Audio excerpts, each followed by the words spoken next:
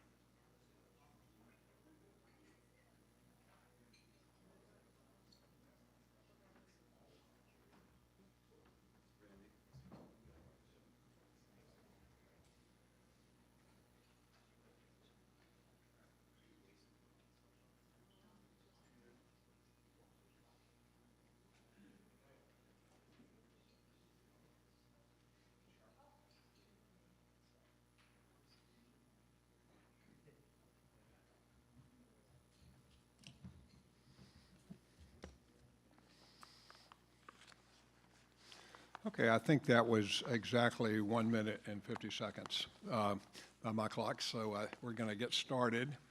I want to welcome everyone. I see a lot of regulars. I've had 2 people tell me that they've been to every one of our 17 annual conferences, and that's not counting my wife, so that's pretty good. I think right up front, I'll say, taking nothing away from any of the previous 16 conferences, that this certainly may be the most impressive lineup of speakers that we've had yet, along with the sessions. Of course, the conference is taking place at a time of substantial change in law and policy in areas in which the Free State Foundation primarily focuses. That's communications and internet issues, and competition and consumer protection. There are others, of course, but those are areas of our primary focus for sure. As many of you have heard me say frequently, we always approach our work with our grounding in foundational free market, free speech, property rights, and rule of law principles in mind. Not to belabor the point here, because you'll hear much about it throughout the day, but it's a time when lawmakers in Congress, Trump administration officials, and agency leaders, especially including for our purposes today, those at the FCC and FTC, are striking out in new directions that are likely to represent meaningful departures from those of their predecessors. These new directions will affect the public and consumers and regulated parties in significant ways. And in a larger sense, if you pay close attention, you'll discern that these new directions may well affect the way we think about the relationship among the 3 branches of government and their proper roles. Notice I said 3 branches, having in mind the legislative, executive, and judiciary. I'm sure you're likely to hear discussion today about the so-called independent agencies like the FCC and the FTC, and how they fit into the constitutional design that the founders bequeathed us. I'm not going to take time to go through the agenda here, as I sometimes do. You all have a program in front of you. I'm just going to note that late on Friday afternoon, I was notified that Representative Richard Hudson, chairman of the House Communications Subcommittee, needed to switch. He wants to be here and ask if I could accommodate him in the afternoon. So he and Brendan Carr have essentially switched places. That's been on our website for a couple days for those that might have checked. So there's going to be plenty of discussion today of the most important telecom, media, and internet competition, administrative law issues of the day. I've made clear every year and many times throughout the year that at the Free State Foundation, we're always eager to engage respectfully with those with different perspectives. In that vein, I'm pleased that shortly you'll hear from Jonathan Turley, who will explain why free speech remains the indispensable right, the maintenance upon which all other rights depend. Promoting free speech will always be one of the Free State Foundation's important lodestars. As always, I remain grateful for your interest and participation in FSF's programs and activities and for your attendance here today.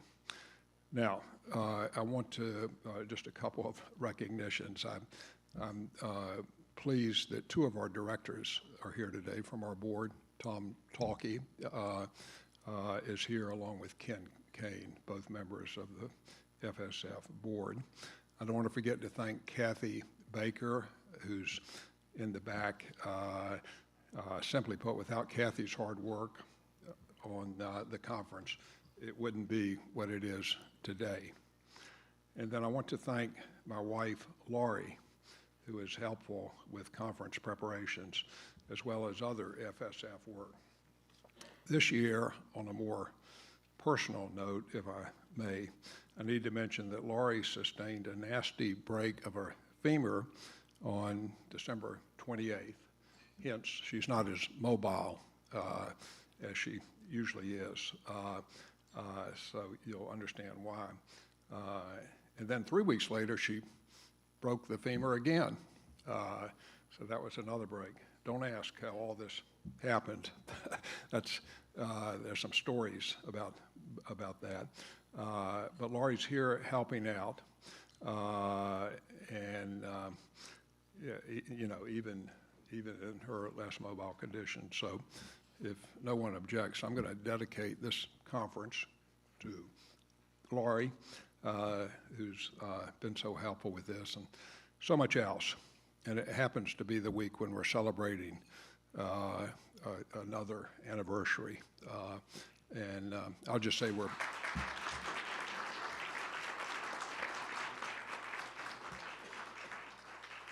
all I'll say is this is the glass anniversary.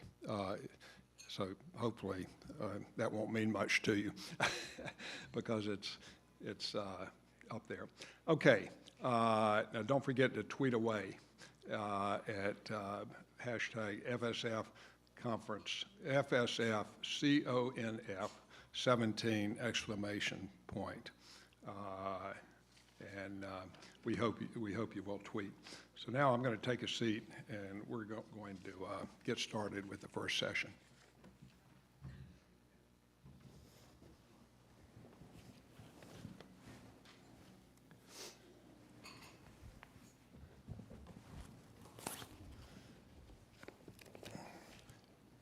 It's my, I guess my mic, lapel mic is working now.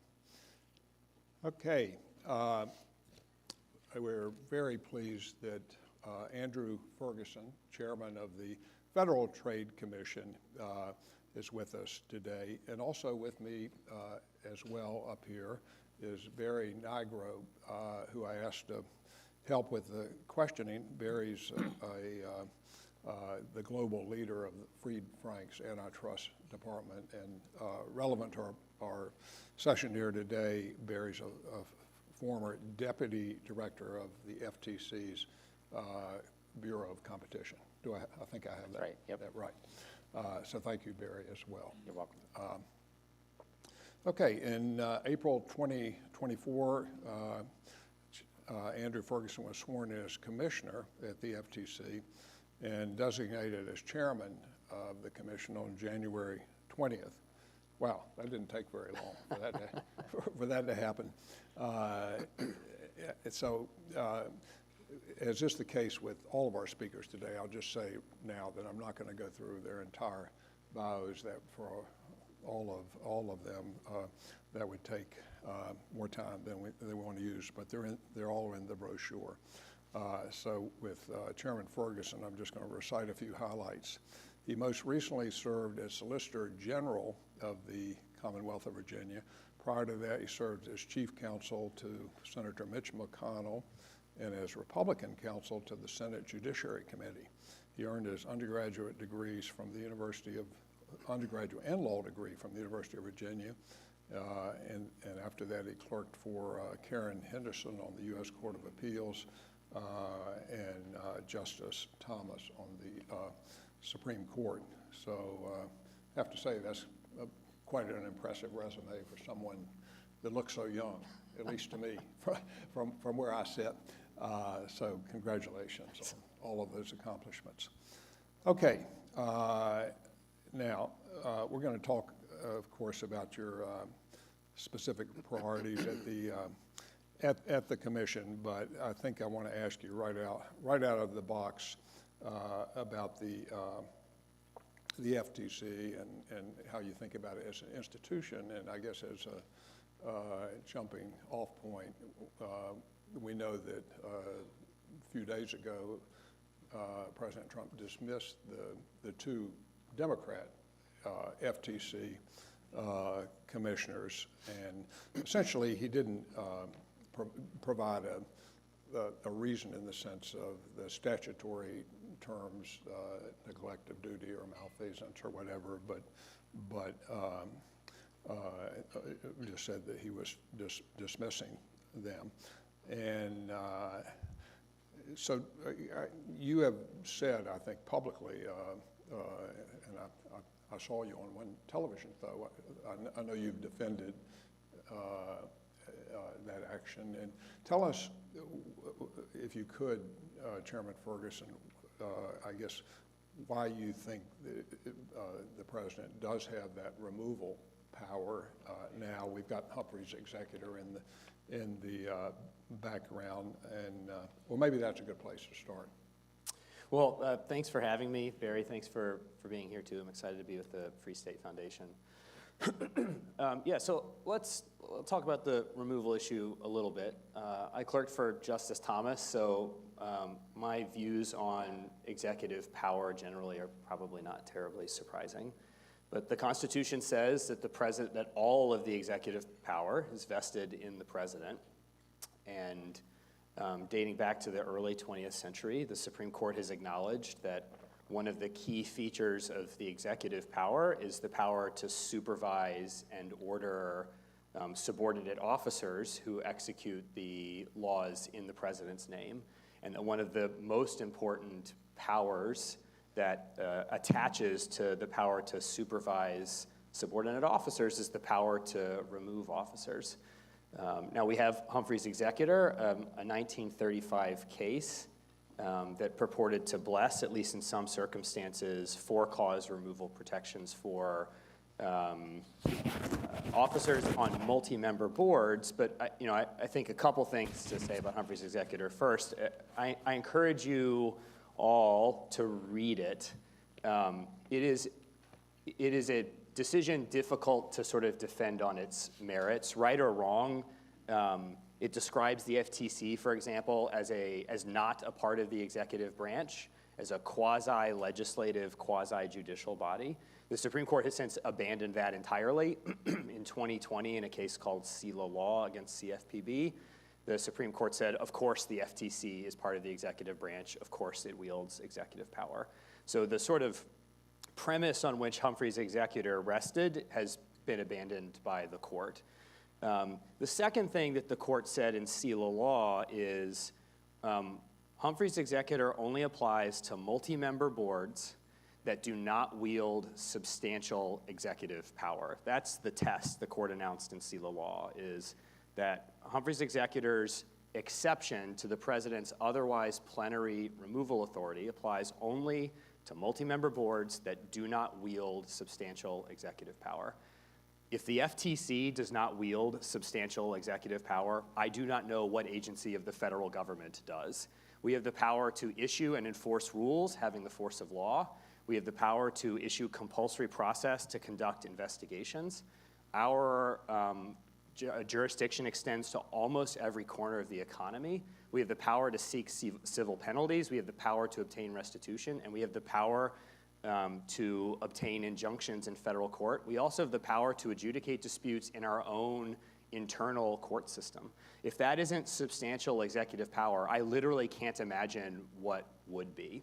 And so in my own view, and this is the view that the Department of Justice has taken as well, whatever the FTC was in 1935 when Humphrey's executor was decided, the 2025 Federal Trade Commission wields substantial executive power, and therefore under SELA law, the removal protections in Section 1 of the FTC Act simply are not constitutional. My own view is I expect the Supreme Court probably will overrule Humphrey's executor, or it'll take the SELA law approach and say the 2025 FTC is so sufficiently different from the 1935 FTC that under SELA law, Section 1 is no longer constitutional. I also want to comment very briefly on sort of the political theory that animated removal protections for not just the Federal Trade Commission, but for the sort of swath of alphabet soup agencies that we call the independent agencies. So these are arising sort of in the heyday of Wilsonian progressive political theory, where advocates of the administrative state posited that the administration of government is a technocratic, expert exercise that ought to be left to highly specialized experts, and that the grubby business of politics ought to have nothing to do with the administration of government. I think a lot could be and has been said about the problems with Wilsonian progressivism as it comes to the administration of government, but I think for my own purposes, just a couple comments on that. First, my own experience in the executive branch, the judicial branch, the legislative branch, and in state government is that this proposed distinction between the administration of government and politics is farcical. Of course, the administration of government is necessarily inflected by, determined by politics. Of course it is, because the president, an elected politician, picks the people who go on the agencies, and Congress, comprised of elected politicians, conducts oversight of those agencies. So of course, politics plays a role in administration. And I think the second thing to say is that the sort of Wilsonian utopian version of the independent agency is that we'll have all of these independent agencies staffed by hyper-elite technical experts who will be highly specialized, will know more about whatever their subject matter than anyone else in America, and will be completely aloof from politics. A fair amount of work has been written on sort of the demography of those who have been federal trade commissioners, but the overwhelming majority of them have substantial political experience and powerful political patrons. I spent time on the Hill. My two colleagues who were removed by President Trump last week spent almost their entire careers on the Hill.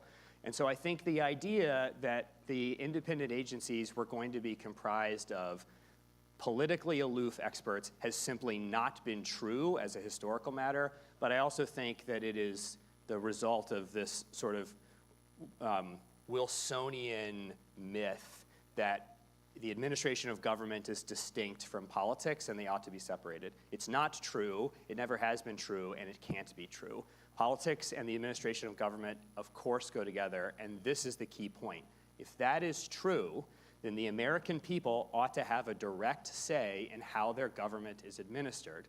And in our system, what is the way that the American people have their say in the administration of the executive branch? It is through the election of the President of the United States.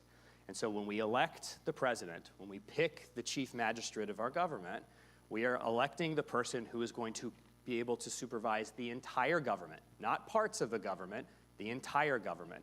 And if the president can't supervise the entire government, that means there are parts of the government that are immune from popular control, that are immune from the will of the people. That's the deep state.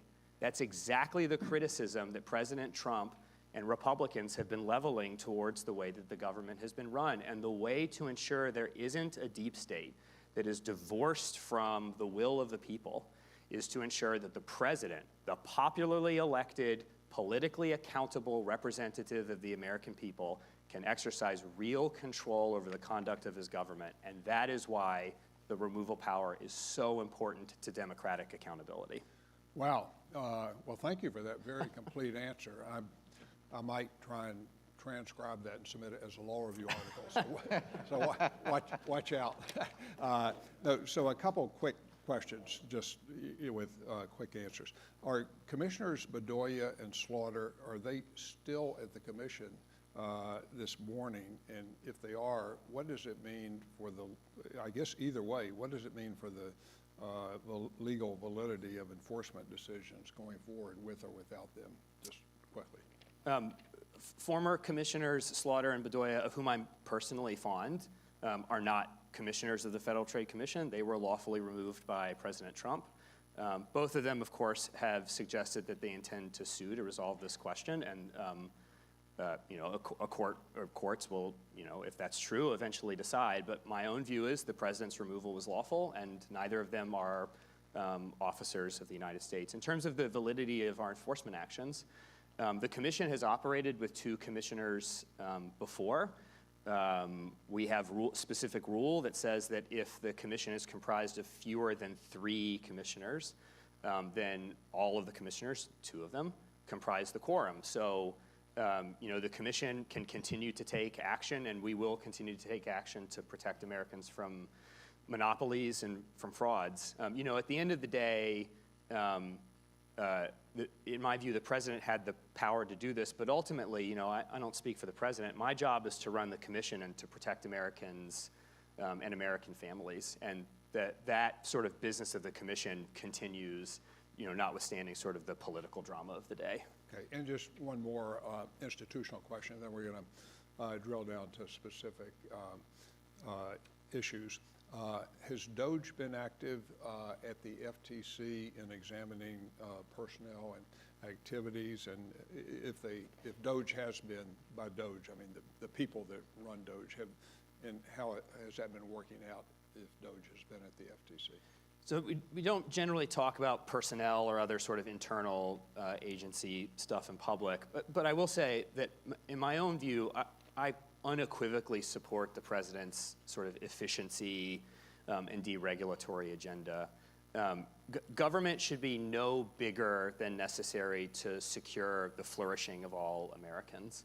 And I think it has become very clear over the last several months that the federal government was suffering from an epidemic of waste, fraud, and abuse. And I think that the president's administration has done a superlative job in rooting that out all over the government. We at the commission have taken steps to promote efficiency. We've canceled contracts. But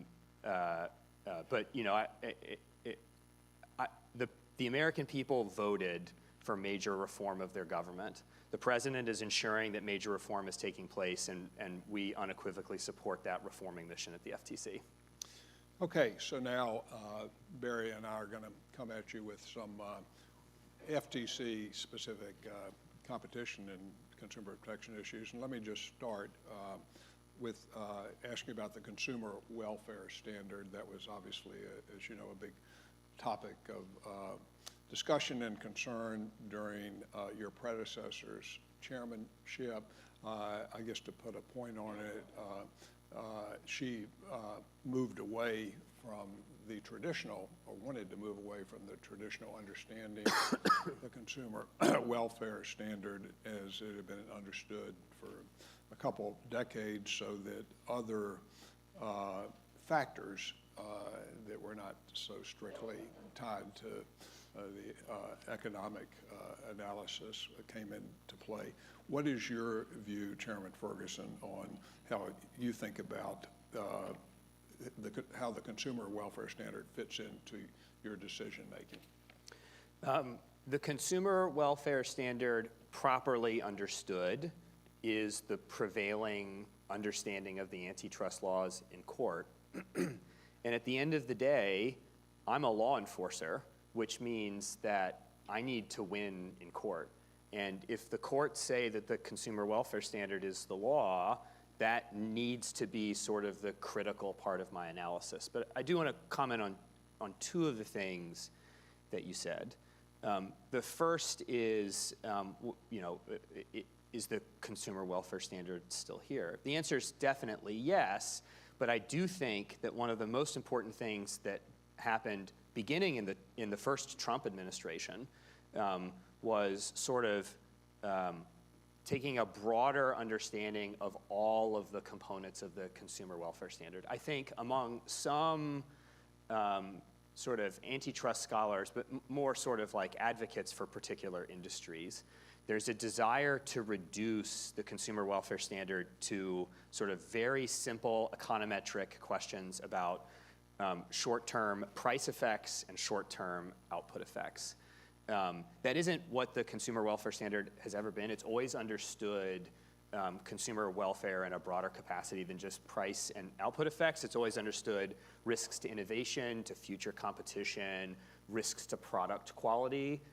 Basically, treating injuries to consumers as marketplace participants and injuries to workers as marketplace participants, because the antitrust laws protect Americans as suppliers of labor as well as consumers of products, has always been part of the consumer welfare standard. And I think there's been a drive in some quarters to reduce the consumer welfare standard to just a price and output question.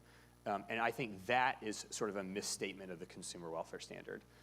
With regard to sort of my predecessor's views, I think there's no doubt that my predecessor took the view that the consumer welfare standard, I'm not sure exactly how she would have meant it when she talked about the consumer welfare standard, but Let's name her just for the record. Yeah, Lena Khan. the former chairwoman of the FTC, Lena Khan, but her view was that the consumer welfare standard is too narrow and that antitrust laws protect all sorts of values and interests that are unrelated to sort of economic harms inflicted on marketplace participants. And you know who I'm about to talk about, Barry, but Daniel Francis is an antitrust professor at NYU and was a member of the Trump administration at the FTC and is my favorite antitrust scholar writing today.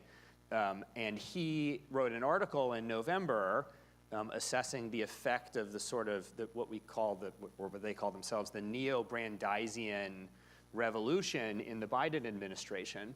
And his view, I think, really captures what happened, which is insofar as the goal of the Biden antitrust enforcers was to overthrow the consumer welfare standard, it was a failure. The revolution failed. The courts continue to apply the consumer welfare standard.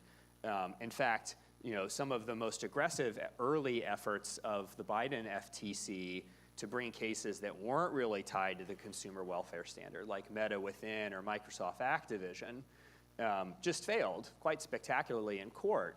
But that sort of retrenched the consumer welfare standard in the judiciary. But Professor Francis writes very persuasively that the legacy of the first Trump administration enforcers, including Barry's time at the Department of Justice, and of the Biden administration is a fuller understanding of the consumer welfare standard, taking it out of sort of what I maybe a little bit unfairly call sort of the very libertarian view that the only thing we should care about in antitrust is what the economists predict will happen to price and output, and understanding that antitrust protects marketplace participants from identifiable economic harms, not just from price and output constraints. Okay, Barry? Yeah. You want to So let me ask you about monopolization. You inherited two big monopolization cases, the case against Meta that was filed by the first Trump administration and the case against Amazon that was subsequently filed by the Biden administration. And you've been pretty clear that you intend to prosecute those cases full steam ahead. However, there is a concern that over-enforcement in this area could kill the goose that laid the golden egg. And some have attributed the lack of innovation in Europe, for example, as a result of overregulation, over-enforcement by European antitrust enforcers.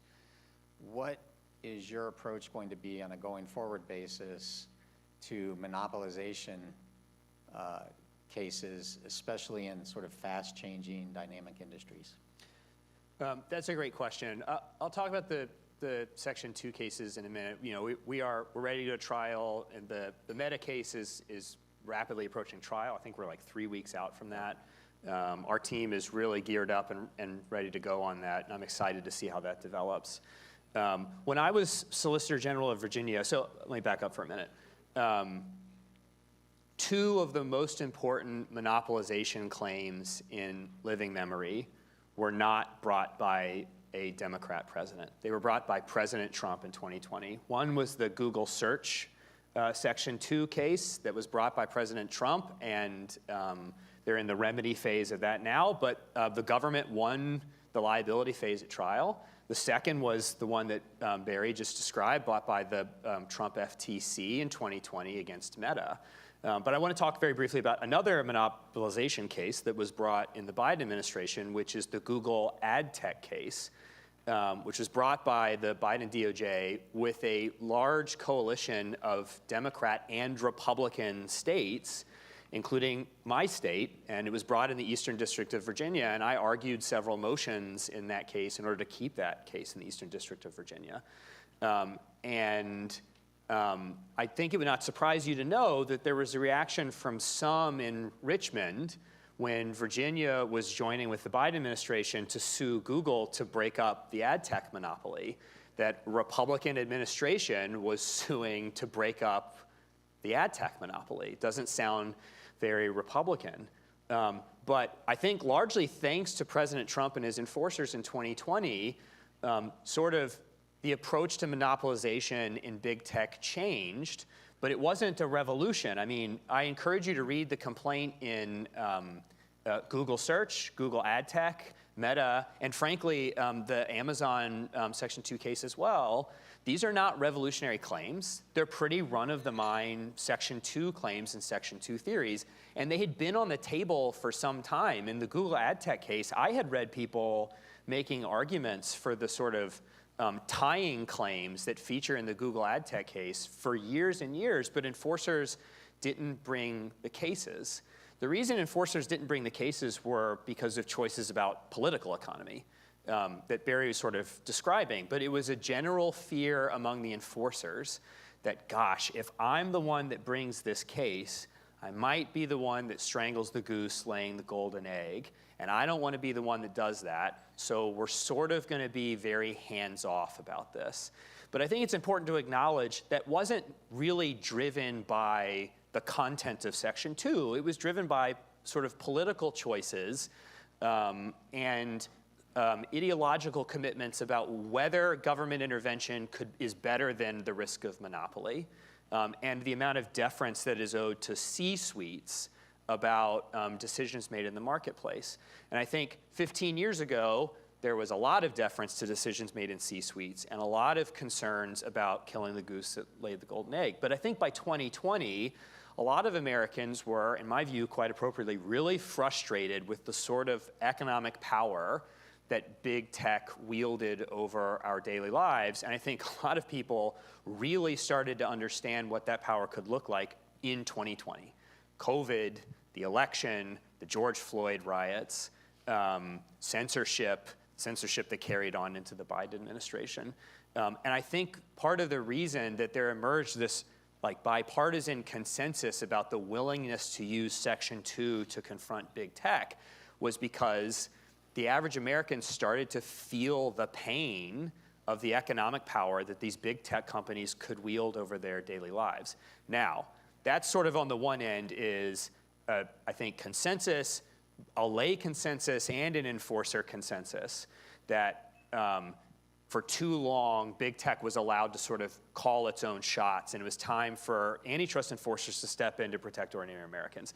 On the other end of the spectrum is the concern that Barry correctly raised, which is Europe. Europe, in my view, is a very important cautionary tale about reflexive preferences for ex-ante regulation of almost everything new. I do believe that the sort of European antitrust enforcement regime has played a role in the relative languidity of the European economy. But I think this is a bit overdetermined. I think there are a lot of features that Europe has, or I should put it differently. There are a lot of great things about America that makes our innovative drive so vibrant in a way that Europe is not. But I think the main one is that the American ethos, the American spirit, that pioneering spirit that led us to conquer this continent, when we arrive at something new and novel, our first instinct is not to regulate, to regularize, to systematize. Our first instinct is go, see if it works, come up with a new idea, see if you can get that new idea to market, see if you can be the one that comes up with the killer idea that makes you rich and makes everyone's lives in America better. And I think the European spirit, for a variety of reasons, is very different. When something new arrives, there's an almost instantaneous preference for regulation and systematization, for cleanliness and uniformity. And it is the exact opposite of the American spirit. I mean, I think one of the great features of the American system is we have these 50 states, which means we have 50 different regulatory approaches, which means if you have a great idea and you're in a state that has a sort of strong preference for regulation, you can take it somewhere else. If you're in California and you don't think that the California regulatory system is conducive to your good idea, you can take your butt to Texas or you can take your butt to Florida, and you have better opportunities there because they've chosen a less regulatory heavy system. So Barry is right. I do not want anything to do with the crisis that Europe confronts, where the bureaucratization and red tape of Europe has made it very difficult to come up with new ideas, to bring those new ideas to market, and to improve the lives of your fellow citizens. But I also don't want a system where we have basically a reflexive hesitation about the government ever intervening to protect Americans, and we replace giant government with giant monopoly. I don't like giant government, and I don't like giant monopoly, and that's the needle we need to thread, is avoiding Europe, but also avoiding what happened in the 2000s and 2010s, where giant monopolies were allowed to rise, and then we're in the very unfortunate position of 5 years of litigation to try to address these monopolies. Okay, well, that was a memorable line. If I had that right, you said, take your butt to California, I think. No, to Texas. To Texas. Get it right, Randy. Or Texas, but Get your butt to Texas. Okay.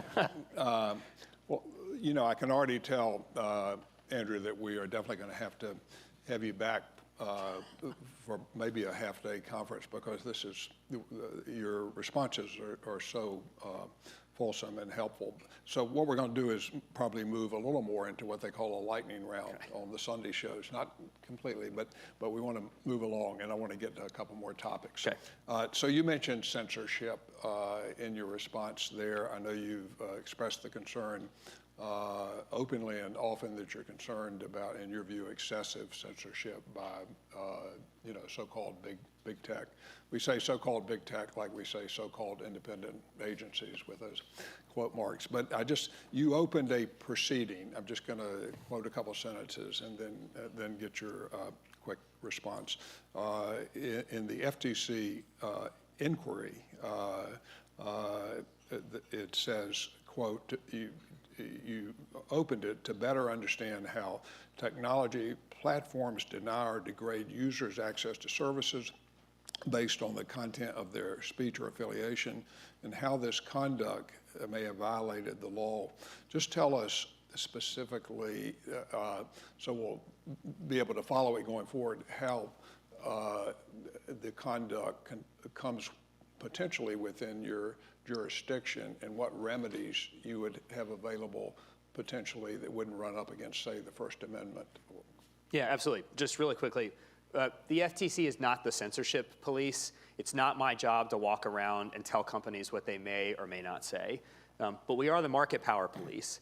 And so if companies with monopoly power are using their monopoly power to degrade their product's quality or deny consumers' choices, including by censoring their speech, that is a potential antitrust problem. If companies are colluding on what type of speech they're going to permit on their platforms, that collusion is a potential antitrust problem. And if companies have terms of service and they are deplatforming people in violation of their terms of service, that is a potential violation of the consumer protection laws that the Commission enforces. So I'm not looking for censorship qua censorship. I'm looking for exercises of market power that might reveal themselves in censorship or violations of the consumer protection laws where companies are telling people you're allowed to say one thing and then in fact not permitting them to say that sort of thing. That's what I'm looking for, violations of our laws. Okay. So- Barry, you want to ask another question? Sure. So given your preference for limited government, I think a number of people were surprised that you made the commitment to keep the new HSR rules around, which Chair Khan developed and are more burdensome and intrusive than the prior rules. And you're also committed to keep the merger guidelines that the Biden administration developed around, which could be characterized more as a shopping list for enforcers to bring cases rather than an articulation of how the government's going to sort of limit the exercise of its prosecutorial discretion. So that was a little surprising, and I recognize that you said you're going to sort of see how they play out and decide what, if any, changes to make. Given the amount of time it took to get to where we are now, how long are you going to wait before you sort of reevaluate those two sets of rules, guidelines? So on the HSR rules, it shouldn't be terribly surprising. They were unanimous and bipartisan in the FTC, and I voted for them and wrote a 20-page concurrence defending their legality. These were the first major updates to the HSR rules since Congress adopted the Hart-Scott-Rodino Act in 1978. And to be very clear, they certainly require potentially merging parties to turn over more and different information than they did before. But A, Congress told us to pass HSR rules, so this isn't one of those, this isn't like the EPA sort of like trolling their laws to come up with new particulates to regulate in order to get at climate change. We have a direct instruction from Congress to pass the rules, number one. Number two, I think it's a little fanciful to think that the FTC got the exact balance in the HSR rules correct when they promulgated them for the first time in 1978, and that those were likely to be like the perfect balance for all time. In my view, they were due for an update. Now, there were parts of the HSR rules to which I objected in 2024 when we adopted them. I announced publicly which parts I objected. If over the course of time, these rules just went into effect in February, so we've had very little time with them.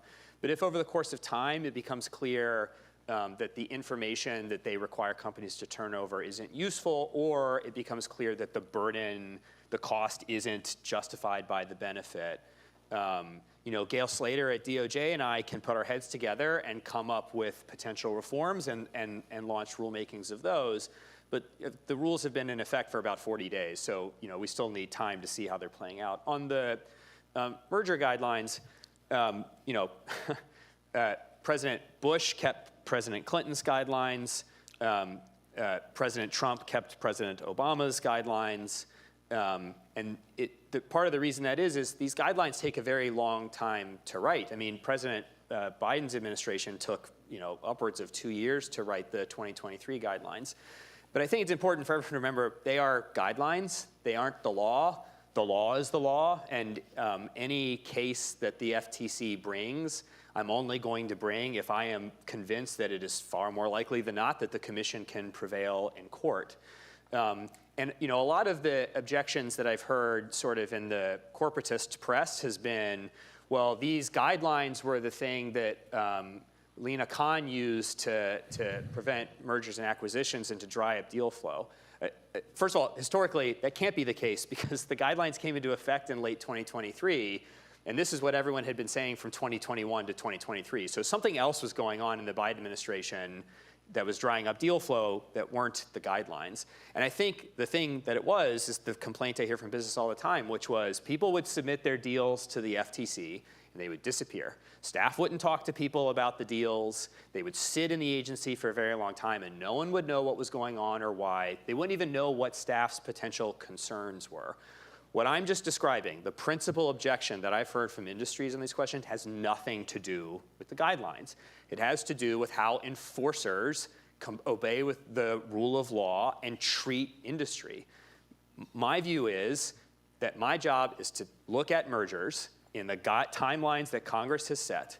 And if we think they are unlawful, number one, and we think we can win in court, and those two things aren't always simultaneously true, then we're going to move swiftly to block the merger. And if we can't, we're going to get out of the way, and we're going to get out of the way quickly.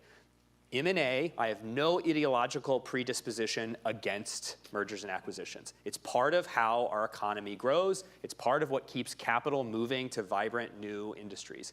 I do have an ideological predisposition in favor of the vigorous enforcement of the antitrust laws, but in the way that Congress told us to do it. We have timelines, we're going to act within those timelines, and if we don't think within those timelines that the law has been violated and we can win in court, we're going to swiftly move out of the way. And I direct you to the rates of early termination in the Trump administration. The Biden administration forbade early terminations of deals, and we have been issuing them because that's how Congress set up the system. If it isn't an unlawful deal, the enforcers need to get out of the way, and that's what we're doing. Okay, we're going to save a few questions for next time, because now I know I'm going to have you back. But so I'll just ask you one more Sure. question. And this is just an easy one. Senator Mike Lee has refiled his bill, which I think he's had before, to shift the FTC's antitrust authority over to DOJ. And of course, others have suggested that as well. I guess as an efficiency measure, it's possible it may be something that DOJ might be on as well. I don't know, but just tell us your views, if you can, briefly about whether you think antitrust authority should be shifted over to DOJ, whether that makes sense as a way to avoid overlap.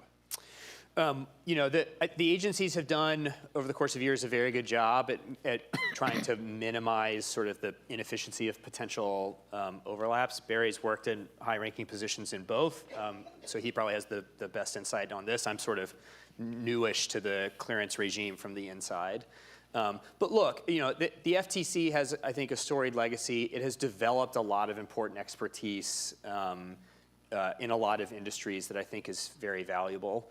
And I also think there's a lot to be said about merging the consumer protection and the competition missions in a single industry.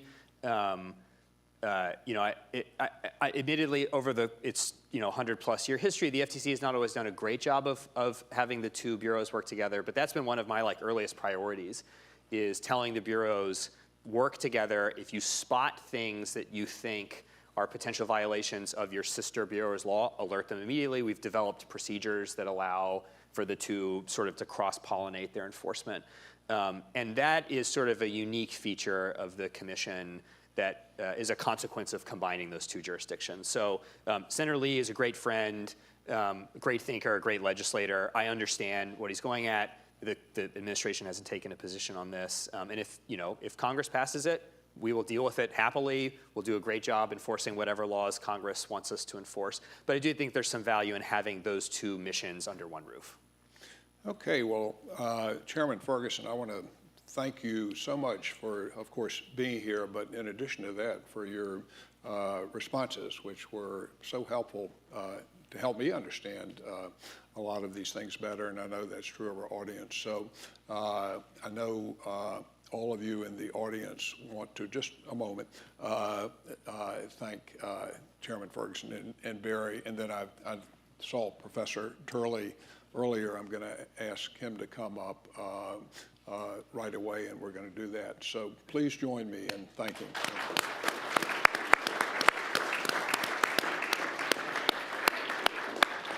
Thank you so much. That was really good. It was great to meet you, and we'll do it again.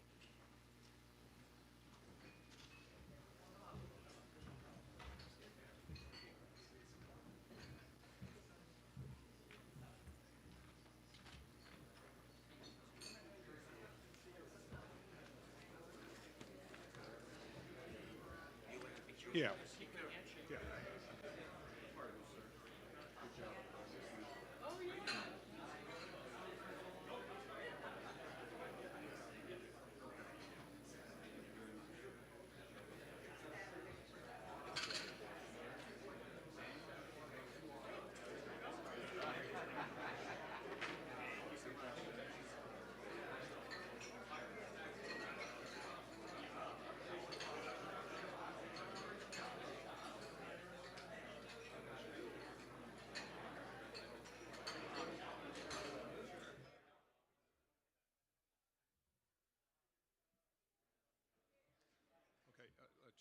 take the photo, and then Okay, I'm gonna put this over here. initially you'll just sit down and I'll Okay. call you.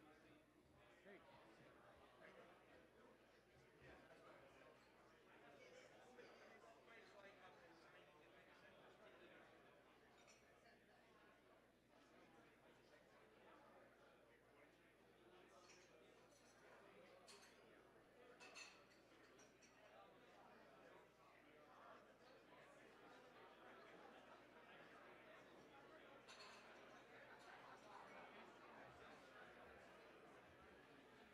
Okay, we're going to start again here in exactly 2 minutes.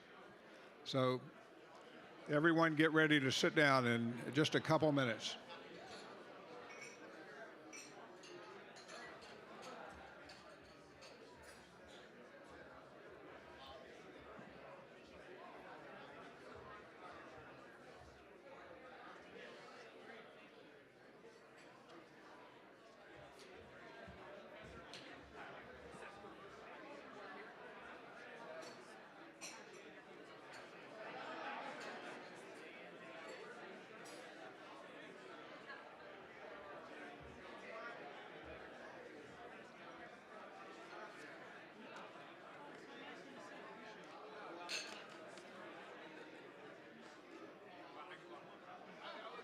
Great to meet you.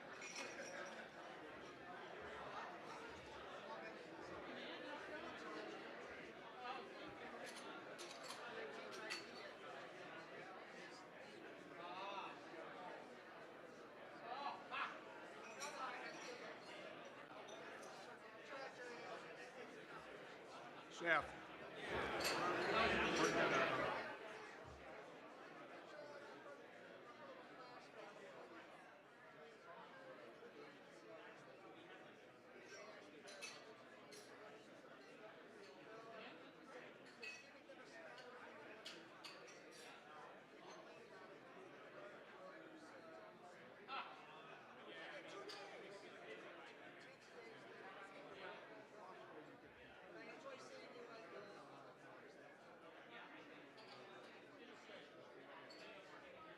Okay, I'd like for everyone to sit down, please. I need everyone to please take a seat.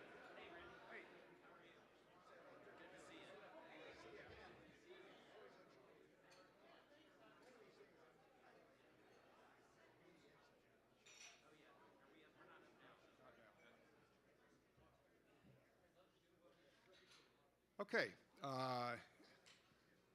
everyone, please take a seat. I'm really pleased now. It's exciting for me personally to have Jonathan Turley here with us for this next session. Professor Turley is Shapiro Chair of Public Interest Law at George Washington University Law School.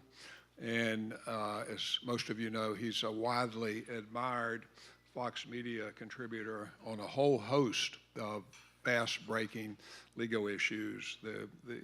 He really comments on a gamut of issues, some of which I never even encountered in 3 years of law school.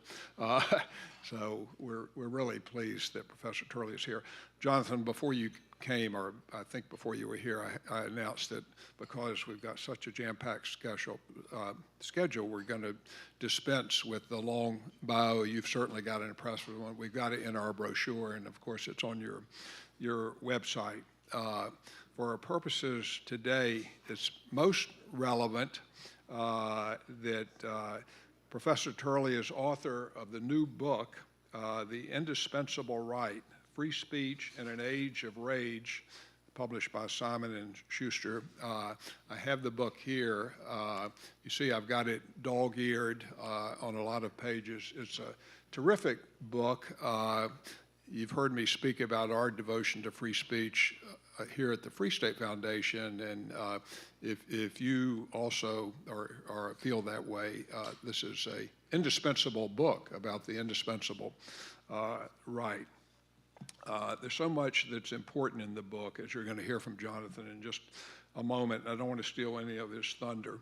I usually don't spend time quoting from acknowledgments in a book. In fact, I don't think I've ever done that before, but I love the last couple of sentences and the acknowledgement in Jonathan's book. You can tell that's reading a book from front to back, all the way through. And let me just read the last two sentences here because they really impressed me and meant a lot to me. This is a quote at the very end. I hope that this book will explain my own long and at times unpopular fight for free speech rights. However, my most cherished legacy is found not in these pages, but in my family members who have stood by me throughout this long journey. The only true limits to free speech are found in the inability to express the profound gratitude for those who love us unconditionally. I thought that was just a terrific way of putting it. So with that, please join me in welcoming Jonathan Turley.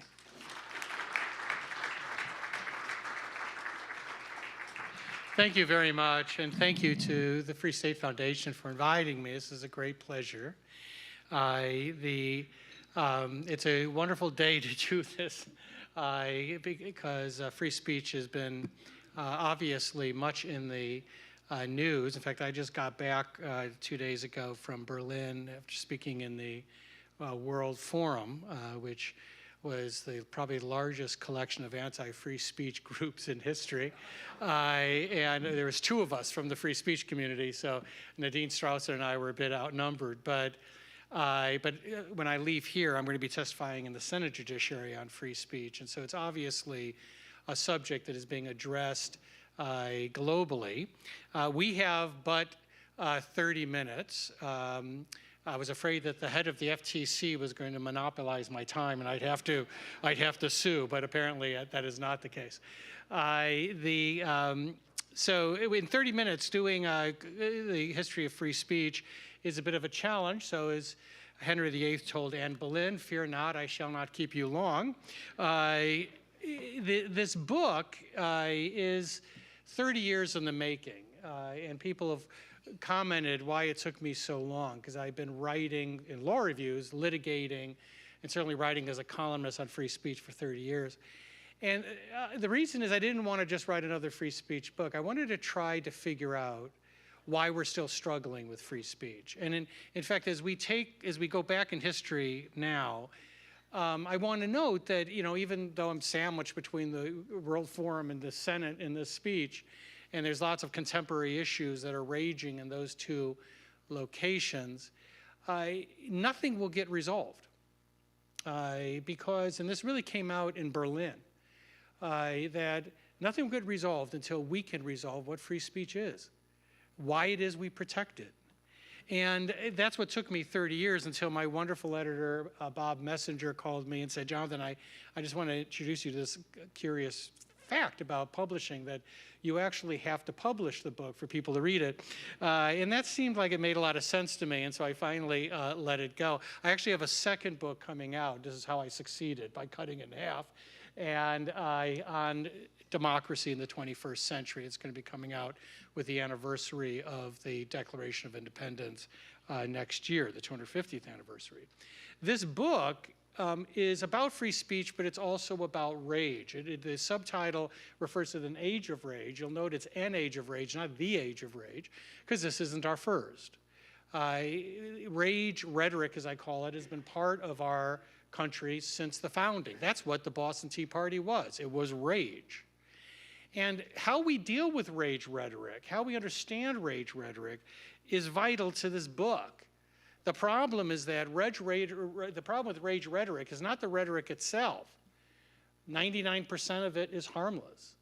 The problem is that governments use rage rhetoric for what I call state rage. They use rage rhetoric to crack down on free speech, to use it as a way to silence others, usually silencing their own critics. So we are most certainly living in an age of rage. It's all around us. And rage is a very odd thing. It's liberating. It's contagious. And what people won't admit is that they like it. They like it because it allows them to do things and say things that they would not ordinarily say and do. That's why they like it. And we see it on both sides. No party, no political viewpoint is immune. What's different about this period, and the book looks at the personalities and periods that have shaped our understanding of free speech, is that we've never seen an anti-free speech movement like the one we're facing today. Quite frankly, before Elon Musk bought Twitter, we were on the ropes. There's no way to sugarcoat it. Free speech isn't a free fall in Europe. That was abundantly clear in Berlin. And the fact is that we've never seen a sort of a coalition or alliance like this before of corporations, the government, media, and academia. Two of those have usually been champions for free speech, and they have not been. And it has thrown us back on our heels, and we've lost ground. And the idea of regulating disinformation, misinformation, malinformation, my favorite is malinformation, is nothing new. I've testified over 100 times in Congress and often on free speech or constitutional law issues. And members constantly tell me, we're just trying to combat these new threats. And that's the odd thing about free speech. It's easier to admire free speech from a distance. It's much harder to do it in your own time. If I mention the McCarthy period and blacklisting and censorship, people are appalled. They said, how could we let that happen? And then you say, well, how about the blacklisting and censorship and throttling that goes on today? And they go, well, that's different, because we're trying to protect the public from disinformation. What this book notes is that many of these terms are not new. Many of these terms were actually used at the beginning of the Republic. Things like fake news was used at the beginning of the Republic. It's the same voices. They're saying the same thing. Every generation thinks that they are unique, that their problems give them a license to silence others. Now, this book's title is meant to get you to think about this problem because it comes from one of the great civil libertarians, Louis Brandeis. And it comes from the Whitney case. And in that case, Brandeis writes beautifully about free speech and calls it the indispensable right. But the reason I use it as a title is because in that decision, Brandeis and Holmes signed off on the conviction of Charlotte Anita Whitney, a communist leader, who was arrested for speaking against lynchings. And what it's meant to suggest is that here you have this brilliant civil libertarian who's talking about the indispensability of free speech, and yet he made it every bit dispensable, tossed it to the side. The question is why? If it's indispensable, why is it indispensable? What the book suggests is that at the beginning of the Republic, we had a moment of clarity that was actually the most revolutionary part of the American Revolution. The greatest departure of the founders from Great Britain was free speech. That was by far the greatest departure because Great Britain didn't protect free speech really meaningfully. It still doesn't. But what happened was absolutely bizarre. It seemed to spring from the head of Zeus, where the framers decided to define free speech in these sweeping terms to protect it from government regulation. And to do it, in my view, from a strong natural rights perspective. That it belongs to us as human beings, a gift from God. It belongs to us. You can believe whether it's divine or whether you can believe it's simply needed to complete us. But either way, what comes out of these writings is this idea that you need free speech to be completely human. When I teach free speech in class, I talk about Locke and his natural law view of free speech. And much of the framers were, in fact, influenced by Locke. This idea that we had rights that pre-existed government, rights that adhered to us as individuals, as human beings, hence the notion of human rights. If you view free speech as a human right, it changes the dynamic.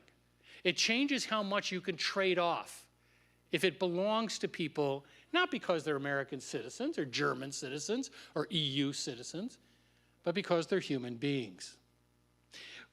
Often I show my students this picture, which you will recognize as the center of the Sistine Chapel. And there's been much debate. In fact, more of my colleagues have gotten tenure off this image called the touch. Thousands of academics have gotten their PhDs on that image and what it means. Now, for the most part, it's people saying, well, look, this is God creates Adam. It is the act of creation. It's the spark of life. But what if it's something more than that? What if it's something more profound than that? You know, it was interesting, not long ago, well, I guess long ago, it's been decades, so I guess we could say that, there was a doctor that went into the Sistine Chapel. And he stopped as they were leaving, and he said to his wife, I got to go back. And he looked up and he said, do you see it? She said, what?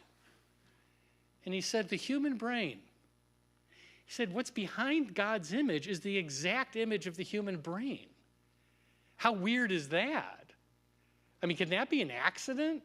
Because, of course, Michelangelo knew a lot about the human anatomy. He would cut apart bodies. That's what made him such a great artist.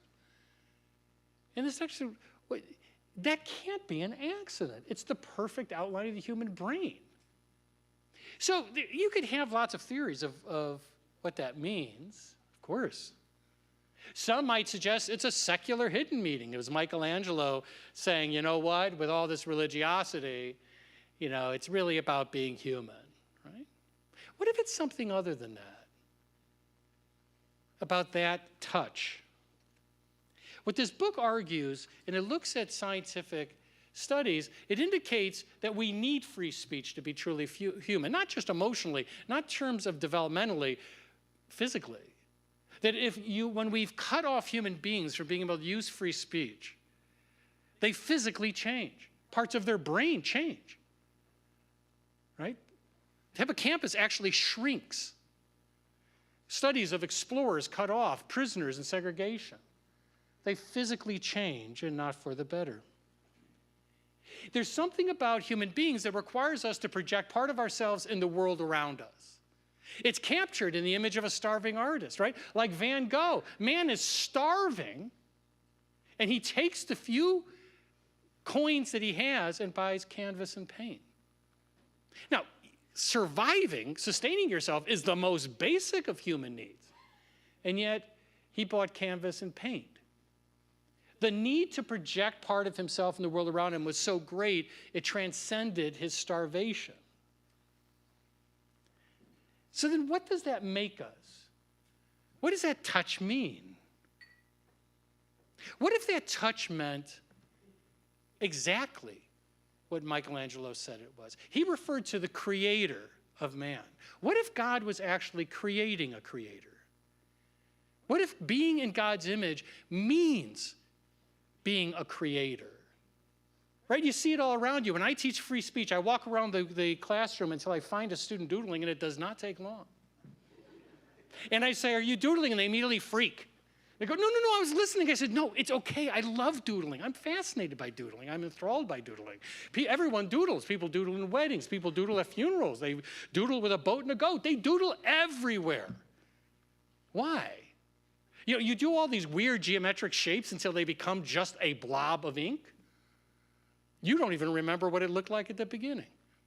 And most of the times you do it without even thinking. The impulse to create is so hardwired that we do it without thinking. It's hard to break down the human being, right? Do you know that we have 98.7% overlap in DNA with a chimpanzee? 98.7.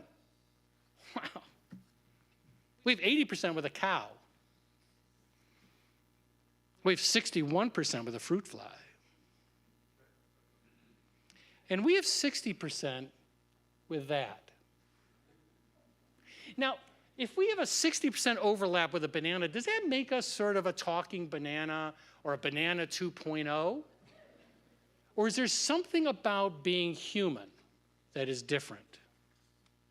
And what we have found through history is that there is. People like this, Phineas Gage, many of you probably remember him. He was the railroad foreman who was tapping. He used that tapping iron to set off explosives until he made a mistake, and he sparked the explosives. He had essentially created a cannon in the rock face, and he was a little too enthusiastic about pushing down the explosives. It sparked, and it blew that tapping iron, right through his head. Went through under his chin, came out the top of his head. The doctor was not in any big hurry. Dr. Harlow was told that the engineer just had a tapping iron blown through his head. So he didn't really rush. He figured this was just a paperwork case. He was surprised when he went there and found that he was sitting on a porch talking. And then he had one of perhaps the most brilliant moments in medical science. He realized that we had no idea what the frontal lobe does. We just didn't. We didn't know what any of the brain did. But he knew that that guy didn't have one anymore, or at least not a complete one. And it occurred to him that maybe they could figure out what that does by how he changed. And what they found is that all of the people that knew him said that he changed profoundly. He could speak, he could work, but they described him as becoming like an animal. It seemed to have blown away his humanity. He had a hard time with relationships. He had a hard time speaking to people about emotions. He was quick to anger. He was violent. He became something that sort of de-evolved. So when we look at free speech, we look at true heroes. And our true heroes are all of those people we've spent the last 2 centuries arresting because, quite frankly, our advertising is not as good as our record. We've arrested communists, fascists, socialists, unionists, feminists by the thousands. One of them was Whitney. She's a remarkably brave woman. She was at Wellesley College when she went on a field trip. They're supposed to be there for 4 days into a settlement house on Rivington Street in New York. She stayed 4 months, and she became a communist. She had never seen such suffering, such poverty, and she wanted to do something about it. You know, George Bernard Shaw said that unreasonable people expect the world to conform to them. He said that's why all history is made by unreasonable people. She was an unreasonable person. I see a lot of unreasonable people here. So the question is, how could she be so right and a brilliant jurist like Brandeis be so wrong? Because that's what the First Amendment says. It's clear. It has never been stated like that before. It's never been stated like that since. Everyone puts a comma after that line and adds, as they did in France, that you had to conform. This is in the Declaration of the Rights of Man. You have this, and then there's a comma, and said as long as you're in compliance with federal law. But we didn't. We wrote it that way. I tend to agree with Hugo Black, when he says, I read no law abridging to mean no law abridging. And yet, we changed. Because of hypocrites like John Adams, perhaps the greatest hypocrite ever to sit in the office, who became everything he fought against in the Revolution, and used the Alien Sedition Acts to arrest his opponents. Jefferson was better. He pardoned all the people convicted under Adams, but of course they were all Jeffersonians. And then he did prosecute some for sedition. So he was not blameless. James Madison was probably the best, and my students will laugh because they say I can't speak for more than 20 minutes without talking about James Madison. But give me a break. He just had his birthday, so let's give him his due. The thing that struck me interesting is I read his piece in 1800, where he refers to sedition, speech prosecutions, as a monster. He was referring to his colleagues, his friends, and what they were doing in the United States. It is a monster. It's a monster that lives within us. And when we're really afraid or we're really angry, we release it on each other. Now, there are many that believe that the language of the First Amendment was never workable. That's the I'm a bit of a dinosaur in academia. One of my colleagues is leading a movement to amend the First Amendment. She says that the First Amendment is too aggressively individualistic and that it should be amended so it can be balanced against values like equity. I don't view it that way. I sort of view it this way. You know, and I will wrap up. I know I'm pushing you all. You know, when Rockwell heard the Four Freedoms speech by FDR, he wanted to paint them, but he wanted to start with free speech. He surprised many people when he painted that. Not some heroic scene, not some framer. That. That was a neighbor of his in Vermont named Jim Edgerton. And the reason he wanted to paint him is he stood up at a meeting where they were going to approve a new school building, and everyone agreed, it was unanimous, and then he stood up and he said, I'm a dairy farmer. He was actually the great-great-grandson of a revolutionary hero. Now he was a small dairy farmer. And he said, I don't know if I can survive this year. I can't feed my cows. How are you going to pay for this school? Because I don't want to give up my farm. And I'm not alone in this room. We can barely survive today. How are we going to pay for it? And Rockwell was just captivated by this one individual standing up. And he said, that's free speech. The ability to stand alone among your friends.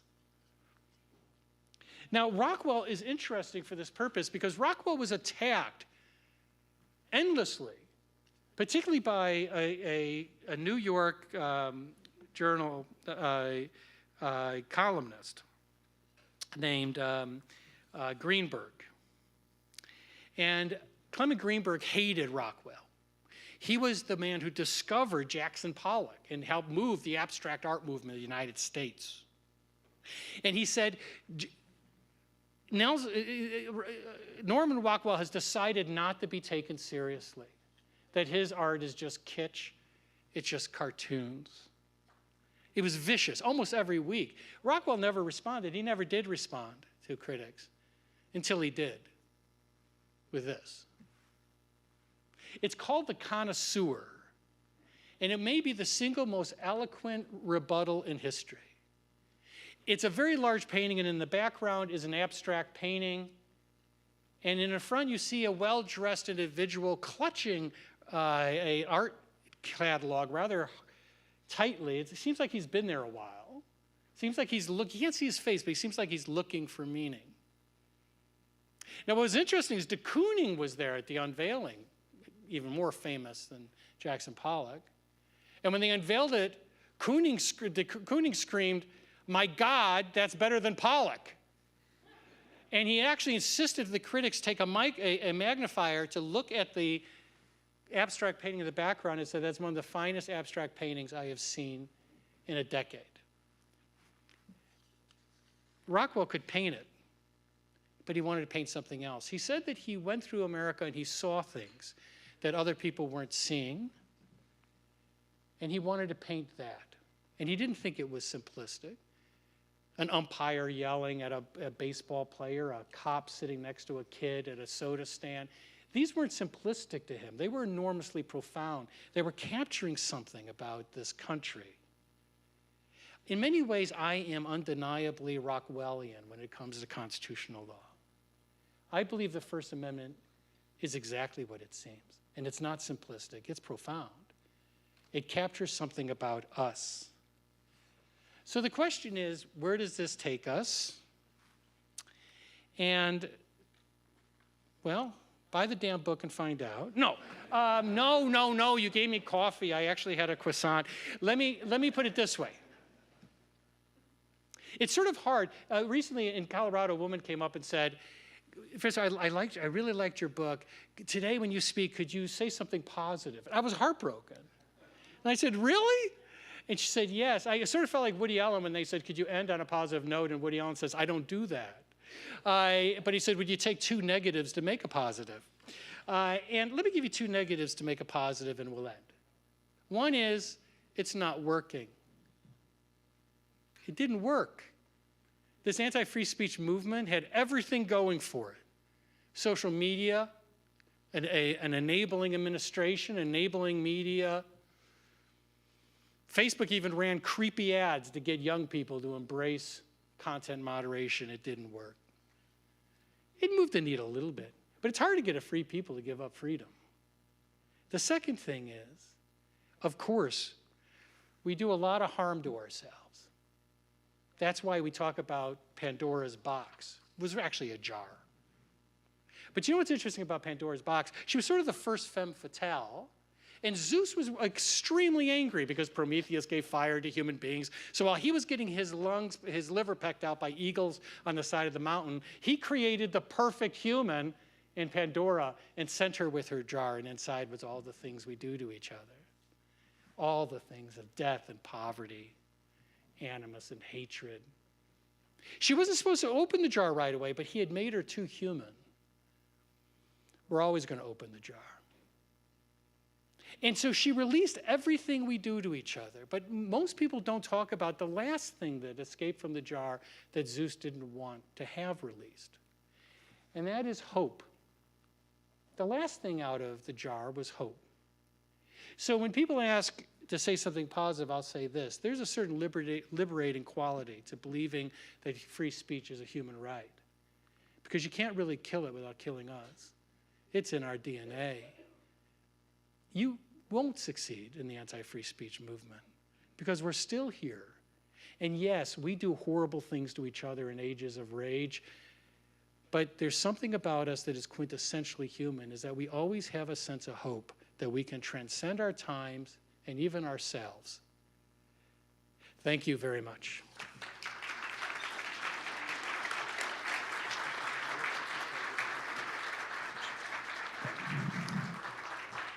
Jonathan, that was absolutely terrific. Thank you very much. You know, we're going to be talking today about spectrum and universal service and a bunch of stuff like that that, of course, is very interesting to us here.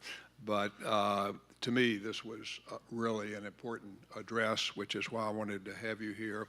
I hope you will buy the book if you're interested, and whether you do or not, remember those last couple lines from the acknowledgement that I said before, because that's an important part of what free speech means. So thank you very much, Professor Turley. I don't want any, and we're going to have you back as well, even before that next book comes out, for sure. I don't want anyone to move. Don't even take a deep breath. We're going to call up our next panel. Seth, if you will ask your panel to come up. And let me just say this while they're coming up and taking their seats. Come on up, guys. You can come up. You know, we have such a jam-packed schedule here today, and well, we've got a jam-packed room. It's kind of in the nature of things that we may run a little bit behind. Senator Cruz is coming at some point. We may possibly, when Senator Cruz gets here, have to interrupt this panel, but if you're able to stay, we've got some flexibility, and we might be able to bring you back up. So I just asked that. So I just want to thank you guys for being here. I want to thank Seth, and they're going to get started, and then Senator Cruz will follow from there, and we'll make adjustments if we have to.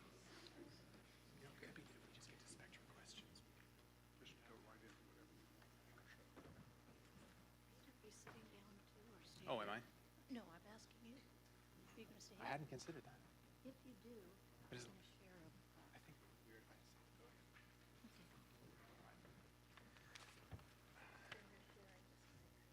Oh. Okay. Well, you know what? The fight over it. I can sit down. Easier with the microphones. All right. Well, thank you. We are the New Directions and Communications Policy panel, where we'll be discussing broadband-related law, regulation, and public policy issues from our panel of experts, who I will just very, very briefly introduce now. We have with us today Rosa Mendoza, who's founder, president, and CEO of Alvanza. For those of you who don't know, it is an organization, a nonprofit, created to ensure all Americans have a fair opportunity for success in our innovation and technology-driven world, including emphasis on consumer protection issues and things that you will probably be discussing when we get to the substantive discussions. We also have Robert Fisher with us today. He is the Senior Vice President, Federal Government Relations and Public Affairs with Verizon. And we also have Rick Simmerman, Vice President, External and State Affairs Lead for NCTA, the Internet and Television Association. So I want to jump right in the time we have to the matter of spectrum policy. We have at the federal level a national spectrum strategy for studying and eventually repurposing spectrum that's being used or at least occupied by federal agencies and repurposing it for commercial uses. At this very conference a year ago, Senior Spectrum Advisor Blake Scott Harris introduced the implementation plan for that national spectrum strategy. Neither the strategy nor the implementation plan actually repurposed any spectrum at all.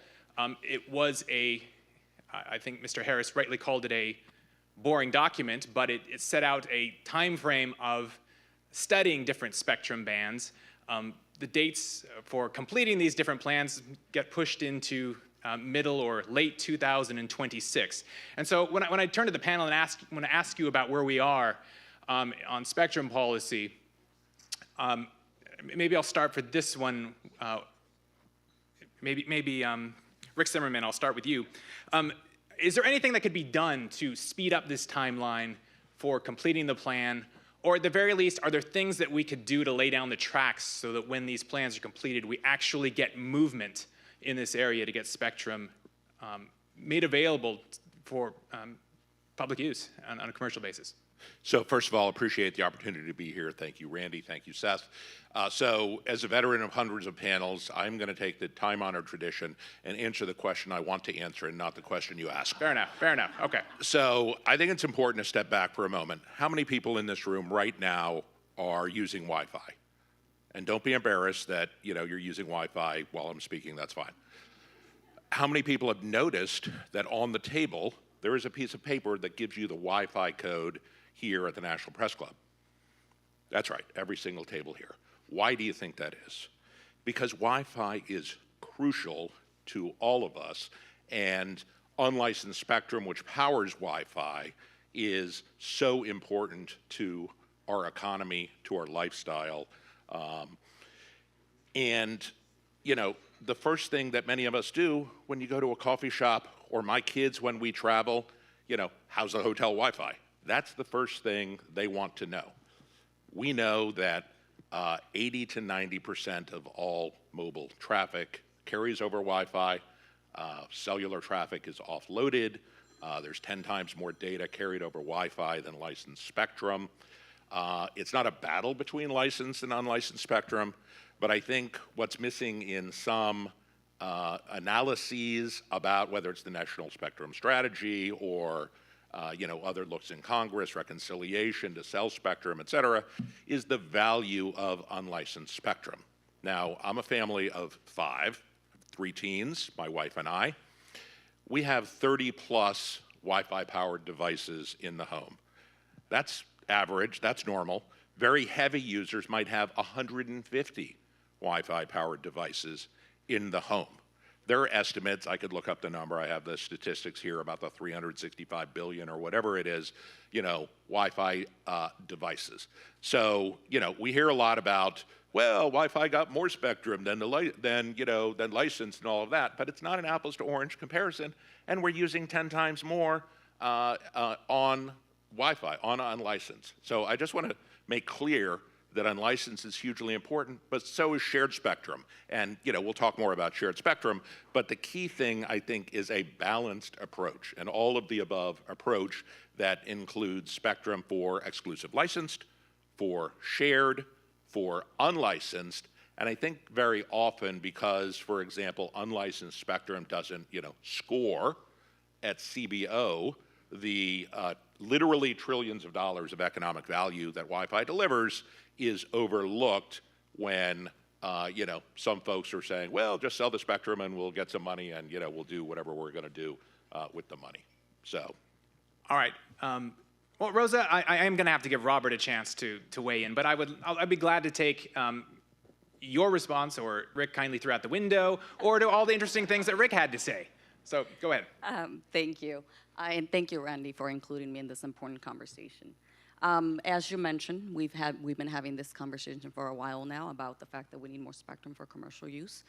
We haven't taken a lot of action, and we need to. We need to find spectrum and repurpose it for commercial use. There are millions of new internet users that are coming into the internet ecosystem on a yearly basis. And if we want our connectivity to be fast, to be reliable, to be scalable, then we need more spectrum for commercial use. As Rick mentioned, if we want to be able to use Wi-Fi, then we need unlicensed spectrum. But if we want our calls to 911 to go through uninterrupted, then we need licensed spectrum. I'm not going to pretend that I know the right balance between licensed and unlicensed spectrum, but I do think we need both. And most importantly, we need more spectrum for commercial use.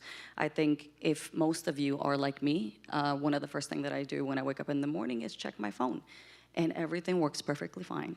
I can make a phone call, and it goes through perfectly fine. I can send a text message, and it goes through perfectly fine. I can check my emails, and I have no issues with my connectivity. But that's not going to be the case if we run out of spectrum.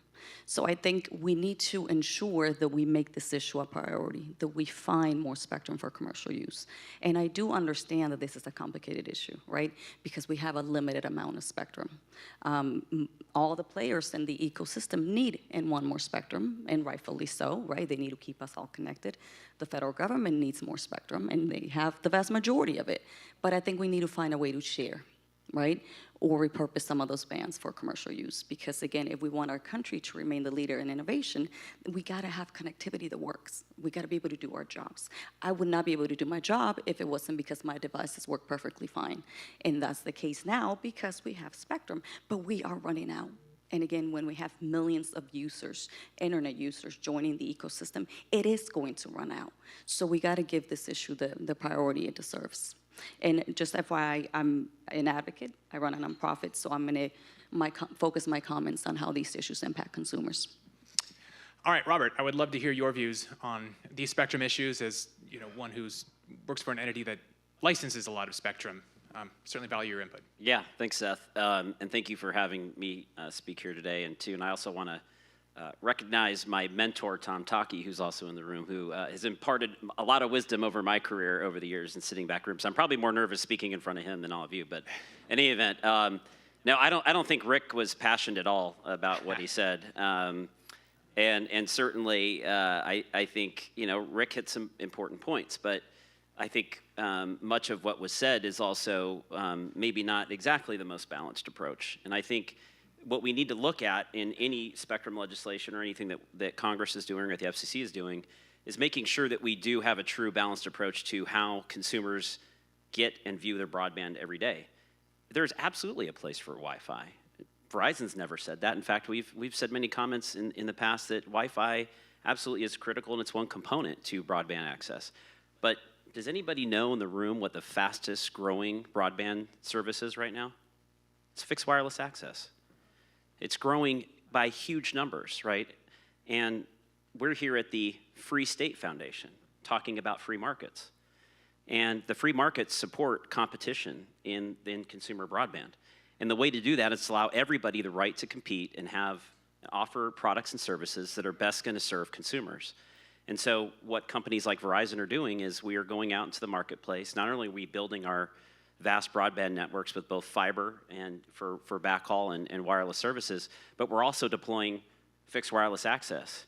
So if you live in a town like, I'll just pick Denver, Colorado, for example. If you live in Denver, Denver's not a footprint that Verizon had a fiber footprint in. But we do now, and we're not serving a cable service, but we're providing fixed wireless access. You can stick a box in your house, and for $45 a month, you get broadband. Now, who doesn't want that, right? That's a great product. In order to do that, though, we need more wireless spectrum. So we're, Seth, very much behind the efforts that I think Chairman Cruz, I know we'll hear Chairman Cruz here shortly, talking about his bill, which is a great bill. It's also a very balanced approach. But the fact of the matter is, we can talk about the ignoring of congressional budget rules and everything else. I think a lot of us in this room probably may like to in certain circumstances, especially on tax policy. But the fact of the matter is that the industry, and the wireless industry, has spent billions and billions of dollars investing in wireless auctions, and that has been one of the most successful things we've seen since the '94 Balanced Budget Act. So I think this next tranche that we're looking at, and I think the bill that Senator Cruz and Senator Thune and others, along with Chairman Carr and this administration, see the need for us to be able to compete and to continue the huge economic advancement. I'll just throw out one stat for you. Since 2017, if you combine the money that Verizon spent in the C-band auction, which was $52 billion, along with our investment, just Verizon alone has spent $212 billion in CapEx spending since 2017. So we're all doing our part to invest in this economy, and I think the best thing that we can do is have a balanced approach, make sure that there's spectrum for unlicensed, licensed, and allow the market to compete. All right, well, thank you, Robert. You were discussing a lot the Spectrum Pipeline Act. Rick, do you have a point of view or your industry about that legislation or legislation of that sort dealing with spectrum allocation? So, I'm not a Hill guy. I am a policy person, and so I'm not going to opine on the specific legislation, but to make the point I made before, that we think a balanced approach that takes into account licensed, unlicensed, shared spectrum, and also, thinks about where is spectrum coming from. There are no green fields, so to speak, anymore. So when we look at specific spectrum bands that might be made available, in what manner are they going to be made available? Are they going to be cleared and possible relocation costs, or are they going to be shared, which is what we generally support and has a good track record from our perspective. So that's what we'll be advocating on the Hill and elsewhere. I mean, when it comes to unlicensed, is there any particular band you're looking at? I mean, I got the big picture part, but is there anything that you want right now that you're looking at? 7, which is adjacent to 6, which is where a lot of Wi-Fi is today. We're also interested in lower 3 for shared, but for unlicensed, I think it's 7 is what folks are talking about as the most likely place to be able to deliver gigabit Wi-Fi, particularly because it's adjacent to 6. And there are, technologies available to there's a synergy there. Okay. Robert, I mean, did you have a particular viewpoint on, I guess, what would be your response to the shared spectrum versus exclusive? I mean, how is someone, for those of us who aren't engineers, how are we supposed to be able to adjudicate this? What should go where? Well, I mean, certainly there's some, sharing that occurs today in the CBRS model out there that has had, some success, but also, we kind of hear about, dynamic spectrum sharing, or DSS, and DSS is great in theory. The problem is nothing has actually occurred in that space, and the ability to create platforms that do that and then overlay with wireless networks are just non-existent today. And so you can say that technology will continue to develop along those lines, and no doubt that it will at some point. The problem is we haven't had an spectrum auction, for quite some time now, right? We've had near 2 years where auction authority has lapsed. It's been a number of years since we've had an auction actually occur. And if you think even on a rocket docket type basis that, if let's say that the Chairman Cruz's bill were to pass, you're probably looking at an auction actually taking place in maybe 3 to 4 years if you're lucky. So by that time, we will have talked about 7 to 8 years. Meanwhile, the rest of the world is already deploying spectrum at the ITU. They're making bands identified. And, last time I checked, the U.S. does not want to lose a race. We beat the world in 4G. We beat the world in 5G. Actually, Verizon deployed 5G. We beat South Korea by 1 hour on our commercial deployment. But I think that's a good thing, and we don't want to fall behind on this race. Kind of last thing I'll say on this point, and I think it's a little underscored, and I think some members of the Intelligence Committee have understood this, and some in the national security world. When you think about what happened in 5G here in the United States, it's what really took the internet to be able to monetize to a mobile perspective, right? It really kind of enabled that ability, 4G and 5G, to do that. But all that IP and all the underlayment of IP occurred here in the United States. If that occurs overseas in places like China, where they are developing next wireless technologies and they own the IP, who has to license that? It's us. And that's a really bad thing, I think, from an economic and a national security perspective. So I think the bottom line is that we have to have an all-of-the-above approach, and it needs to be each part of the spectrum in the way that we look at this policy and make sure that we not only have sharing, but exclusive use, and then looking beyond what needs to happen, but we also need to deal with the here and now. Great. And it's important the FCC get its authority back so they can continue doing these auctions whenever we are able to find more spectrum. Sure, and we also support renewal of auction authority, but I just do have to push back a little bit on sharing and dynamic sharing, et cetera. You know, there is a lot happening in that space today. When we're talking about our sort of national security or national interests competing with China, et cetera, the American-made technology is Wi-Fi. That's what we have that China doesn't. They could have it. They don't want it because of their surveillance state, which is completely different than ours. They like a command and control, so sometimes we see statistics, oh, they're leading in 5G, or they have more base stations in 5G, or whatever it is in 5G, but that's because they don't have or don't want Wi-Fi, which again is American-made technology. What they're pushing at, you know, the World Radio Conference and ITU and elsewhere is to be able to deploy their equipment that Chairman Carr is working hard to, you know, remove from U.S. networks. So I think there's a lot more going on in this space. But the other thing we haven't talked about here is, you know, with respect to exclusive use, is where that spectrum is coming from. So we talk about whatever the timeline is for shared. You know, many experts have said that, you know, if relocation has to occur, that could be a 10-year process or something along those lines. But what I'm really hoping for is that this is not a spectrum-only panel and we get to talk about some other topics. Absolutely. And Rosa, I'd like to start with you about broadband subsidies and the BEAD program. That's the $42.5 billion program authorized by Congress back in about 2021, I believe. None of the money's been paid out. It's connected 0 people to date. There's been a lot of criticism at various times about the rules. It's a federal grant system going to states that issue sub-grants to local providers. Rosa, do you think we're at a place in time now where the rules are set, it's good to go, or do refinements need to be made to the rules? Or just as an overall matter, your take on the BEAD program and where we're at and where we're going? There's a lot of confusion surrounding this program. But we hope that those challenges are going to be addressed, and hopefully soon, because as you mentioned, nothing has really happened. And what I would like to see is very, very strong oversight when we are able to deploy the funds, because we want to make sure that we don't misuse these funds. We want to make sure that we avoid any waste, fraud, abuse.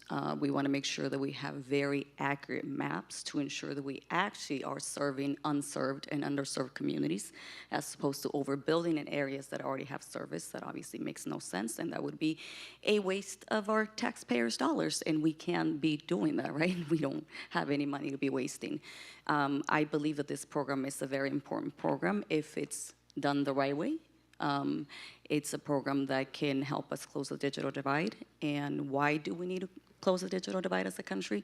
Well, as we all have mentioned, if we want to remain leaders in innovation, then we got to ensure that all Americans have access to broadband, and not only the access, but the skills that they need in order for them to be able to use this access. So if it's implemented correctly, yes, that can help us close this digital divide. Obviously, there are, you know, there's a lot of criticism. Some people want to change some rules, some people want to change all the rules, but I think we need to be careful. If we change all the rules, for example, we risk pushing away some of the players that are able and willing to participate, some players that can provide the proper infrastructure for all communities. So I think we need to be careful with how we do this. Part of me wants to push this through and get it done right away so that we can connect all Americans, because I know there's a lot of communities, especially in rural areas, that do not have access to broadband. I grew up in Washington State, and I know there's quite a few communities in that area that don't have service. I grew up in Central Washington, so we gotta connect everyone, because again, we live in a society that depends on technology, it depends on innovation, and we can't succeed in this society if we don't have that access. So part of me wants to push this through, but another part of me wants to do it right? Take our time so that we do it right. I'm all for being technology neutral when it matters, when it makes sense, especially for areas that are very hard to reach. But this program was designed with a strong fiber focus, infrastructure, and I think that should continue. But as far as being technology neutral, I think when it makes sense, I think we should consider all technologies. Okay. Robert, let me ask you, I mean, is tech neutrality, technological neutrality a concern of yours where BEAD stands at right now? Or the issue of rate regulation as well? I mean, are there changes that you think need to be made as the plan is implemented? One word answer, yes. Okay. I think, listen, I think the last administration got, unfortunately got a lot of things wrong on that front. I think the requirements of, kind of push down rate regulation, and, as somebody who was on the Hill actually working on this legislation and talking to staff and, a lot of our cable colleagues as well, we worked kind of hand in hand with them. There was a specific request among members not to have rate regulation included, but the Biden administration ignored those rules and the intent of Congress and pushed it through anyway. So I think that's been a very unfortunate piece of the outcome on the legislation. I'm very hopeful and excited that Ariel Roth, who's going to be coming over as the head of NTIA, can correct a lot of those mistakes. And then I also think too on the tech neutrality, obviously there was a lot of push towards fiber only, and I think that needs to also be something that needs to be addressed. And so I think I have a lot of confidence, that once Ariel is able to get over to the to NTIA, and hopefully we have some new bodies in the administration, we'll be able to get some of these fixed. So I'm hopeful that some of those things can get done.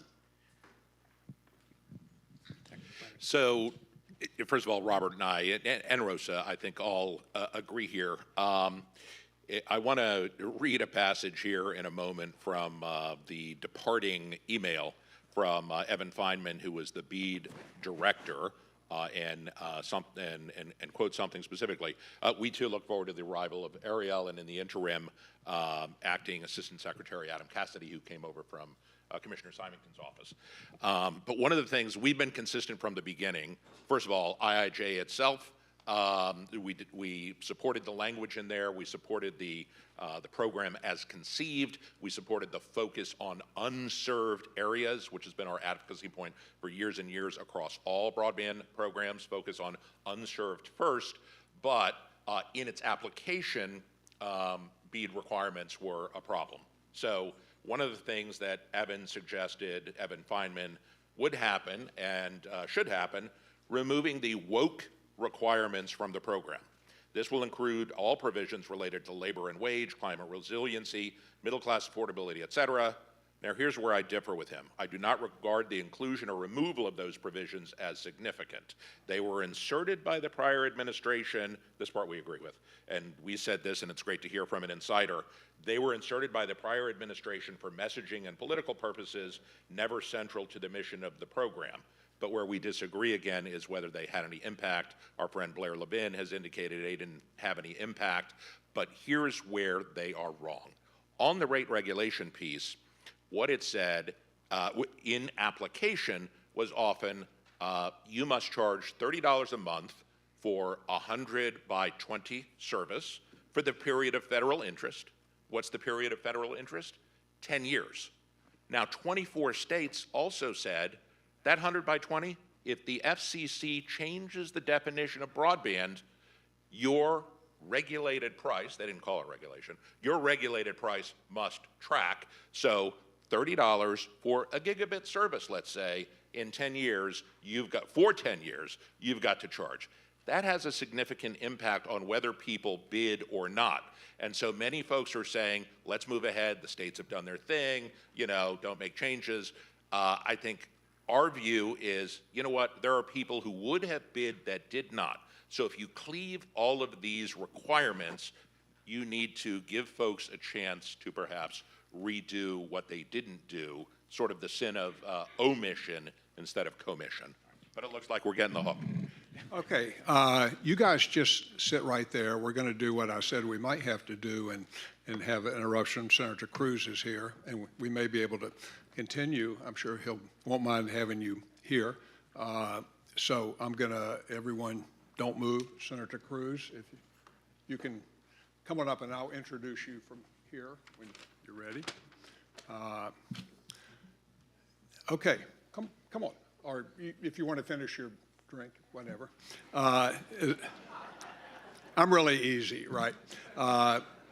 As everyone in this room knows, Senator Cruz is the chairman of the Senate Commerce Committee, and for most of us here in the room, that's a pretty darn important position when we talk about communications law and policy, and that's all I'll say about now.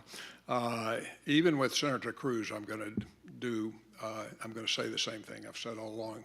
You've got his bio in the brochure, the full bio, and I'm going to refer you to that. And of course, the website, I'll just say Senator Cruz was elected, I love these statistics, 34th senator from Texas in 2012, reelected in 2018, and just last year served in a number of other public positions. I'm just going to note one because this is an issue. We all heard FTC Chair Andrew Ferguson speak this morning, and boy, he gave us a lot of good information about his priorities here at the FTC, but Senator Cruz also spent time early on in his public career at the FTC. He was the director of, he just told Office of Planning and Policy or something like that. So with that, please join me in welcoming Senator Ted Cruz.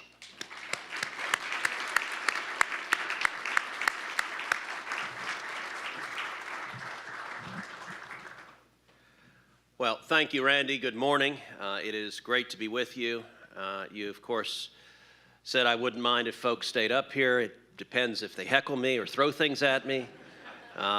With Robert in particular, that's a risk. I will note he's got a pretty good jump shot, but I'm feeling pretty happy about it watching that bandage. I hope you have a good story for how that happened. I do, but I'm off the court for about 6 weeks. I'm sorry. So we play every week. We play old guys against young guys, and Robert and I are very firmly in the old guy camp. So injuries are part of the game. The old guys do win about 90% of the time. Well, good morning. It is great to be with you. It is an exciting time right now. Adam Smith believed the best check on any industry is the power of consumers. When markets work, bad ideas fail. Good ideas succeed, and all benefit. I appreciate the Free State Foundation carrying forth that spirit and your longtime leadership in free market thought applied to communications law and policy. FSF's work is particularly relevant to the Senate Commerce Committee.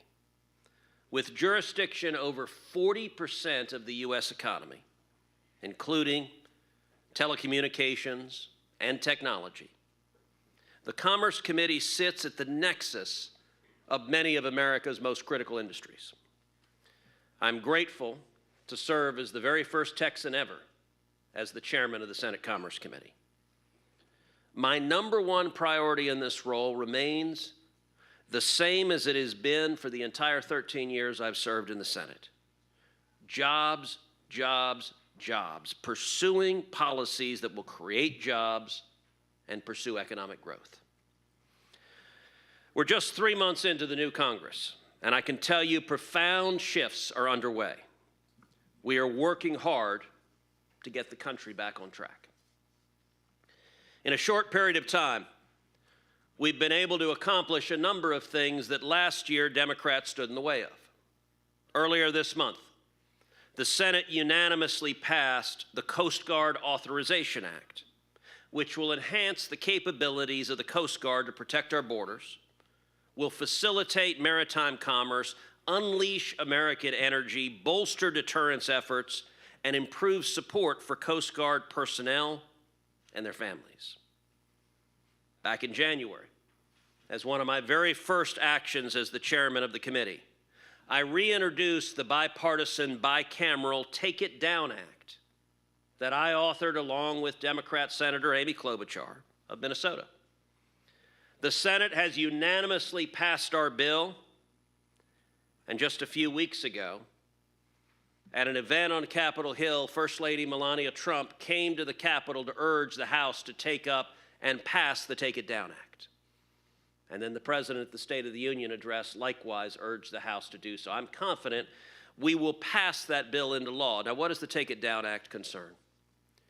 It concerns a growing pattern we're seeing of non-consensual intimate images, both real images, images that are taken, say, two people in a romantic relationship, take pictures or a video, and then the relationship grows sour. And somebody unhappy posts those images, posts those videos, so-called revenge porn. That is a grotesque violation of privacy, a grotesque violation of your rights. Nobody has the right to do that to somebody else. And with technology, we're seeing a new iteration of that. We're seeing AI being used to create deep fakes that are imperceptible, that appear to be to anyone looking at it as if they're real. At the State of the Union address, sitting next to the First Lady, was Elliston Berry. Elliston's a Texan. She's a 15-year-old girl from Aledo, Texas, North Texas by Fort Worth. And Elliston, when she was 14, she was a freshman in high school. And she woke up one morning and discovered that a classmate of hers had taken an innocent picture from social media, had used an AI app to create deep fakes to make it appear that they were naked pictures, and then had sent those naked pictures to every one of her classmates. Now listen, all of us remember how hard it is to be a teenager. But that morning she woke up in tears as all of her classmates thought they were looking at naked pictures of her. The Take It Down Act makes the posting of non-consensual intimate images a federal crime, whether real or deep fake. And one of the reasons the bill is needed is many of the state laws don't address deep fakes. And so that fell in a hole in the legal coverage. Not only that, however, the Take It Down Act also puts a legal obligation on tech platforms to remove the content when notified. You know, the way I found out about this issue is actually interesting. Elliston is a constituent. She's a Texan. And she called my office as her senator and said, hey, this happened to me. Her mother called, said, this happened to my daughter. Can you help us? And my office forwarded her concern to me. We looked at it and said, this is terrible. Let's draft legislation to address it. Several months later, when I was introducing that legislation, Elliston came up. Her mother, Anna, came up. I was meeting them in my office for the first time. And I asked in the course of the conversation, I said, well, what happened to the pictures?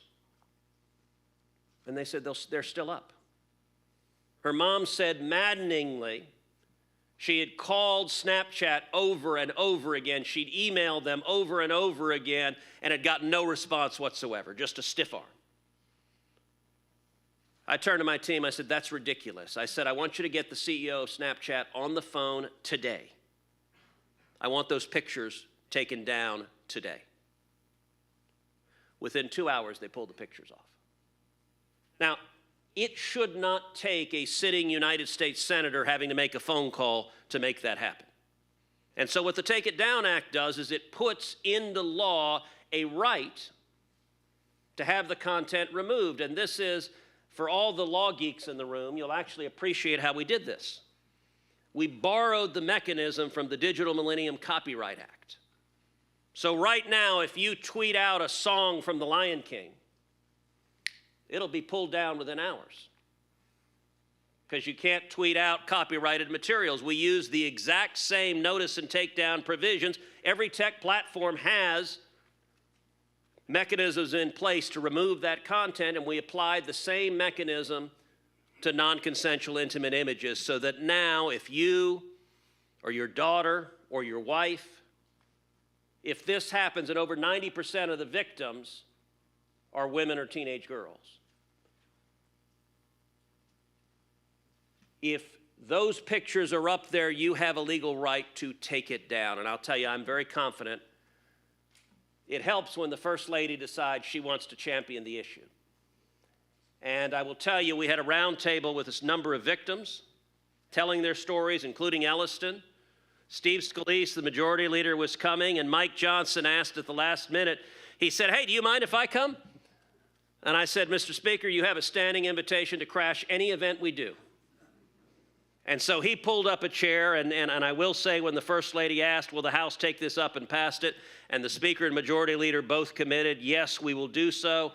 I have a high confidence that I'm going to be standing in the Oval Office along with Elliston, along with Francesca Mani, another victim in New Jersey who had the same thing happen, and we're going to get this signed into law. There are other bills. We've passed nearly 30 bills out of the committee so far in the first 3 months, including the Routers Act to improve security and reliability of modems and routers, the Informing Consumers About Smart Devices, or as I like to call it, the Spy Fridge bill. A lot of people don't realize their refrigerator may be recording them or videoing them, and you may not want that late night food run recorded for all time.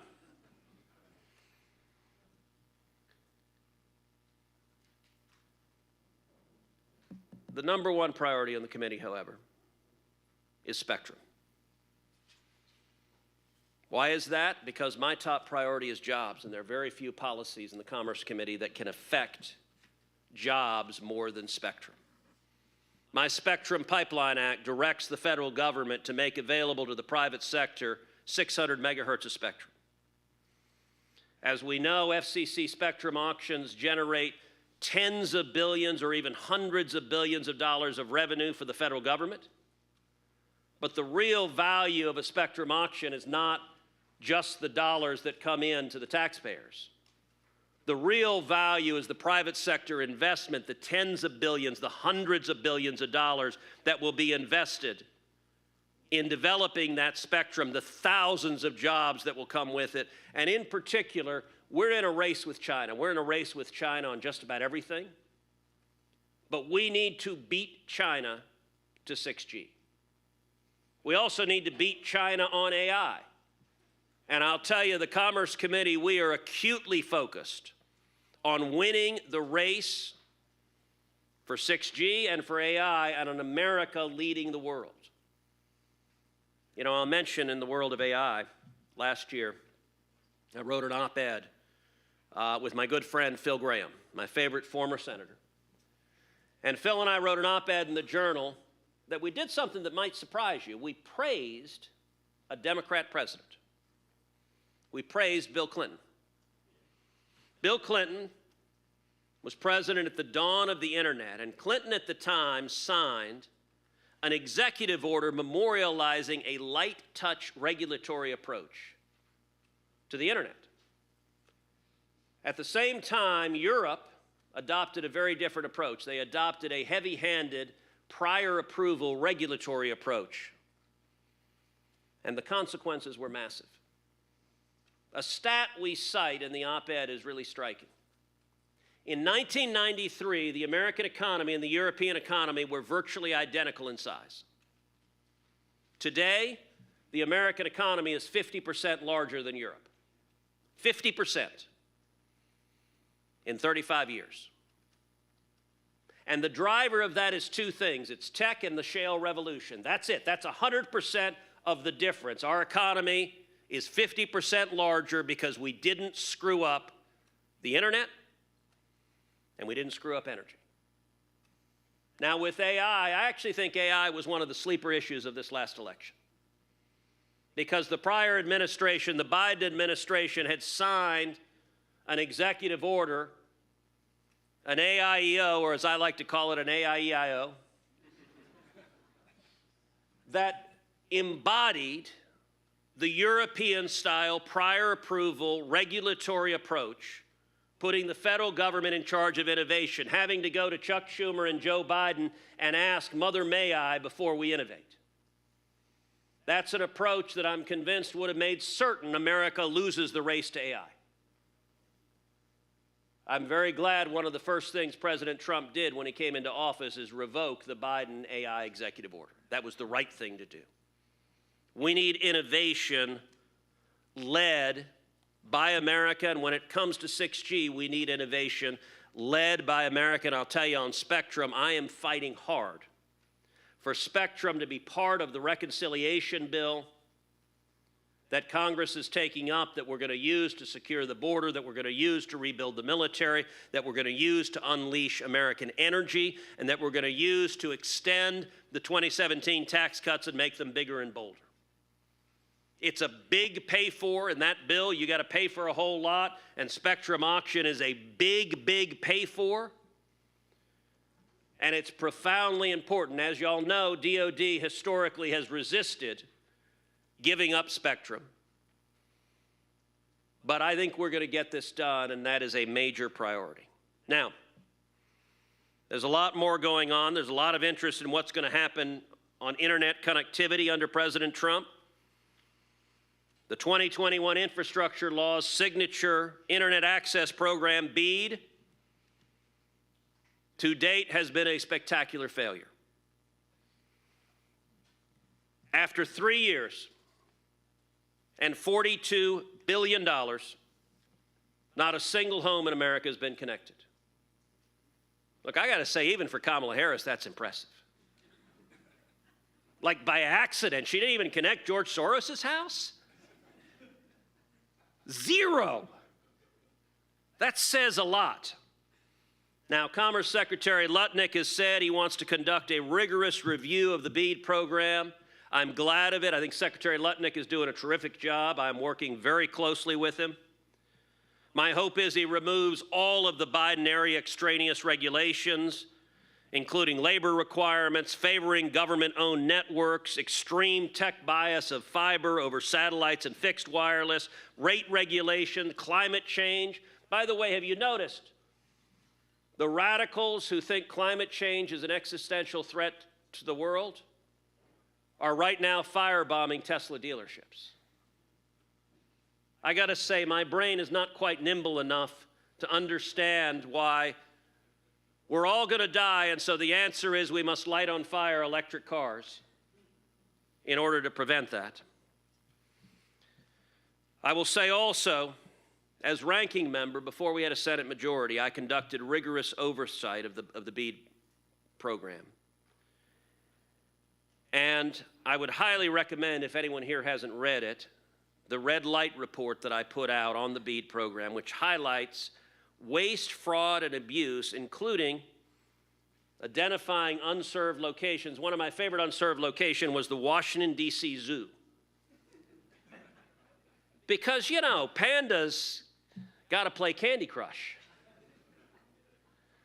I believe that Secretary Lutnick and Ariel Roth, and Ariel is my telecom top staffer. She is terrific. She's going to do a great job at NTIA. The two of them together are going to do a fantastic job. One other area I want to mention is kids online. So we talked about the Take It Down Act. And the Take It Down Act actually illustrates what I think we should do regarding AI generally, which is we don't need some comprehensive octopus regulatory approach to AI that stifles innovation, but are new rules or new laws going to be needed to address AI? Sure, with any technology. We have speed limits on cars. That wasn't much of a problem with horses and buggies. Technology takes new laws and new regulations, but I believe those laws and regulations should be focused to specific, discernible, identifiable problems, rather than just empowering government bureaucrats to decree whatever they will. Another area online is protecting kids online. And I got to say, as the father of 2 teenage girls, there are few things more terrifying than wondering what your kids are encountering online. I think about when we were kids. We didn't deal with this. You're inviting, through this stupid hunk of metal that we give our children, a portal to every predator on earth, every platform pushing garbage to our kids. Pushing content, pushing harmful content. You look at teenage girls that get pushed body image shaming, that get pushed suicidal ideation, that get pushed self-harm. You look at the content that is going to our kids. So I've joined with Brian Schatz, Democrat of Hawaii, and COSMA, the Kids Off Social Media Act.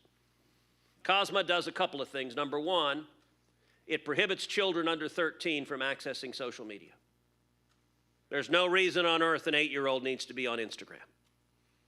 Young kids ought to be playing in the backyard and not stuck to their damn phones. There'll be plenty of time for that when they're teenagers. COSMA also prohibits big tech from using algorithms on kids under 17, from boosting content to algorithms, because much of the harmful content that is targeted at our kids gets sent to our kids because it is addictive and it brings them down a dangerous path of self-harm. Also included in COSMA is another bill I've drafted called the Eyes on the Board bill. The Eyes on the Board bill is very simple. It says that any school receiving federal funds, which would be pretty much all of them, has to block social media on campus. That if you're in math class, you ought to have your eyes on the board and be listening to algebra rather than posting your immediate thoughts for the rest of the world. This is a bill COSMA has passed out of the Senate Commerce Committee. I believe we're going to move it on the Senate floor and get it passed into law.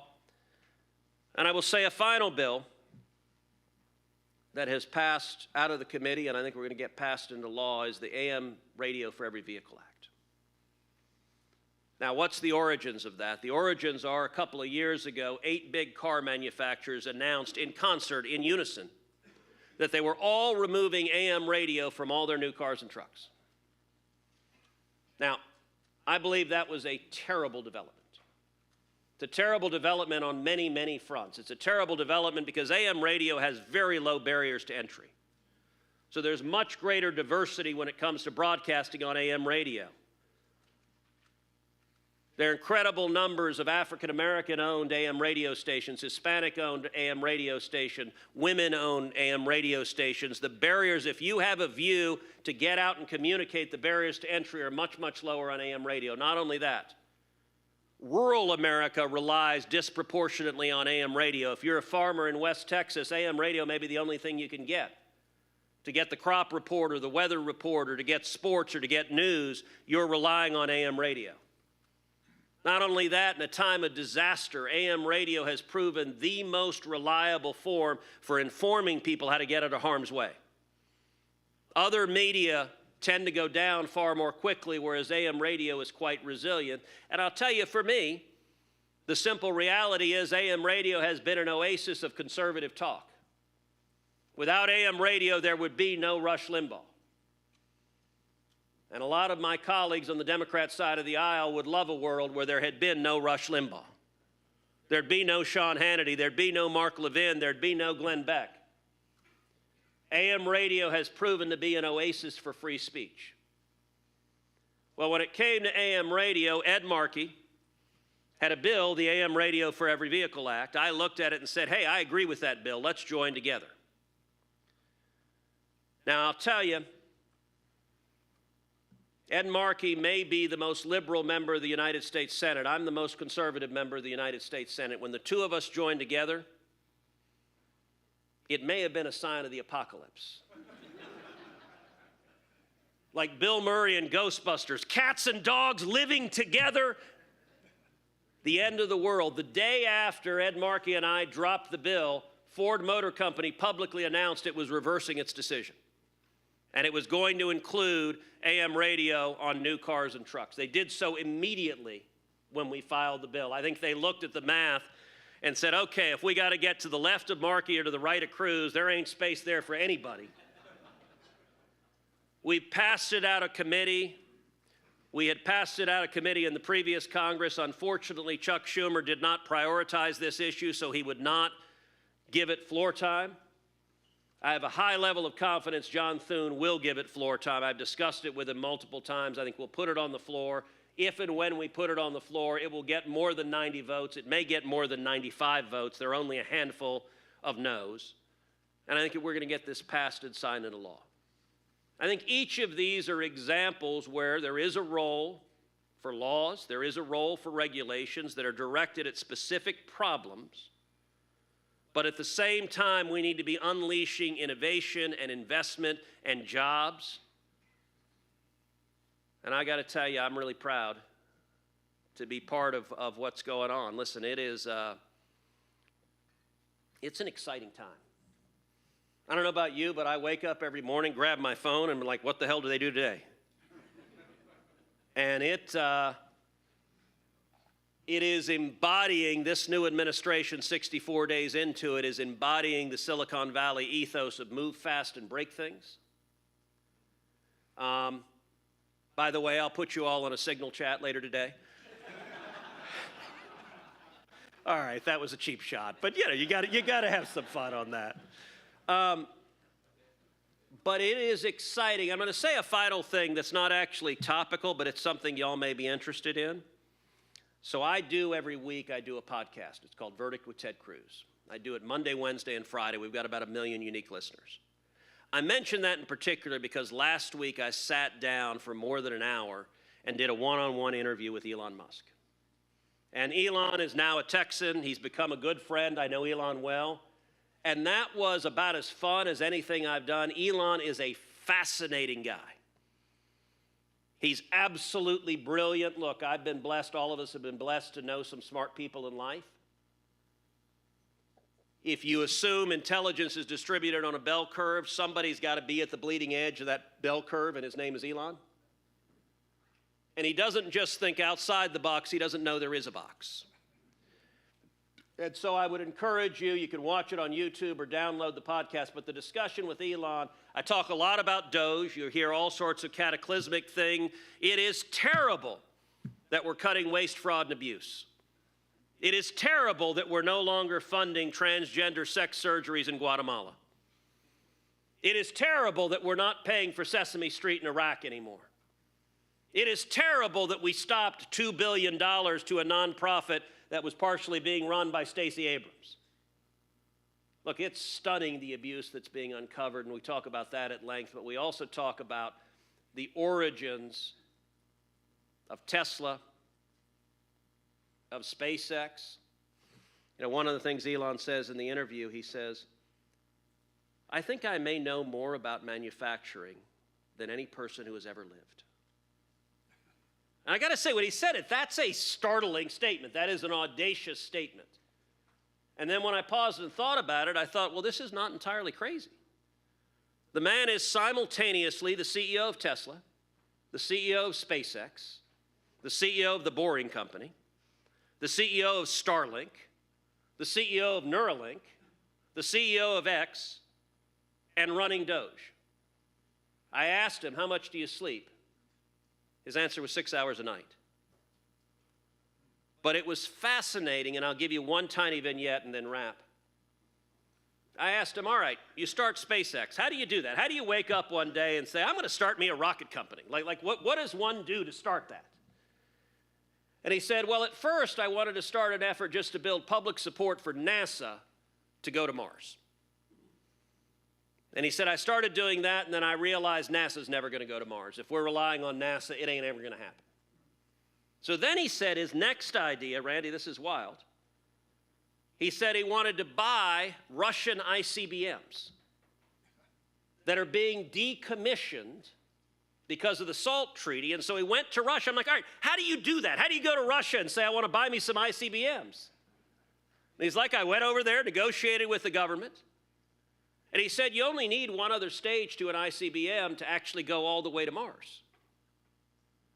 And he said he was negotiating with the Russian government, and first it was $2 million for an ICBM, then it was 4, then it was 8, then it was 12 million. At 12 million, he said, all right, I'm out. These guys are not serious, and they're just taking advantage of us. And it was as a result of that, because they wouldn't sell them ICBMs, he said, all right, we'll make our own spaceships. And that was SpaceX. And now they're building them down in Boca Chica, Texas, on the southern tip of Texas. That's the kind of innovation we need more of. That's the kind of innovation y'all are doing, and that's the kind of innovation I am fighting to create a legal and regulatory and tax environment that encourages more innovation, more jobs, more prosperity, more productivity. And I appreciate the good work all y'all are doing. Thank you.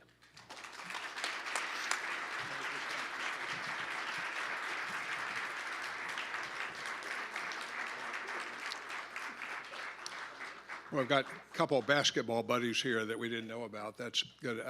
Senator Cruz, I just want to thank you again, obviously, for being here and for delivering such an important address. But aside from that, we want to thank you for the important work you're doing. It matters a lot to those of us in the room, but of course, more broadly, it matters so much to American consumers and American citizens. It's really important, and we're grateful for your leadership, and you know, we wish you well, and we want to be as helpful as we can. So thanks again. Thanks again. Thank you.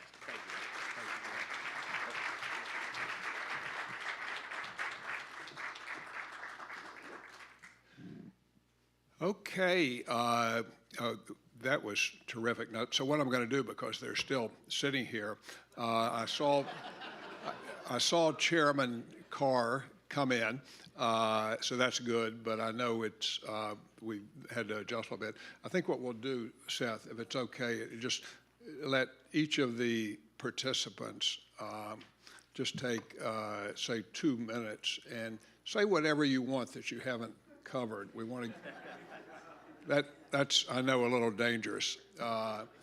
If it's okay with Seth, but we got about, let's say, 6 minutes or so, and then we're going to have to wrap it up. Okay?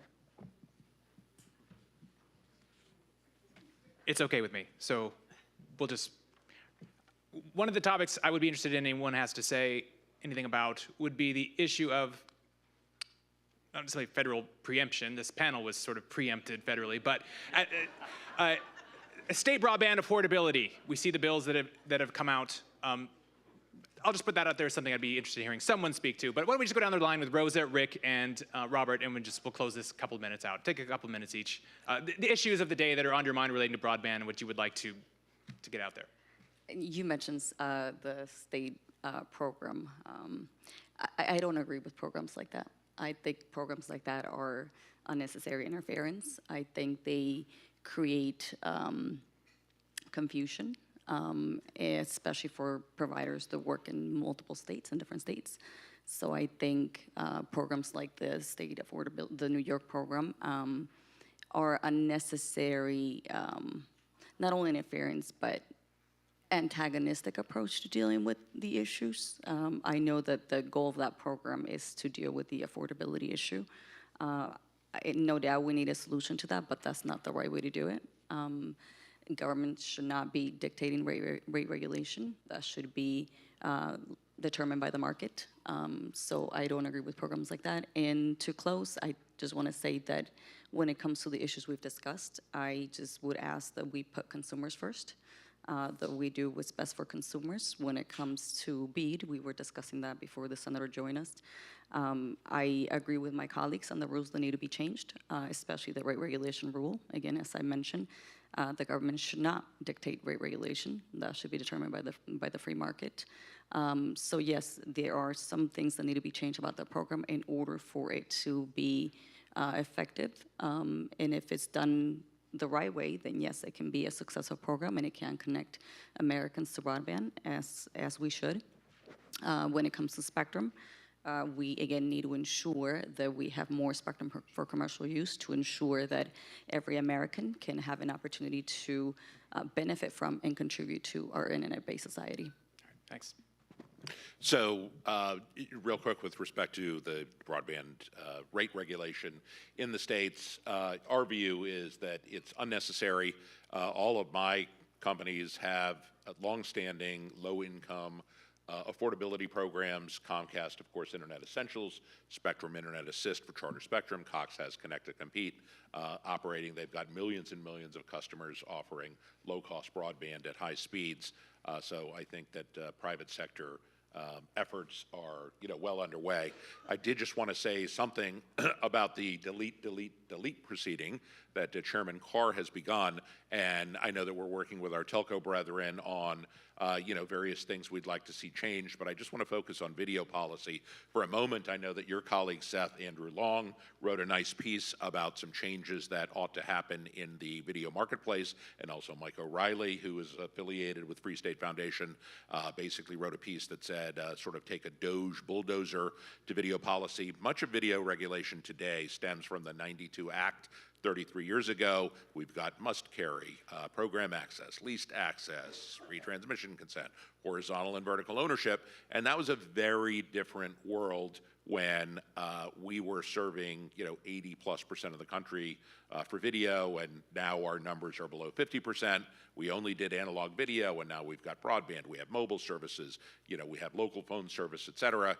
We were vertically integrated. That's changed. We could give you all the statistics, and this is referenced in both Andrew and Mike's pieces, but the world that we're looking at with the advent of streaming is very, very different, and so we will look forward to working with Chairman Carr and his office on what we would recommend in terms of changes.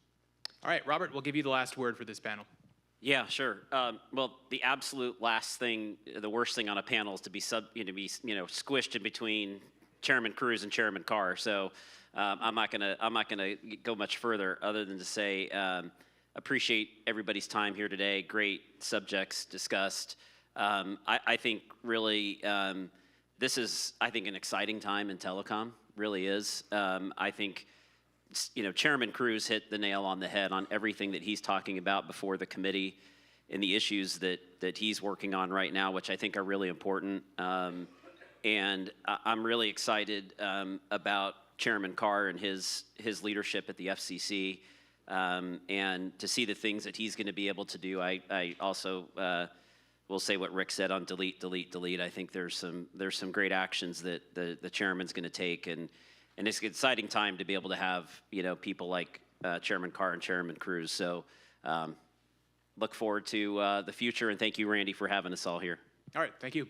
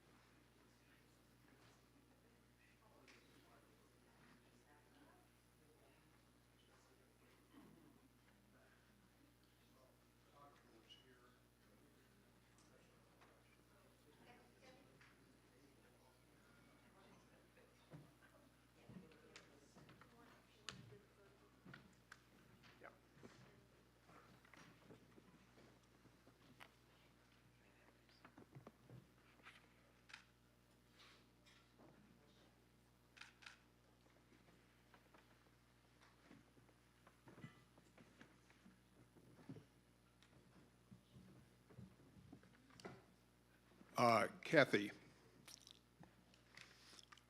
are we going to mic up Chairman Carr? I'm all good. I got a mic. Oh, you're already mic'd up? Yep. Oh, my God. Wow. Terrific. Well, let's see. I think I'm still mic'd as well. Let's sit together. Am I mic'd? Can you? No, you get to use that one.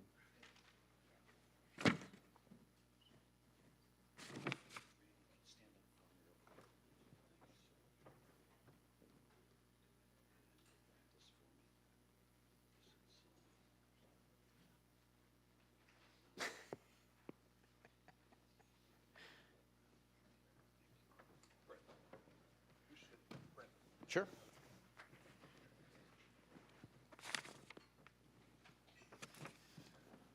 Okay, thank you all for your patience and understanding. And we're going to get started right away with Chairman Carr, but I do want to acknowledge, if I might, we have Richard Wiley with us, and he's a former FCC chair, and he's Chairman Wiley, look, I have not graduated to the point where I can call him Richard Wiley yet, so hopefully I'll reach that point at some point in my career. But for now, it is Chairman Wiley. I'm very uncomfortable with anything else.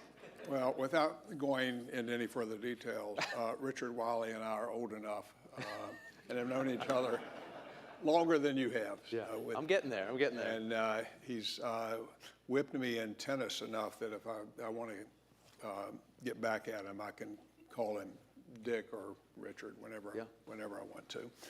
So we're glad he's here. And thank you so much for being here. You and I have done these conversations a number of times. I think we did one when you were general counsel.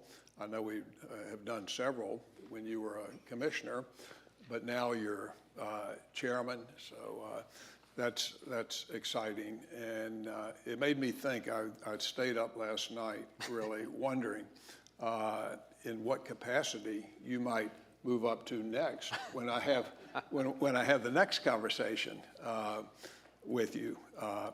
So everyone here, of course, knows Brendan Carr's background, his bio. I'm not going to repeat it all. I'll just say this.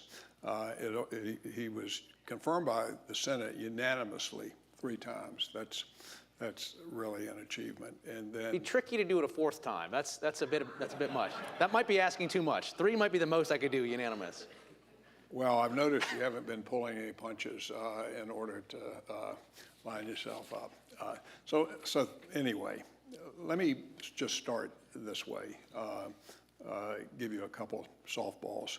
You've had these positions at the Commission, General Counsel, and FCC Commissioner, and you've also practiced law with Wiley Ryan for a time. What in those experiences do you think has most prepared you or best prepared you for your chairmanship now? Yeah, it's funny. So, referring to Chairman Wiley, I think previously there had been just 2 people, is this right? It was a club of 2 that were sort of FCC general counsels and FCC chairs as well, you and Chairman Kennard, if I remember that correctly. So I butted my way into that club and added 1 more person to it. But I've been incredibly lucky in my career. I started out 20 years ago. Chairman Wiley took a risk on me, a young kid out of law school, and gave me an opportunity to join his law firm and learn from the ground floor everything about telecom law. And I was incredibly lucky to start there with the foundation. And then to your point, I've had lots of great opportunities at the FCC. I started as just a line attorney in the Office of General Counsel. I got to be a legal advisor to a commissioner, general counsel. As a commissioner, I've sat basically in every seat on the dais at this point, from wingman, commissioner in the majority, alongside Commissioner O'Reilly, who's here, to commissioner in the minority, trying to hold down the fort from that perspective, and now chairman. And one of the things I've seen, being at the FCC now for over a dozen years, is probably the most precious commodity for a chair. You're right there? Okay. the most precious commodity for a chair is time. Every chair that I've had the chance to talk to on the way out, they said, I wish I'd just done one more thing. I wish I'd gone a little bit more aggressive on this issue area. And so from the get-go, I'm starting from the no regrets perspective. And so we've been roughly 2 months in, and we've been running an extremely aggressive agenda. We're churning out a lot of work. I know there's sort of things that the media pays attention to that we're doing, and we're doing that stuff, but there's also a tremendous amount that we're doing that doesn't get the same headlines. We have really started to accelerate a lot of the FCC's work in the Space Bureau. Jay Schwartz, as the bureau chief there, is doing really great work. We issued a series of decisions last week on copper retirement, which sounds wonky, although I guess this is the audience to talk about wonky things. We're making it easier to sort of shut down old copper lines and then freeing up investment for new high-speed stuff. So we're moving across so many different components of the FCC right now. with the hope being that whenever we're tapped on the shoulder and our time is up, that we don't have regrets, that we don't feel like we should have pushed harder on something, and we're starting from that mindset.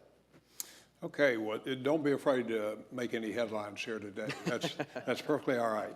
Okay, I want to, before we get down to the nitty-gritty of specific, wonky telecom policies and so forth, I just want to ask you this, and Chairman Andrew Ferguson over at the FTC talked a little bit about it this morning as well, and so, I think I want to get your perspective, Brendan.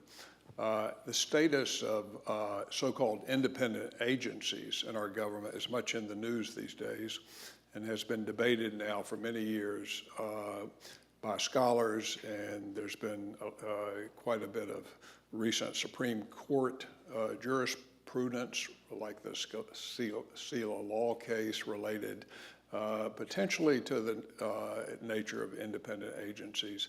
And then President Trump, one of his early executive orders on February 18th, ensuring accountability for all agencies, brought the actions of independent agencies like the FTC and FCC apparently under more purview or greater purview of the executive branch. And so I just want to ask you generally, given the jurisprudence that's developing that I mentioned and the president's executive order and all your experience that you've had, as you go about your job, how do you think about the status of the FCC today in relation to the president and the executive branch?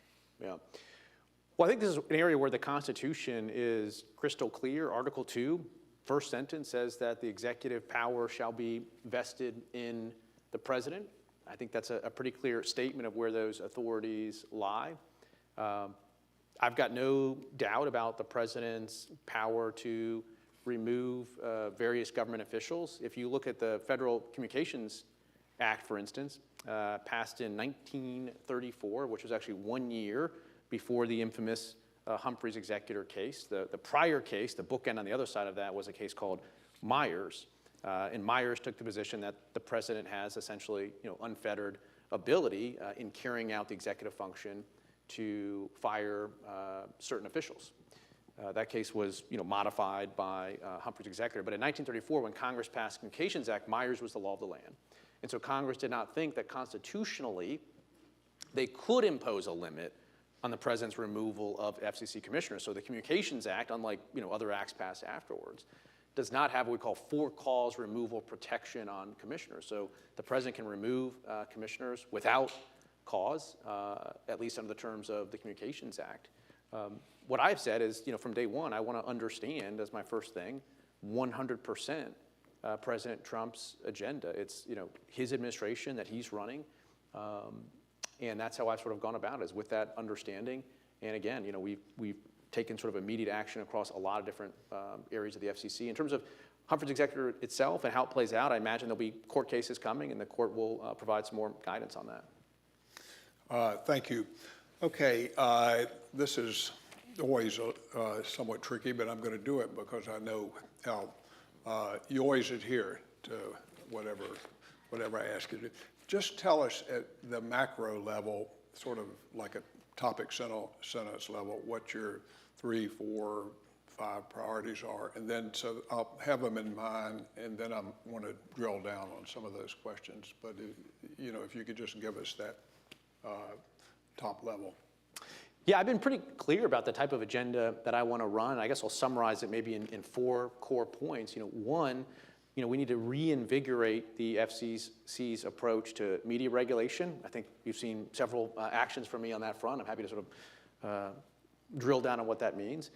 2, I think we need to continue to work to promote free speech and rein in a lot of the excesses of large technology companies. There's some pieces of that the FTC is doing and is going to do. There's pieces of that the DOJ is going to do. But there's also a role, I think, for the FCC there, including in Section 230, which is in the Communications Act itself. And I've been active, whether through letters and other efforts, to work towards what I call smashing the censorship cartel. We just lived through this unprecedented surge in censorship the last couple of years, and I think the FCC has a role there to play. 3, I sort of cluster together a bunch of sort of traditional economic agenda initiatives. So they're, top 3.1, I guess, would be spectrum. Our auction authority lapsed several years ago, and restoring that auction authority, which Chairman Cruz has been doing a phenomenal job leading on, is vital to our national security interests, to our economic growth, to jobs. When we free up spectrum, it enables carriers to bring people across the digital divide. It enables you to bring into new markets fixed wireless competition to cable, to fiber. And the evidence shows that when we get a new fixed wireless provider that comes in, which is enabled by more spectrum, prices decrease. So it's deflationary. It drives down prices for consumers. It's a good thing. So our national security, our economic growth depends on getting more spectrum out there, and sort of going on a long period of time on this one topic. But I think it's important. I think it's one of the most important things that Congress is working on right now, is getting a pipeline of spectrum. Chairman Cruz has been doing great work. I'm sure he talked about it. Chairman Guthrie has been doing really good work on it. But it's something that we have to have because we are at a very, very precarious situation right now. When you look globally at the amount of sort of prime mid-band spectrum that China has, whether it's for 5G or 6G or soon AI, because ultimately AI is a very decisive technology going forward. We want it to work right in our hands, right in our smartphones. Well, if we want AI to work in this country, if we are going to truly be the gold standard technology, which we are right now, but if we're going to continue that, we have to have the spectrum capacity to make that AI work right on your smartphone. And China has a many-fold advantage on us right now when it comes to mid-band spectrum. So we have to close that gap. And the work that Chairman Cruz is doing is important. The space economy is also a piece of that third bucket. We've been working on that. Permitting reform is part of that. We've got some ideas we want to run there. And then fourth, stepping back, would be national security. We have a lot of issues there that we're working on as well. We stood up a new council on national security. We announced last week the first major initiative that council has been working on, which is, a lot of you are probably familiar. We got Huawei, ZTE, China Mobile, China Telecom. These are all carriers that the FCC revoked certain authorizations from the commission that they'd gotten, in many cases dozens of years ago, or denied them authority to interconnect to our networks. Well, it turns out that some or all of those entities are still doing business in this country, maybe under a theory in their view that they can do it without needing the FCC authorization that was denied or revoked, but we're going to get to the bottom of that. And if they're interconnecting with businesses that do have authorities, that could be another hook for us to look at taking action, but we want to close any loopholes there. So from the media issues to big tech to sort of a strong economic agenda, which again includes the deregulation effort that we're doing, to national security, we're sort of running it through that construct. Hey, Brendan, you were doing great on that topic sentence outline when you got started. And that's great. That gives us a framework to really dig further. So let me just pick up on spectrum, and then we'll go down some other issues. Senator Cruz, you mentioned as a piece of legislation the House does. Just tell us in terms of what, because I know that's in Congress, but what type of legislation would you like to see emerge from the Hill, and are you optimistic about that? Yeah, I feel really good about it. I mean, look, I think what Chairman Cruz is doing with this pipeline of spectrum for the commission is the right approach. And frankly, we've been in this situation before. If you step back to where we were in 2017, when 5G was just emerging, once again, back then, China had outpaced us on available spectrum for 5G. We were behind the 8 ball. A lot of people were saying that we were going to lose the race to 5G to China. President Trump stepped up. He pushed hard to free up more spectrum. The White House led on this. The FCC under Chairman Pai freed up a tremendous amount of spectrum. We flipped the script. We ended up freeing up more spectrum than China did. We leapfrogged our global competitors. In a lot of ways, past this prologue, we're in the same position where, in my view, over the last 4 years, we really fell into a deep malaise when it came to freeing up spectrum. And so I think we have the opportunity now to rerun the same 2017 playbook. We're going to get 6 gigahertz of licensed spectrum. That's not the target right now, but we do need to get off of 0 megahertz of midband. In the bill and the framework that Chairman Cruz has been working on is key. And simply, it has to get done, because if we continue in this situation where China has this massive advantage compared to us with this spectrum that's available for high-speed, mid-band spectrum, the consequences that would flow from us from an economic perspective, from a national security perspective, are unacceptable. So we've got to right that ship. So disputes are ramping up over unlicensed spectrum versus licensed spectrum. That seems to be coming to the fore more now, or shared spectrum versus exclusive licensed spectrum. You have to deal with these issues when you get down to the nitty-gritty, I understand, of specific bands and their differences. But can you just talk generally about how you think about those differences, licensed versus unlicensed, or shared versus exclusive, to the extent you have views on that?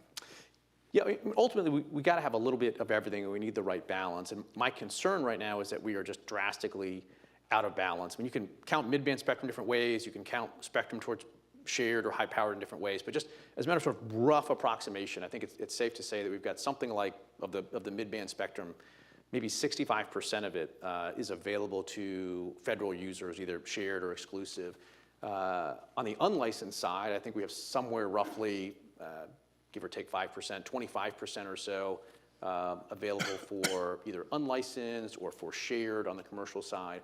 And we only have a very small percent, relatively, roughly around 7%, if my memory is correct, in terms of spectrum that's available exclusively for high power use. And that's not the right balance. And so when you look at where do you need to go next to free up more spectrum, I don't go towards unlicensed spectrum. I don't go towards shared spectrum because of the amount of work that's been done.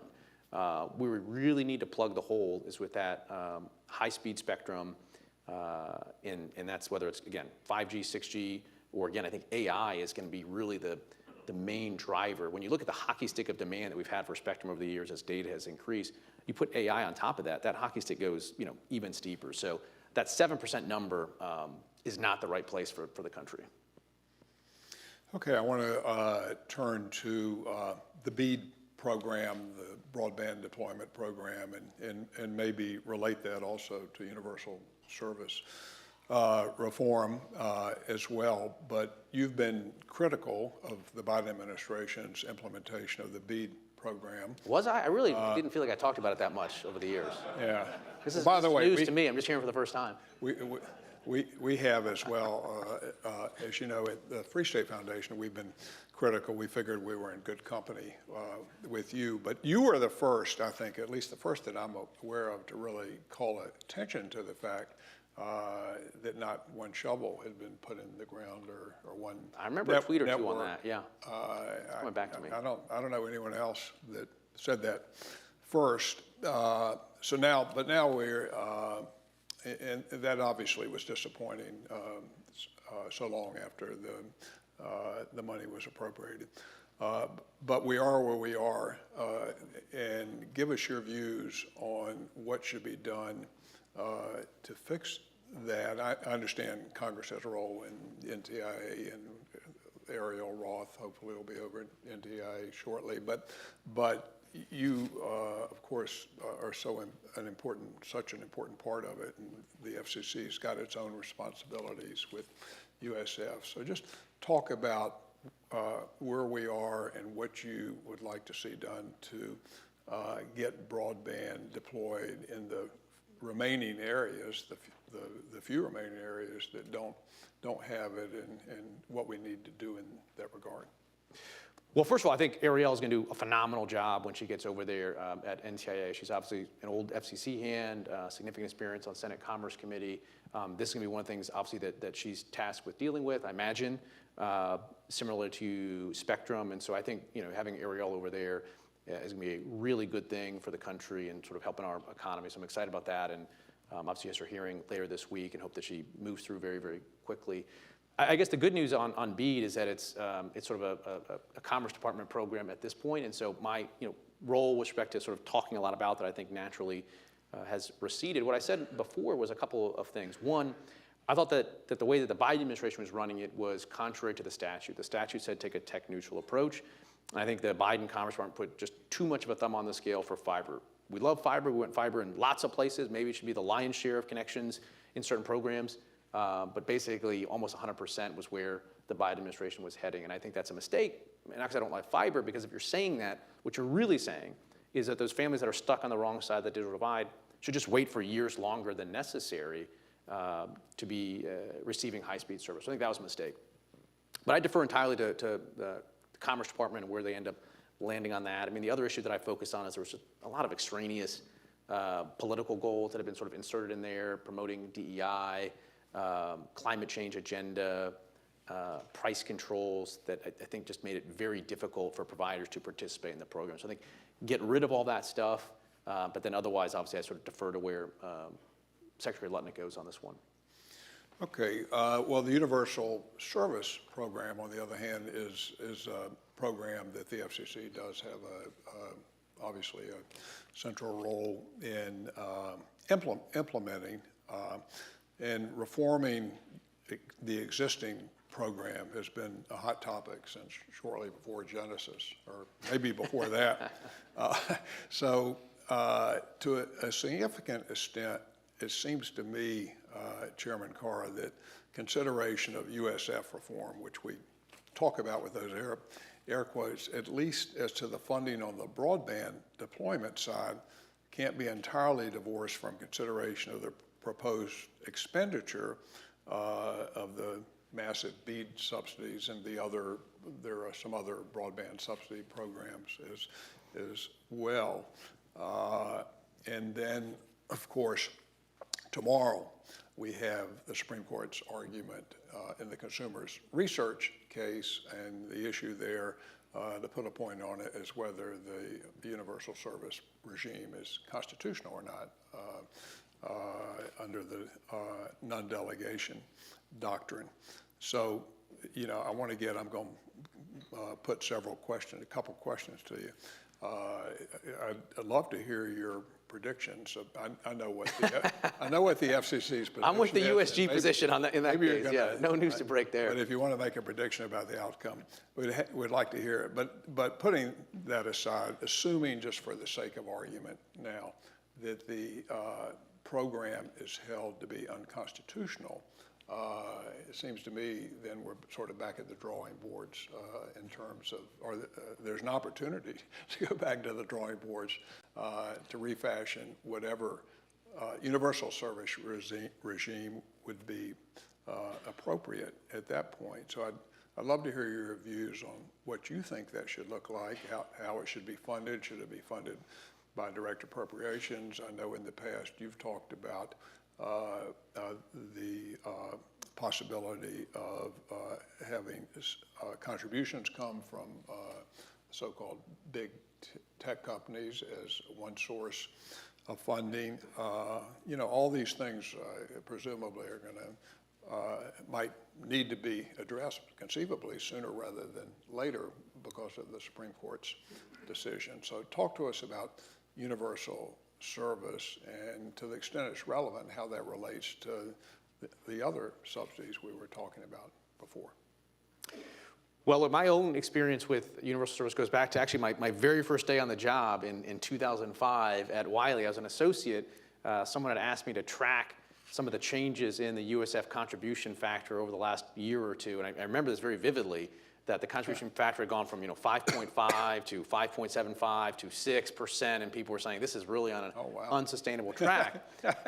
Flash forward today, and now we're way in excess of 30%, and so I just think that is an unsustainable trajectory. I mean, we've talked about how traditional telephone revenues, accessible revenues are in a decline, and yet the demands haven't stopped. We've got $9 billion a year. I do think it's time to step back and ask some fundamental questions. GAO had a report a couple years ago that talked about how there's, I don't have the number in front of me, something like 120 different broadband spending programs spread across dozens of different agencies. As connectivity has become more important, a lot of committees in Congress focus on it and get broadband funding programs to the agencies that they regulate. And I'm not sure we're in a good spot in terms of just how disaggregated all this broadband spending is. I think we need to have a first principles discussion about how do we go forward. There's the $42 billion that's mostly still sitting there for BEAD. We got $9 billion here. We've got USDA money. I mean, there's just money all over the place. I do think we need to have a better conversation about what's going forward, because technology has changed too, right? Now you've got Starlink that's out there. You've got, hopefully, knock on wood, Kuiper that's going to get up and running here sooner, get some satellites up there, introducing more connectivity, more competition.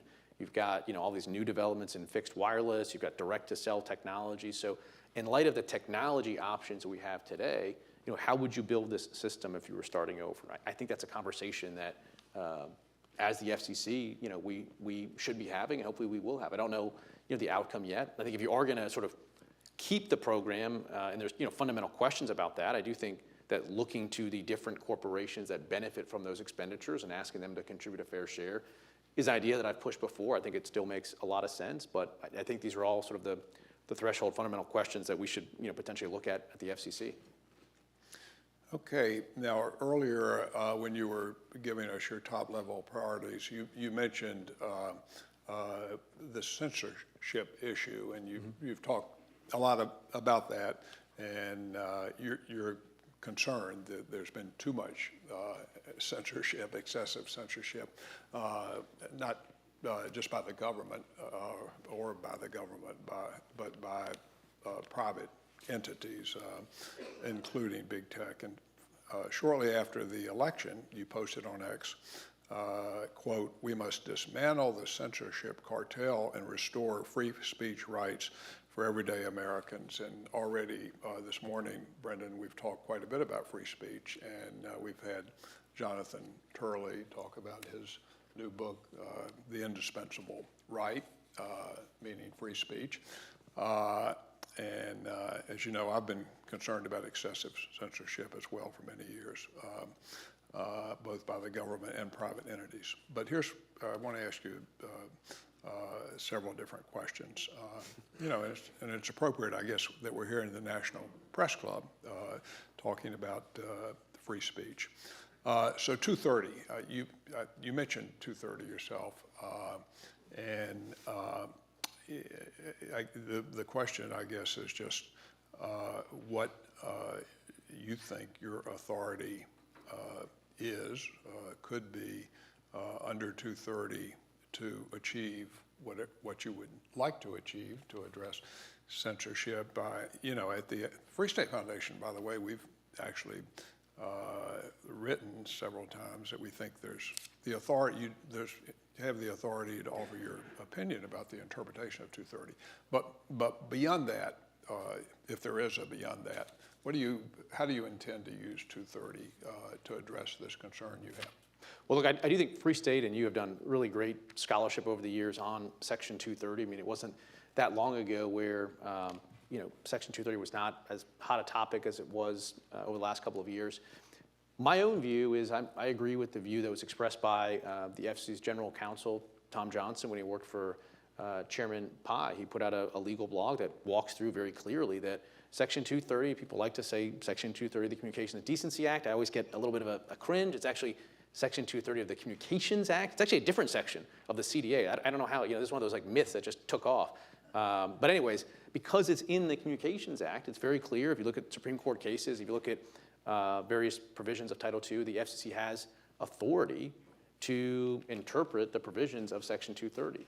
And what I have long been of the view of is you basically can, from the FCC's perspective, you can leave Section 230C1 alone. That's the provision, in my view, that says if you put someone else's speech up on your platform, you're not liable for it if it happens to be libelous or tortious in any way. The problems, I think, have come in Section 230C2, where courts have read immunities into that provision that Congress never codified in the law. And I think it would be appropriate for the FCC to step in and clarify those provisions of 230C2 in a way that is, again, going to promote more speech, less censorship. But obviously, the FCC is not going to be alone in pursuing this general work stream. I think the DOJ is going to have important work to do. I think the Federal Trade Commission is going to have important work to do. I think it's incumbent on all of us to marshal our authorities and work towards promoting free speech, diversity of opinion. Okay, another area that where arguably the questions of censorship arise, and I know you've addressed some of this, but let's explore it. It has to do with how the commission exercises its authority under the public interest standard when mergers or transactions are before you. You have to decide whether those are in the public interest in order to approve those. And you've said that that you'll consider as part of that public interest review potentially questions relating to whether there, on the one hand, say there's been news distortion by one of the applicants, or some other questions relating to content of their program. And you know, over the years, I've taken the view that I'm not too anxious to see the public interest authority of the commission expanded, because I think in the past it's been abused sometimes that way. But talk to us about how you see using the public interest standard specifically related to program content issues, or even specific programs that somehow might be considered inconsistent with the public interest, and whether you're concerned about, in doing that, having the way we think about the reviews under the public interest standard being somehow ratcheted up, conceivably further than they should be, or possibly even in a way that runs up against First Amendment concerns. I think when you step back and look at the sweep of different types of speakers that are out there, there's different frameworks that apply. So if you're a person on a soapbox, have at it, carte blanche. If you're sort of an end user on a social media site, I think as a participant in the digital town square, you should have a lot of freedom. And frankly, I think that the corporations should not be censoring and deciding what you can say and what you can't say. When it comes to broadcasters, though, they're in a slightly different category from a regulatory framework perspective than the person on the soapbox or the participant in the digital town square. And they have access to a valuable, scarce public resource, the airwaves. They're licensed to use it. Originally, at least, broadcasters got that spectrum for free. I understand, they always remind me they paid a lot for it in secondary transactions, okay? But they got it originally from the government for free, and there is an obligation that comes from that. And the obligation is that you operate in the public interest. And in my own view, over the last several years or decades, the FCC has walked away from enforcing that public interest obligation. And I think we need to reinvigorate that. If there's broadcasters out there that aren't interested in living up to public interest obligations, then the FCC's address is 45 L Street Northeast. You can send us your license and we will find a way to put it to higher and more valued use, but that's the bargain. You got access to scarce resources originally for free, and that comes with it obligations that don't apply to a person on the soapbox or a person in the digital town square. And when you step back more broadly with respect to media, my own view is I think about it from two perspectives. On the one hand, you look around and sort of trust in mainstream media is absolutely rock bottom. It's just completely bottoming out. For years, the national mainstream media could say, look, at least we are more trusted than Congress. Well, they can't even do that anymore, right? They've now fallen behind Congress if you look at the latest Pew survey. But trust in media is not sort of uniform. There's something else going on. So that's the national news media. But look at your local news media, your local journalists, your local reporters. Trust there is significantly higher. And so when we talk about this distrust in the media, I think it's important to separate in people's mind sort of the national programmers, the national legacy media, from the actual local reporters. And so I want to separate that in people's mind. And I want to make sure that we support the actual local broadcast stations to the extent that they are actually meeting and looking to meet their public interest obligations, including serving the needs of their local community. So I want to empower them to serve their communities. And there's lots of ways in which the national programmers, I think principally ABC, CBS, and NBC, over the years are sort of interfering with the ability of the licensed local broadcast stations to do what they want to do. You can see it in the context of affiliate agreements, where increasingly, all the money is getting sucked up to the national programmers, where more and more decision-making power effectively seems to be made by the national programmers. And And I think that we need to, constrain that sort of outsized growth of power that the national programmers have had over the last couple of years and re-empower the local broadcast stations. I mean, at some point, you have so much control being exerted by ABC, CBS, and NBC on local stations. You have to wonder whether it's so much control that it's effectively attributable interest for ownership reasons. And you look at, a recent incident in, I believe it was Miami, where a station, I believe it was an ABC station, was trying to renew their affiliate agreement, and ultimately they couldn't get it done, and they got dropped. A very popular ABC station in Miami. So I'm very concerned about the accumulation of power that we've seen in ABC, CBS, and NBC. And I do think there's a lot that the FCC can do to sort of re-empower those local broadcasters to, give the Heisman to the national programmers and to, really refocus on their core public interest obligation of serving their local community's needs. Well, I appreciate that response. We could, for each one of these things we've talked about, we could go on a lot longer, and that's why we'll do it again and continue. But I've just got two more areas I want to cover before we wrap up. And one, we'll just put it under the headline, delete, delete, delete. I think Rick Simmerman referred to that earlier. By the way, I love that caption. When when you've been doing this as long as I have, and maybe Dick for 40, 50 years, have you ever seen a caption delete, delete, delete, as opposed to separations or accounting standards, under section whatever? Yeah. Well, there was some debate inside the chairman's office on this. I said from the get-go that I wanted it to be titled in re delete, delete, delete, and the team said, well, you mean like thematically you want people to take that away? I'm like, no, like literally just write delete, delete, delete. And it took a little while, but finally I prevailed and we got that to be the docket. Yeah, well, that's one that everyone will remember for sure. So I'm going to ask you questions about the delete proceeding.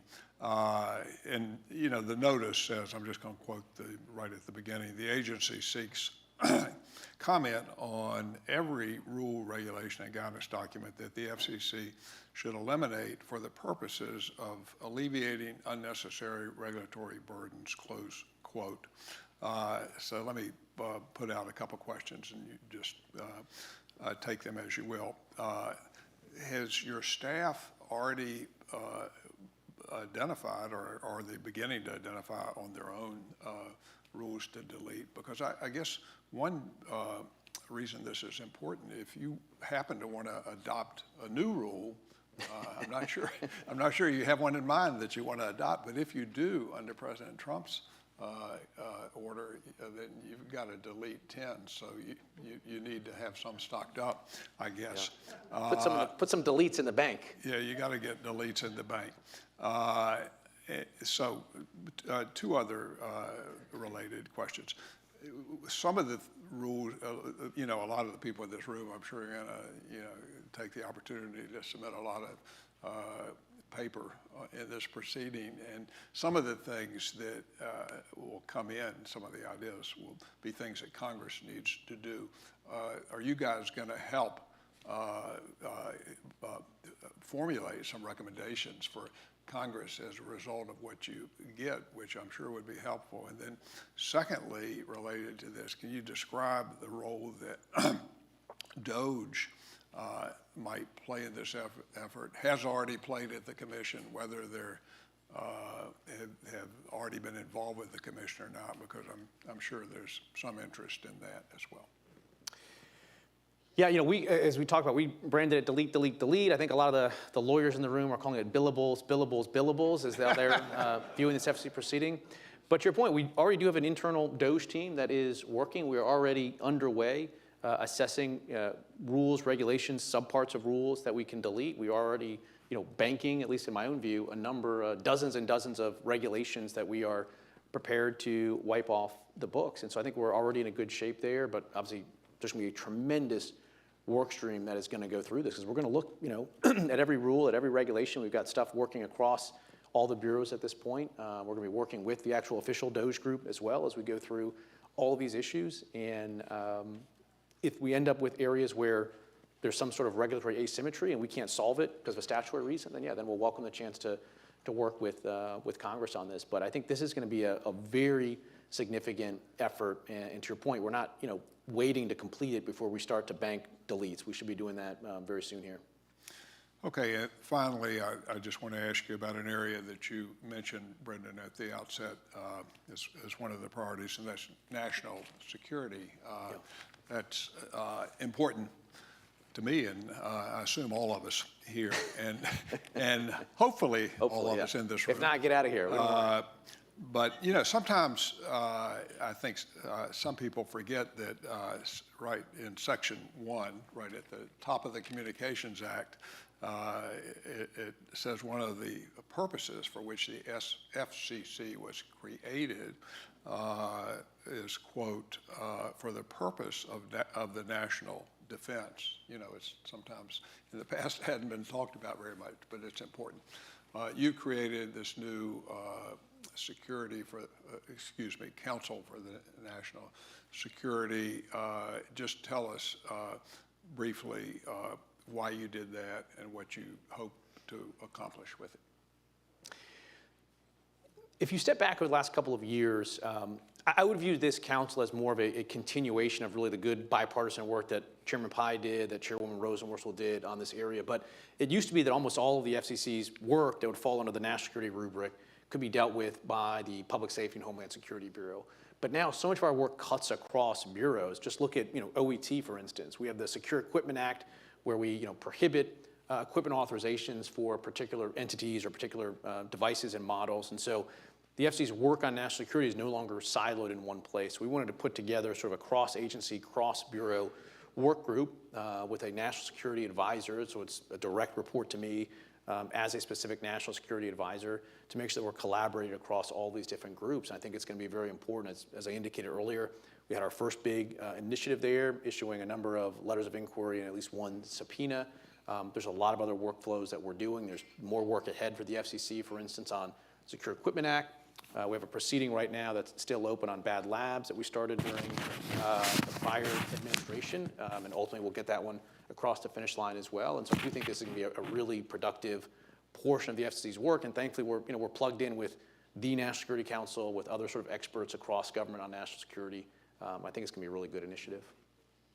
Okay, so I'm going to reserve any other questions on the promise that you're going to come back, of course, whenever I ask you to.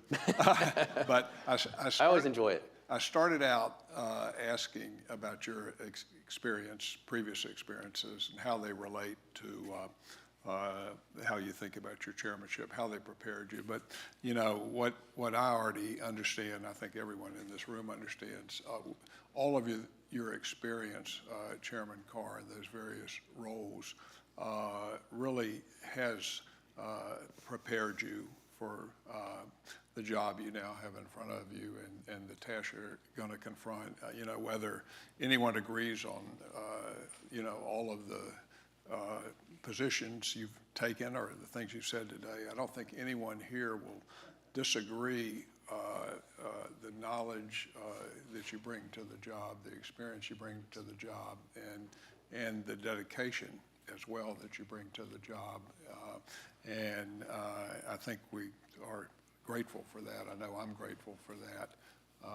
And wish you the best, and thank you for being here today. Thanks, appreciate it.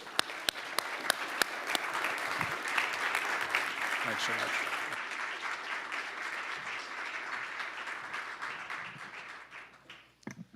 Okay, don't move, anyone. Let me tell you what we're going to do.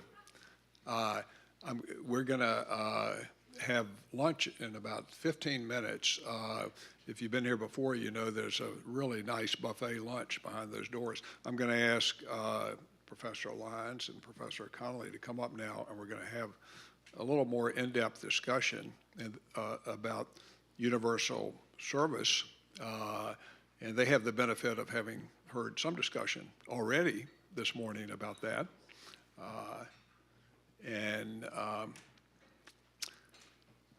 They are two people that know a heck of a lot about it.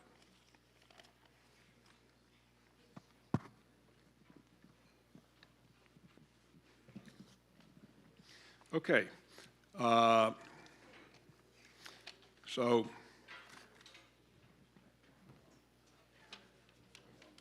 actually try and recall exactly how I styled this session, not that it matters.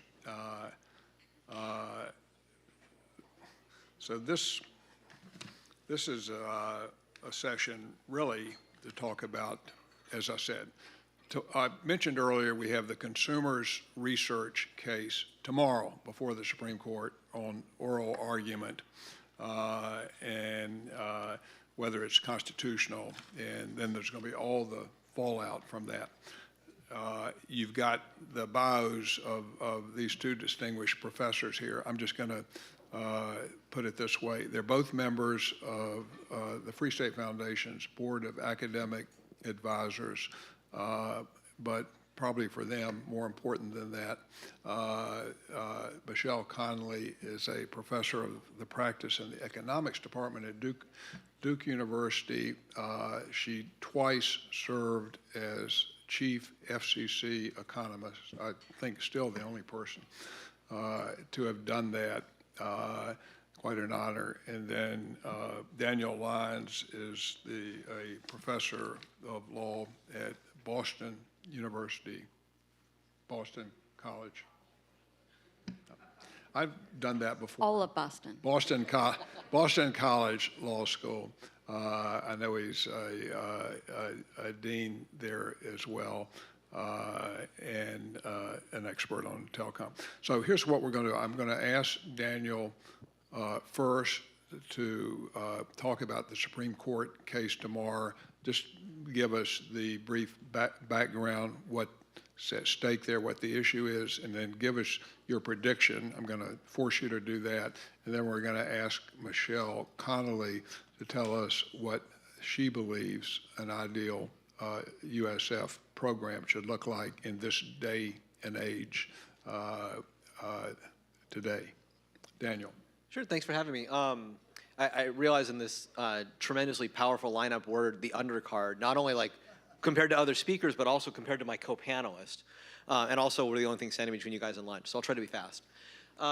So the consumers research case is really presenting a broader question of administrative law, and it's using the Universal Service Fund as a vehicle to do so.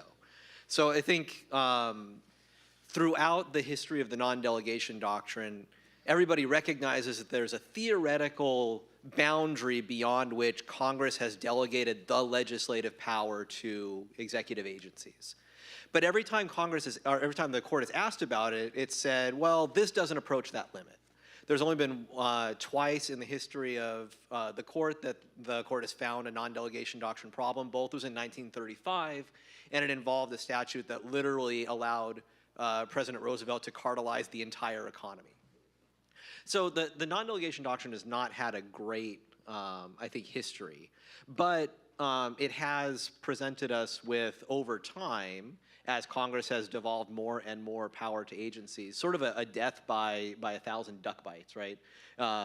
More than I think any other doctrine, the non-delegation doctrine is the reason why Congress doesn't exercise as much power as it could, that agencies have as much power as they do, and that you've seen the growing kind of imperial presidencies that we've seen particularly in the 21st century.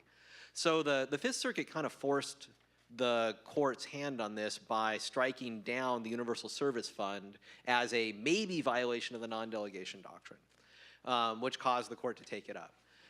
So the court is asking whether the Fifth Circuit got it right. And the Fifth Circuit's idea was, one, Congress gave the FCC a tremendous amount of power with the Universal Service Fund, not just like define what the fund does and what it's gonna pay for, but also rather than funding it through appropriations, allowing it to build its own budget, right? Define the amount of money that you need, and then set a surcharge in order to go out and raise the money every quarter. And then the FCC, in turn, delegated most of the ministerial tasks to a private entity, USAC, which is owned by entities that benefit from the fund's operations. So the Fifth Circuit said, maybe Congress giving the FCC this much power is a non-delegation problem. Maybe the FCC sub-delegating to USAC is a problem, but we're pretty sure the combination of the two raises a non-delegation doctrine problem somewhere. Now, how the court does with this case depends on whether it sticks to existing doctrine or not. So the current non-delegation doctrine allows tremendous amounts of power from Congress to be delegated to agencies as long as it's done pursuant to an intelligible principle, right? Has Congress given some guidepost to the agency about how to exercise its power? If the court holds fast to that, I think it's going to uphold the Universal Service Fund, because there are a number of at least channels in the Supreme Court's parlance that guide how the FCC is supposed to carry out the tremendous amount of power it has under the Universal Service Fund. The wrinkle is that it's not clear to me that the current court supports the current law. In a case in 2019 called Gundy, Gorsuch wrote dissent suggesting that we need to revisit the non-delegation doctrine, and Thomas and Roberts joined it.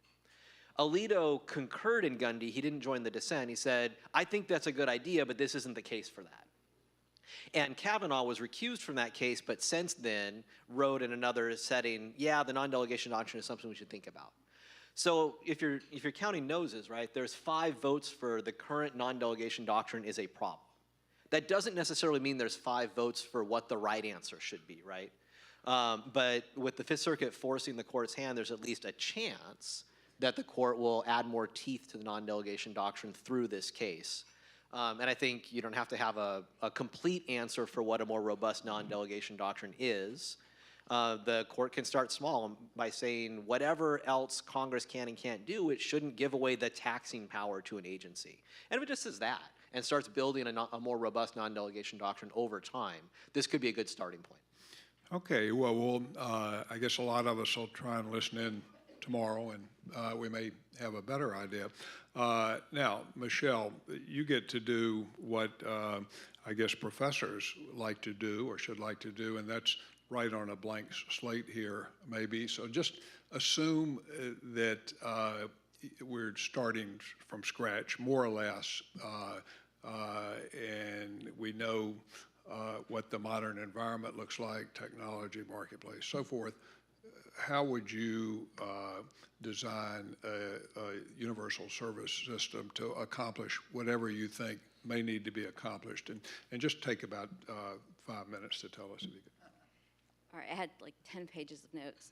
But, so I'll get back to how Universal Service Fund is actually run currently, but quick answer to your question is I don't think the FCC should have the right to be determining taxation to support the fund, especially because the history has been that they just allow the fund to be based on what people say they need. This has gone up gone up threefold in real terms of spending since it started. So this is inflation adjusted. This is not because of inflation. Just the amount of funding for rural service has increased apparently threefold since 1996. And why has that been allowed? Because every time they increase spending, FCC just asks USAC to adjust the tax rate. Now, the tax base, which was on interstate and international telecommunication services, has become smaller and smaller over time. USF expenditures have been getting larger and larger over time, and therefore the tax rate, the contribution rate, has been going up, as Chairman Carr said, from like 5% to now, I think it's 36.3%. There have been arguments that this is unsustainable, which it is. It's also a very distortionary tax, and it's a very regressive tax. There have been arguments to widen that base to other technologies, but those will also be distortionary. And when we're talking about broadband deployment and broadband adoption, taxing broadband or services that use the internet seems a little counterproductive. And what I fear more than anything else is that if you give the FCC this authority to just tax whatever they decide to tax in order to pay whatever people are claiming they need for universal service. This is an unending game. So I would much prefer, in an ideal world, that to the extent that we have universal service fund, it would be funded by general taxation.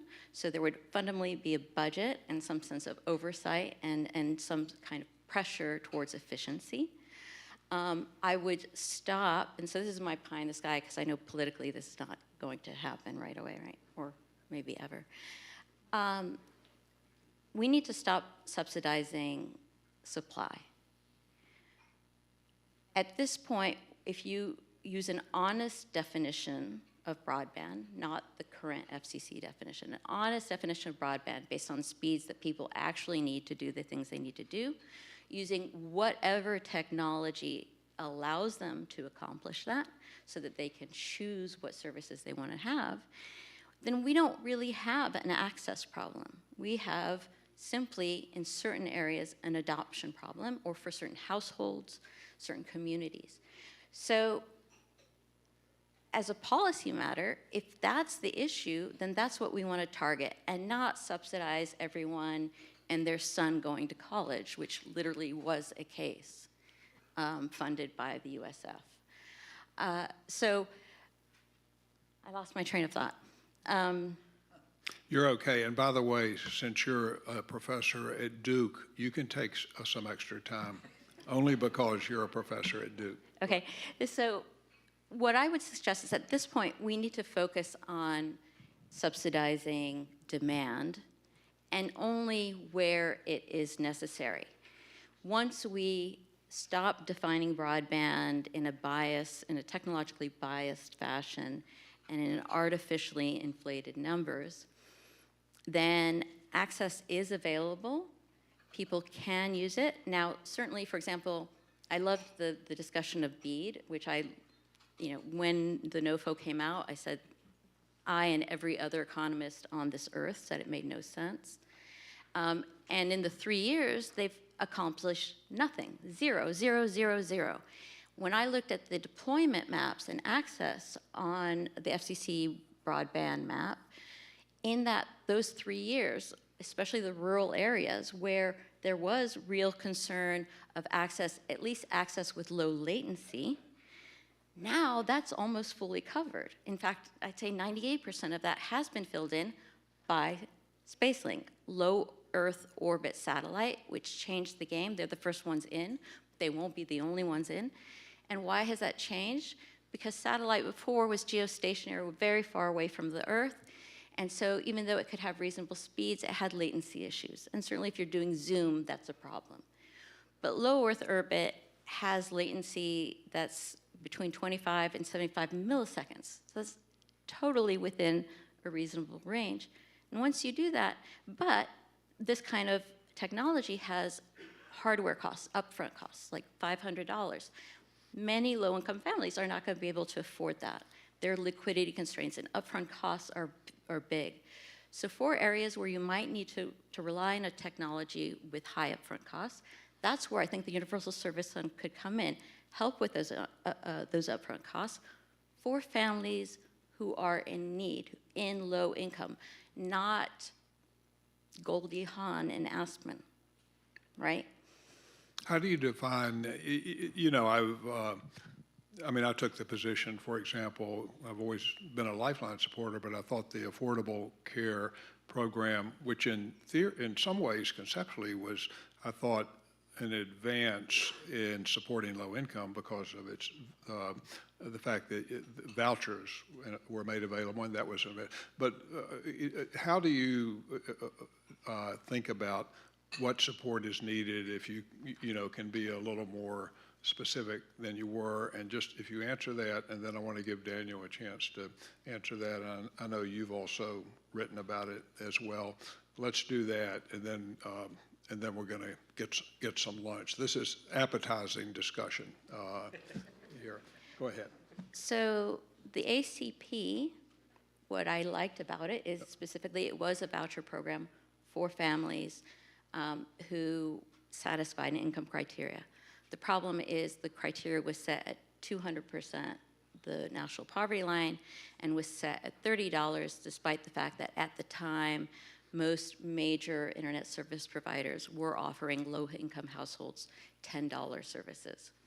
And so it was like 14.2 billion was spent in like 2 years and a few months because it was to too many people at too high a level, and it wasn't for new adoption. So you basically found people who could, maybe I paid $10 before, but now I can get it for free under ACP. So it's not really helping with new subscribers, it's simply subsidizing general consumption.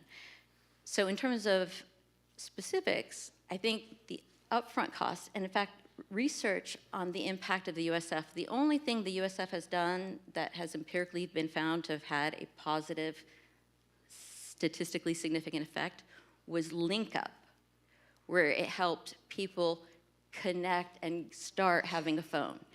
Lifeline was not actually seen to have that much of an impact. Of course, Link Up is the only thing I think that the Universal Service Fund dropped, which is why I'm focusing so much on the connection costs. Right. Because if you're liquidity constrained, putting up $500 is not in the game. And then in terms of affordability, if you're using satellite, it is more expensive, and that will be difficult if you're on a low income. So the amount of subsidy should be given to the consumer, could be higher in areas where fundamentally the lowest available cost is higher, but then the consumer should be allowed to decide, okay, I can wait 5 years and get fiber that the government is going to help me with, or right now I can get LEO. Okay. You guys can see why, other than the Duke basketball team, Michelle Connolly's the best thing Duke's got going for them right now. And I'm only kidding about the basketball team. You're better. Okay, Daniel, why don't you, if you would, just wrap it up by adding whatever you would like on that or any other point. Yeah, I agree with almost everything Michelle said, and I in particular, that a universal service program moving forward should focus primarily on affordability, right? And I think the lodestar for affordability should be increasing purchasing power of low-income consumers, right? So putting vouchers directly into the hands of consumers and allowing them to use it to buy the telecom program that works best for their family, which may differ from family to family and from location to location. ACP was a step in the right direction. I think, as Michelle notes, right, there are lessons to be learned from that program. And the one thing I think we need to do that we've never done, despite the GAO shouting about it from the rooftops for 20 years, is measure the success of the program, right? Are the dollars that we're spending on affordability measurably closing the gap, or are they just cannibalizing from, by funding families that are at no risk of dropping off the broadband network? I've never seen the government try to do that analysis, and I think it's an essential part of any program going forward. Okay, well, I think everyone here can understand why I'm so proud to have both Michelle and Daniel as members of our Board of Academic Advisors at the Free State Foundation. So I appreciate that. And while I'm appreciating things, I want to thank Seth Cooper here. As all of you know, most of you know, should know, Seth is Senior Fellow and Director of Communications Policy Studies at the Free State Foundation. And Seth, thanks for moderating that panel. I was running around at different places and may not have thanked you, but I appreciate everything that Seth does as well. So with that, here's what we're going to do. First, we're going to give a round of applause to this group.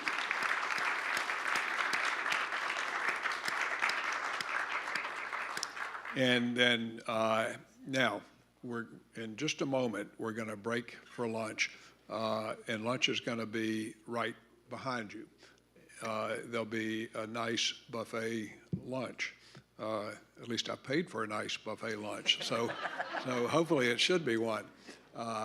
And then we're going to reconvene and restart at 1:10, just about 1:10. We've got Mike O'Reilly has a discussion, a fireside chat with Commissioner Melissa Holyoke from the FTC with FCC Commissioner Nathan Symington and with Ajit Pai.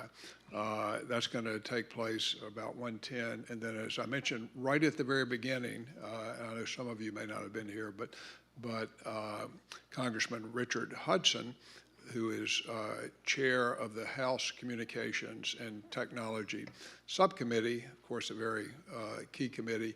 He had to do a little switcheroo. He's going to be here at 2:15 to deliver the closing keynote address, and that'll be very important, of course.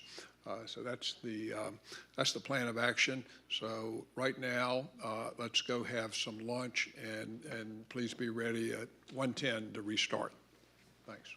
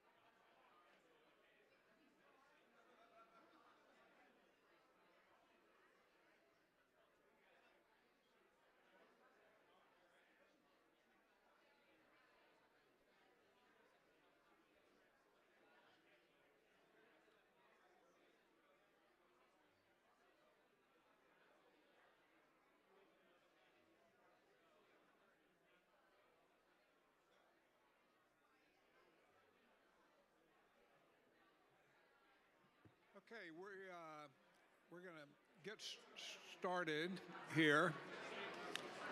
This is the 2-minute warning. We're going to get started. I'm going to ask the panelists to come on up and get situated while we all get situated.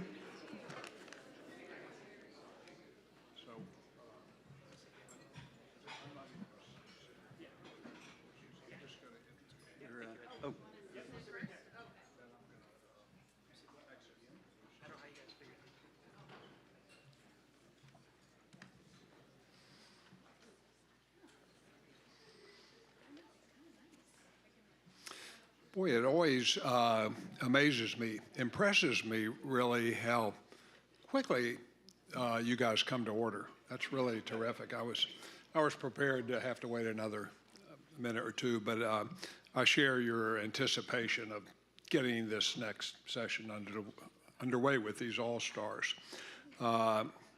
So this is another keynote conversation, and I'm going to leave it to Mike O'Reilly to actually introduce the panelists and not steal his thunder, but I do want to say a word about Mike O'Reilly, since he probably won't do it himself.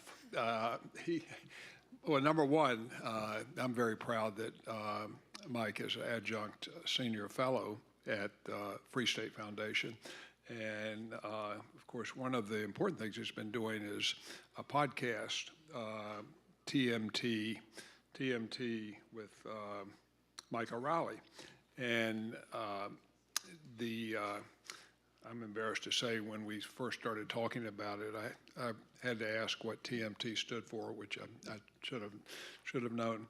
But the thing about Mike that I want to say, because it relates to a lot of the discussion we've had here today about reforms in different areas of communications law, and of course we've talked about the FTC, but when Mike O'Reilly was a commissioner at the FCC, one of the areas, one of his missions was to do a lot of procedural reform of the FCC's rules, and also substantive reform. Not a good too. that did me. In other words, he was a leader in regulatory reform, which of course at the Free State Foundation has been an important part of our mission. By the way, of course, he was doing it with Chairman Ajit Pai's encouragement, I'm sure, and collaboration and colleagueship there. But to me, that was a distinguishing mark of Mike's career. So in a moment, I'm going to turn it over to him, but I'm not going to walk away before I congratulate former Chairman Ajit Pai on his newest position. On April 1st, he's going to become the new president, CEO. There may even be a third part to that title, over at CTIA, and anyone that's bold enough to start a new position of that importance on April Fool's Day, really, I mean, only Ajit would do that. So without any further ado, I'm going to turn over to Mike, and I thank all of the panelists for being here today, all of you. Well, welcome back to the next episode of TMT with Mike O'Reilly. You're all part of the audience. My guests are, I think I said this last year, my guests need no introduction. These are well-known institutions within this town, and I'm really excited about the conversation we're about to have. But I do a brief, you've seen the bios are in the pamphlets that Randy had presented, but I'll do a brief announcement, and then we'll just go from there. For clarity purposes, each panelist will be providing their own personal views and does not speak in any capacity for their current employer or the administration. Is that fair? Good. All right. To my immediate left is Commissioner Melissa Holyoke, who's a commissioner at the Federal Trade Commission. Next to her is Nathan Simonton, a commissioner at the FCC. And next to him is, of course, Ajit Pai, former chairman, former commissioner, an all-around great guy, for at the FCC. So let's start with an easy one, and then we'll work our way into some harder material. You're all very accomplished individuals. What got you into public service? I mean, it's not an easy subject, and it's not always rewarding. It can be. But what took you into that direction, and where you find yourself now? Where do you want to start? I'll start right with you. Okay, all right. Well, thank you so much. And thank you so much to the Free State. I'm thrilled to be here. Very excited to be with you all. I'm sure some of you are wondering, why is the FTC commissioner on a panel with all the FCC folks? It's because they're really worried that the Mormon mom's going to drop the 4-letter words, and they need you all to bleep me out. But no, I'm thrilled to be here. Public service has always been important to me. After a stint at Big Law, I worked in public interest for quite some time, for 8 years, doing protecting consumers from unfair class actions, but also protecting them from federal overreach. In fact, you might not know this, but I had a DC Circuit case against the FCC, and I won. In the new challenging, well, thank you. This was the new charter merger, so you'll like this. Oh, yes, I do remember this. Because I had a couple of the conditions on the new charter merger reversed, but thanks in large part to your excellent dissent. So thank you. But after that, worked as Solicitor General for the state of Utah, so continue to work with consumers. In addition to overseeing appeals, I oversaw the antitrust and data privacy division, and did a fair amount of consumer protection work. So that led to continuing with all of that work protecting consumers to the FTC. And I just am so privileged and honored to be able to work for American consumers every day, protect them against fraudsters, against monopolists. And I'm thrilled to be able to work with the staff. They're so committed, and they just really care deeply about the mission. Outstanding. Commissioner Symington? Yeah, absolutely. Well, that's a tough act to follow. When we talk about public service, the question is what public? And those of you who've heard me talk for more than about 10 seconds will probably recognize my strong Canadian accent. I became a U.S. citizen in 2017, at which point I'd already been practicing law in the United States for 6 years. So there's an interesting version for you. But I became a U.S. citizen in 2017, and then in 2020, I was asked to join the last administration, two administrations back, as a political, working on internet policy and telecommunications stuff at NTIA, a great agency. I thought, well, I live in Florida. It's gonna be a schlep back up to D.C. I'm going to be taking a pay cut. Federal government doesn't pay relocation. And what's more, it's the middle of COVID, because I got that offer in the middle of 2020. So nonetheless, you don't get asked twice to do something like that. So we packed up, moved up to DC, and then somehow the ball bounced in an even stranger direction. I wound up on the FCC. As far as what it means to work in public service, I mean, we live in a transformative age with telecommunications. All of us have witnessed the convergence of services. All of us have witnessed the rapid rise and fall of traditional players in the industry, or the different weights that have moved to things. I mean, I think we were all paying attention, for example, when streaming subscriptions outpaced cable subscriptions for the first time in the United States in 2023. But that's just an example of the kind of epochal change that's taking place right now.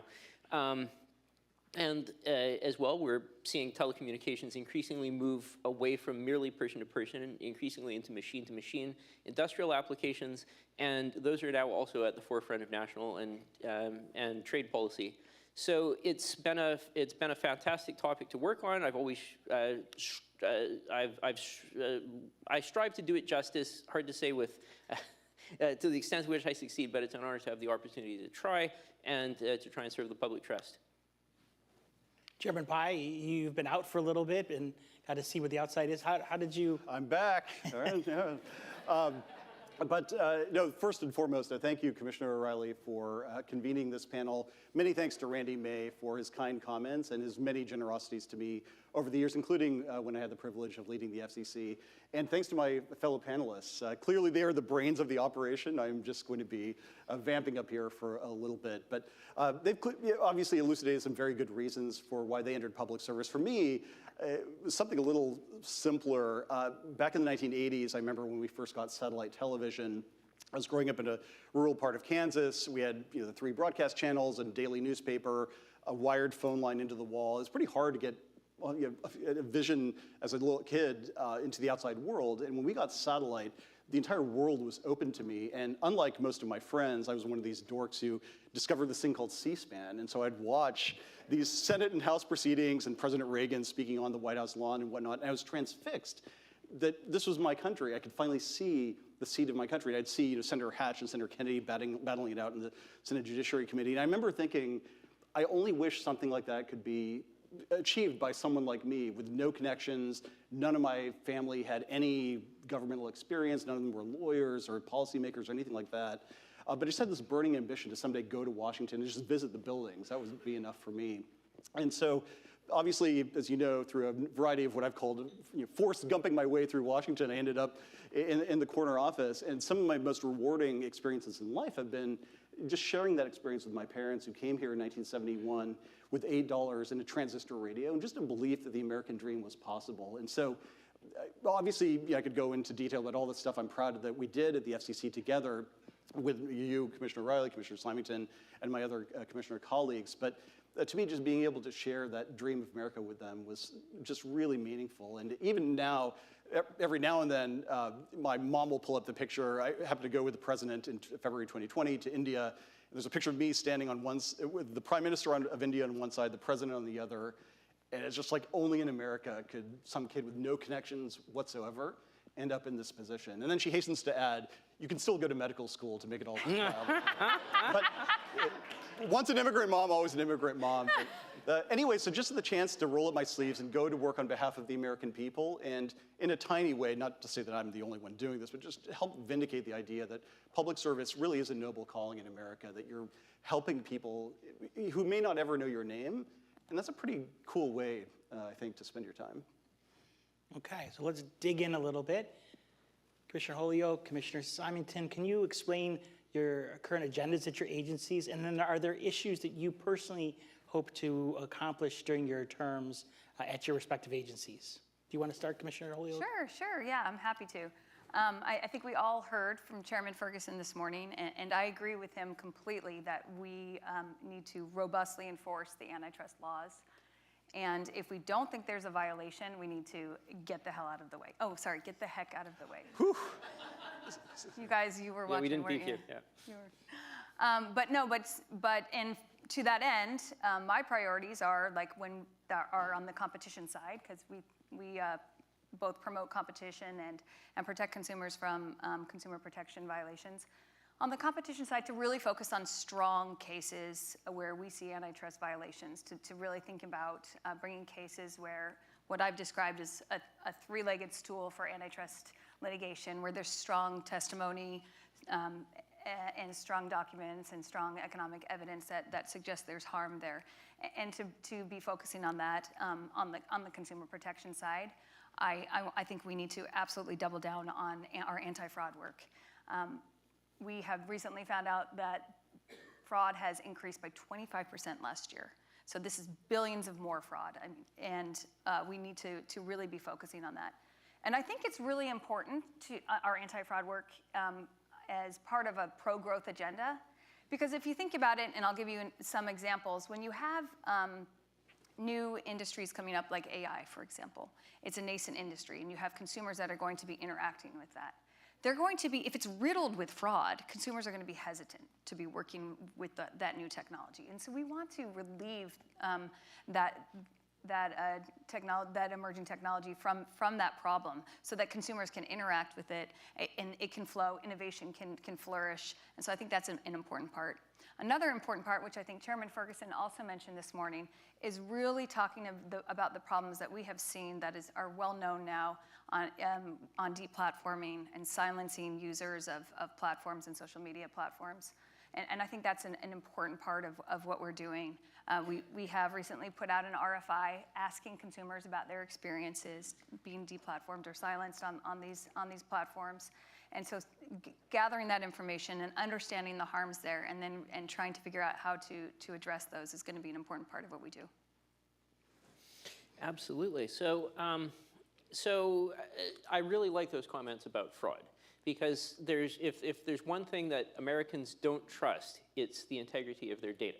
And obviously, there are business practices on the trade end that are a factor here, but also there's just the pervasive reality of hacking. All of us have been hacked in some capacity. Sometimes it's identity theft. In fact, I live in Fairfax County. Fairfax County Public Schools had some 30,000 students' identities leaked, which means that I'm now monitoring the credit of my kids the minute they turn 18. Everyone has very, very low expectations about the integrity of their data, and this leads to low expectations about automation and in other words, using data in the world of atoms. If it's not reliable, then that's a problem, and anything wireless is intrinsically an open attack surface. When you think about all the trouble that the Russians had to go to in order to spy on us during the Cold War, I mean, certainly they went to a lot of trouble, right? We all watched The Americans, right? Sometimes it was a matter of spying. Sometimes it was a matter of bugging embassies. In fact, the first recorded use of passive RF was to bug an American embassy. We didn't know how to sweep for bugs like that at that time. Oh, wow. It was invented in a scientific research gulag. So there's some history for you in all of its forms. But in any case, they had to go to a lot of trouble to do it because the idea that we would install Soviet-made communications networking equipment pervasively that would chatter back to home base would have seemed, something like between preposterous and treasonous. But in today's open environment, that's not possible, and we have to think about what this means for data integrity and security throughout the telecom system, so that not only do people rely on it, but also so that the industrial applications and public safety applications, logistical applications, medical applications that are all possible right now with current technology but are unsafe to use can become safe to use and can become part of our growth and prosperity as a people. So in furtherance of that, the Commission has adopted a system called program called the U.S. Cyber Trust Mark. Underwriters Laboratory became the lead manager of this in December.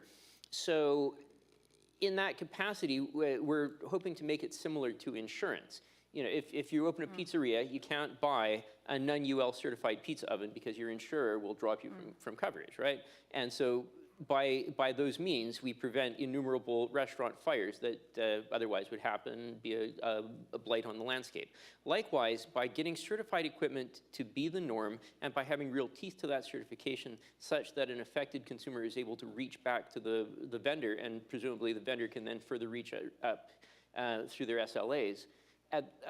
By these means, we hope to achieve real pricing on the drivers of cybersecurity risk, and to make that, and to raise the bar pervasively throughout all civilian applications, which hopefully flows upwards to all applications, period. So that's one thing I'm very excited with working on. And then there's another thing, when Commissioner O'Reilly was on the commission, of course, we heard about all the work he did on process improvements, and we want to take those ideas and run with them.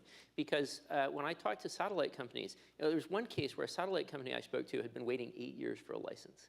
That's a really long time. We should be able to improve those processes. The United States has a booming, burgeoning space economy, as it is, we're consumers of about 50% of all world satellite services just here in this one country.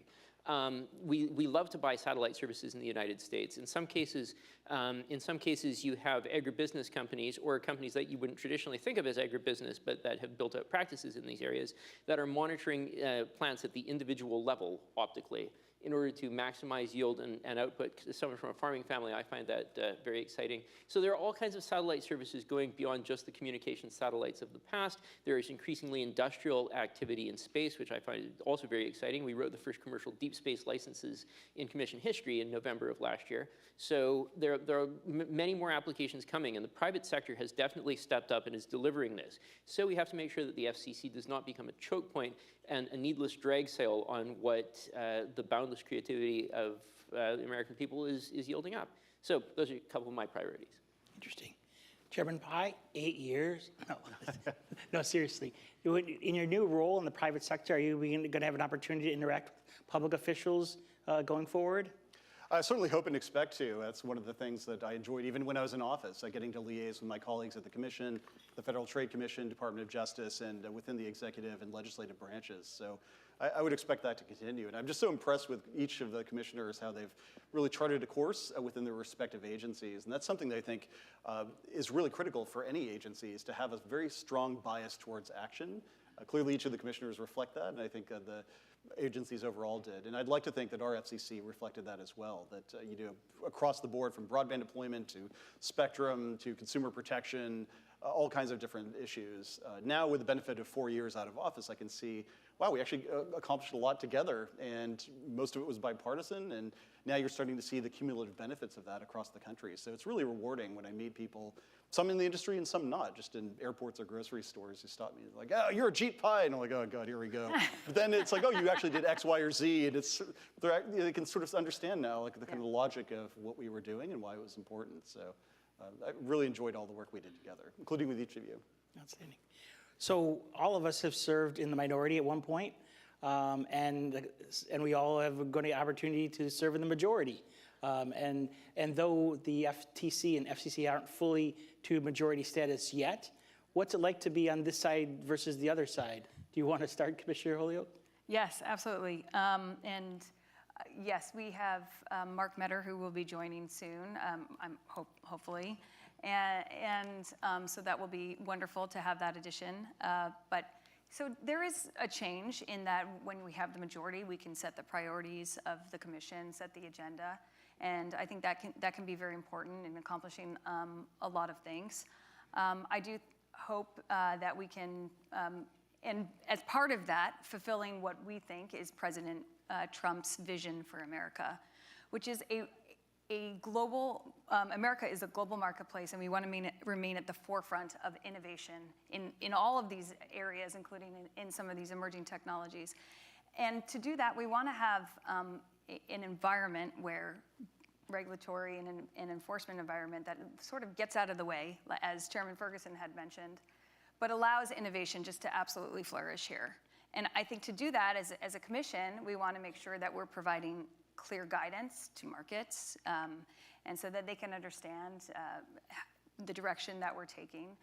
This will help in innovation, but I think when we lack clear guidance, when there is a failure to provide clear guidance for the markets, what we see is a depression of investment, and we will see that a depression of innovation, and it's just not good for consumers. It's not good for competition, and so we want to provide that here, and I think we can.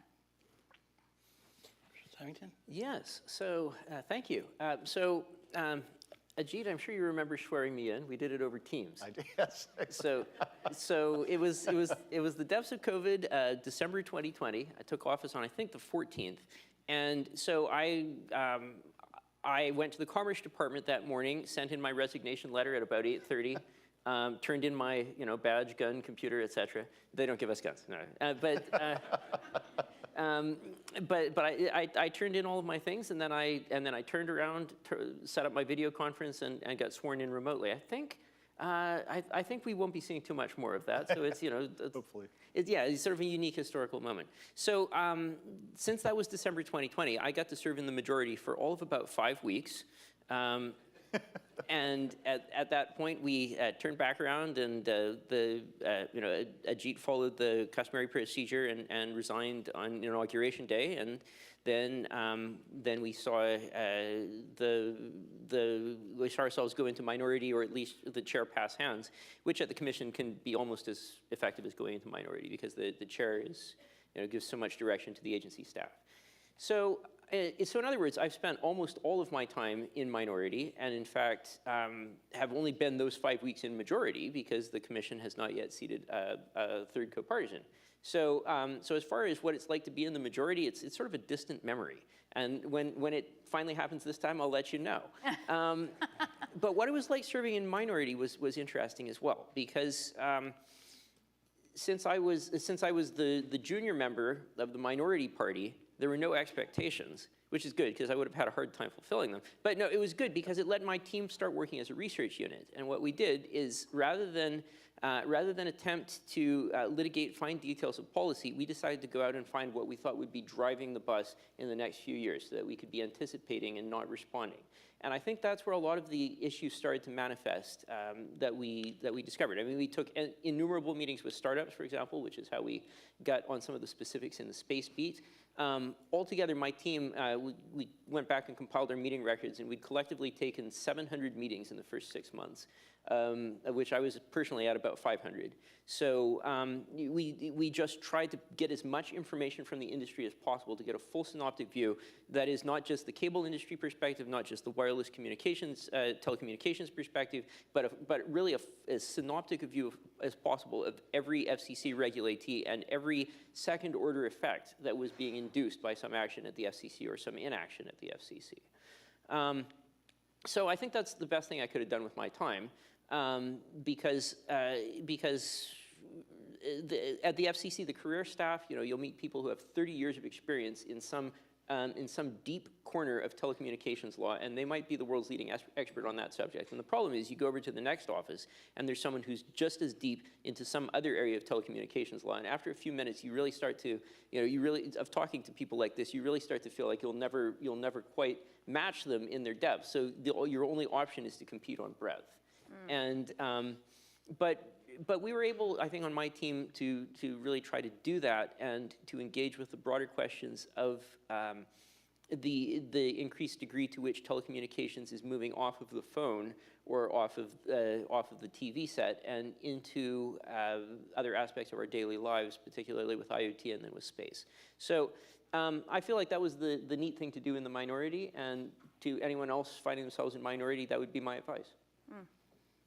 Chairman Pai, did you enjoy your days in the minority?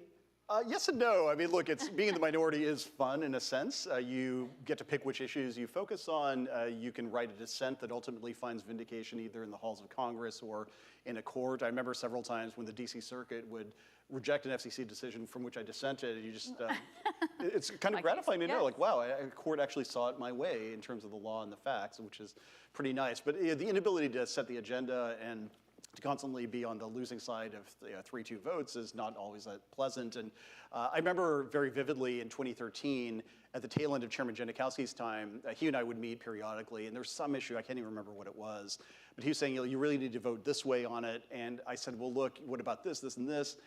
And he said, I was just sort of sitting there like a minority commissioner does, like, you should be doing X, Y, and Z, you should be doing now, and accommodating me on this. And how hard, I remember saying this, how hard could your job be? You've got 1,500 people at this agency, you set the agenda, you win every time, can't you just throw me a bone? And I just very, very vividly remember Julius sitting there, and he pointed his finger, he's like, someday you're gonna be in this seat, and you're gonna understand how much harder this job is than your current job. I was like, that's ridiculous. I mean, come on, I'm working so hard now. And then I became chair, and suddenly the wisdom came to me that Julius was absolutely right. And I have told Tom Wheeler, that my predecessor, I met with him recently, and I told Tom, like, I don't know how you put up with me when I was a commissioner.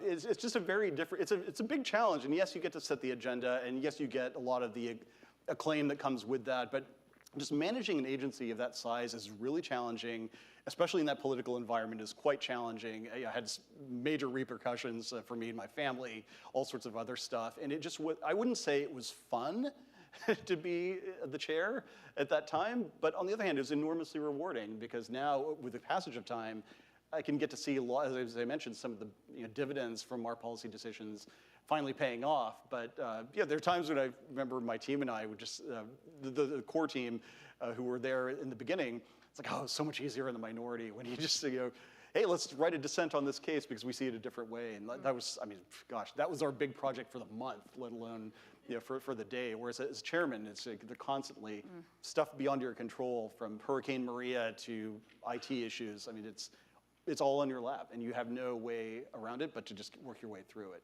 That was a challenge. Well, I wouldn't know, but thank you. So there's been a lot of conversation in DC about the independence of the agencies you work at or worked at. Interested in your take on how you see how the FTC and the FCC fit within the overall executive branch. We heard from Chairman Carr and his interest in making sure that he's aligned with the Trump administration and their vision for communication policy. How do you see your role and the tension between the administration and Congress? That's a great question. And this morning, Chairman Ferguson spoke about this at length, and he described Humphrey's executor. And I agree with everything that with all of his explanation on all of this, and that all of the power of the executive is with President Trump. And President Trump lawfully exercise his constitutional authority in removing Commissioners Slaughter and Bedoya. And so I just want to clarify, my last question, when we're talking about majority, looking forward to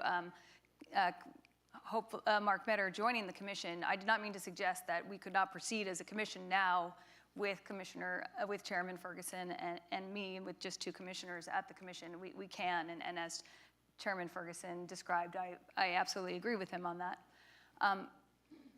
With all of that in mind, it doesn't, we have a very important mission at the commission. And as I've talked about, we need to protect the American consumers. That mission is critical. It's also very urgent, as I've described, with the fraud and with what we are expecting.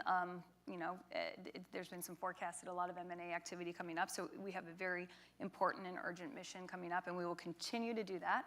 And we will continue, and the job for me remains the same. I will approach this job and looking if I have reason to believe that there's been a violation of the antitrust laws, of consumer protection laws, then I will proceed to support those enforcement efforts.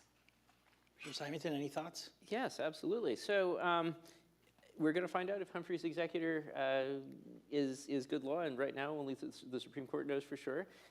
But I guess the language in it is interesting, right? Quasi-legislative, quasi-judicial, and the question that comes to me reading that language is, what's the significance of quasi in there? Is it perhaps the fact that these agencies have started to slide a little bit into being actually legislative, actually judicial? I mean, that's certainly one way to read the implications of Jarkessi. As saying that we were actually acting as a court increasingly at administrative agencies, and had sort of arrogated to ourselves that power, whether that's an independent regulatory agency or not. And so asking about what the contours of power should be like, and asking the simple question, what article are you under exactly? Should absolutely be part of how we justify our continued existence at these independent regulatory agencies. As far as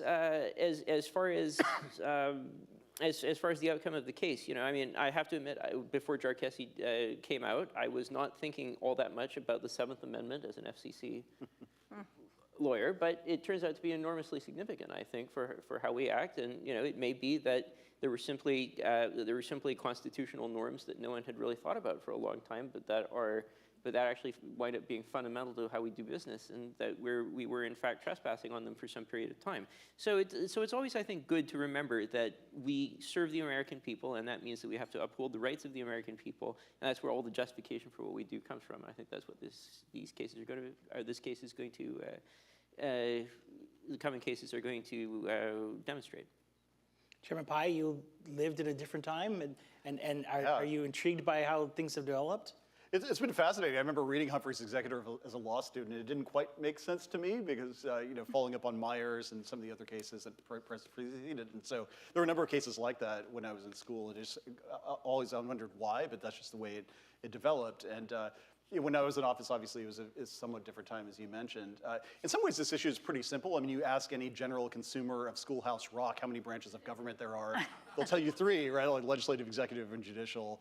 And so it seems to follow, as Commissioner Symington was saying, like the FCC has got to be one of them, and the FTC has to be one of them.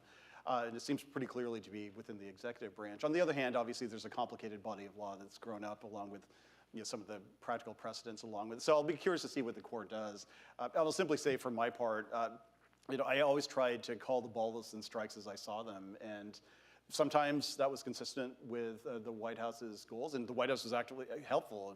Things like 5G, for example, we couldn't have done it without a cross-agency effort, led in part by the White House. So, we'll see where it shakes out, but it's certainly something that has generated all these constitutional debates that have been lingering in my own mind since the 1990s.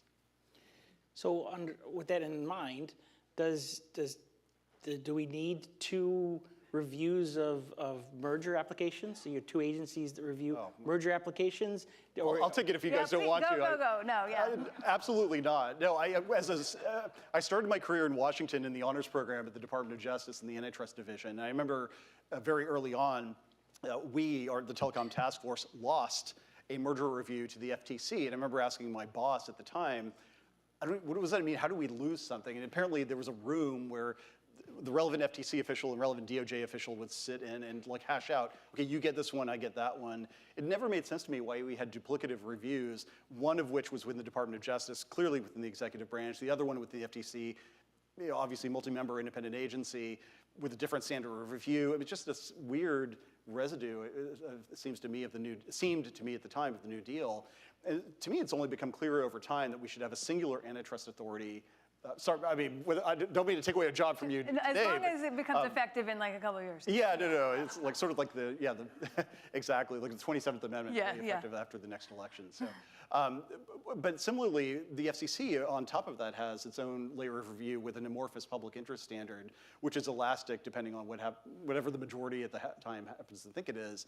So I honestly think, especially now in my current role, getting to see how much you have to think through the regulatory review process, and that's not even including Team Telecom and CFIUS and all the rest of it. It's just incredibly complicated, and I think it would be helpful for everybody, especially the American public, to have a single standard of review administered by a single agency based on criteria that are open and published and transparent and understandable and consistent with basic economics. And I don't think in the 21st century that's too much to ask. I think the single standard review, that absolutely makes sense to me. But there are some arguments for whether, is it redundancy or is some of this overlap help to miss some really problematic mergers that will, and by finding those and by challenging those can really help consumers. But I think also just to think of the FTC, and Chairman Ferguson talked a lot about this morning, as having a very interesting kind of distinctive mandate as it looks at both competition and consumer protection. And having both of those kind of issues can really help inform each other as we're looking at these cases. And particularly as I'm looking at, like, for example, a consumer protection enforcement action, it is right in my mind as I'm thinking, okay, if we do something there, how is this going to impact the market and competition in that respect? But we also have the ability to do a lot of expert studies and whatnot, and having both of those mandates can really inform those as well. Mr. Simonton, any thoughts? You want to give away authority or you want to take it all? Well, the public interest standard is an interesting one because people who have a background in antitrust are often a little surprised at how hard it can be to call the likely outcome of FCC merger review. And then adding to the complexity, of course, is that FCC jurisdiction comes from medium, like the medium truly is the message. And so as such, people in the general public, and even the informed general public, the investing public or something, are often surprised by the degree to which the medium of transmission winds up being determinative of whether or not something is in the public interest. Adding to this, Congress has often had different points of view on this at different times, and so there could be perfectly good law that is nonetheless very restrictive to one industrial business category while being very open to another, thus leading to a structural advantage in capital allocation and capital entry for the less regulated business type. You put it all together, and it's hard to argue that the FCC's public interest standard is either predictable or a timeless, perfect, finished piece of perpetual wisdom. I think we definitely need to be asking ourselves to what degree should the public interest standard be an unpredictable encumbrance on a forward-looking basis? And what is the public interest, in fact, that we're trying to vindicate, and can that be articulated in a clear way to people other than, the FCBA lifers? Commissioner Holyoke, the FTC has a more clear-cut structure and a statutory regime to follow, and if if applicants don't like it, you can sue if they try to move forward notwithstanding. And Chairman Pai is talking about clear-cut rules, and Commissioner Simonton makes a compelling case of why the public interest. Where do you fall on all the differences between the agencies reviewing a merger that only differs based on the technology they offer? Well, I mean, that's a great question. I think that companies who might find themselves, and this is for us, we have the FTC and DOJ overlap, find themselves in that clearance process, might be trying to figure out why do I get a different standard? And I agree completely. The standard review, I do think, and I've spoken about this before, should be the same. From a pragmatic standpoint, I really don't think it's going to make much difference in our enforcement efforts. And I think we can go into court and still win our cases based on our strong cases. We have fantastic staff that are absolutely up for the task to fight those cases. But these are, tough questions, and ultimately, and I know this morning it talked a little bit about the One Agency Act and where that goes, and it's ultimately a question for Congress to decide. Okay. So switch a little bit. Where do you think that the applicants deserve a final decision so they can challenge it? I know there's an instance in the last administration where the applicant just lingered and then sent to the ALJ, and it lingered there, and I think there was some concern about that. Do applicants deserve kind of a due date or a drop dead date to be able to make either move forward or not move forward or something of that nature? Do all you have thoughts on that? Go ahead. I'm going to just jump into Yeah. this one because I'm of course, this is an FCC case that we're talking about here. Oh. This is. Well, it sounds like an FTC case. Yeah, exactly.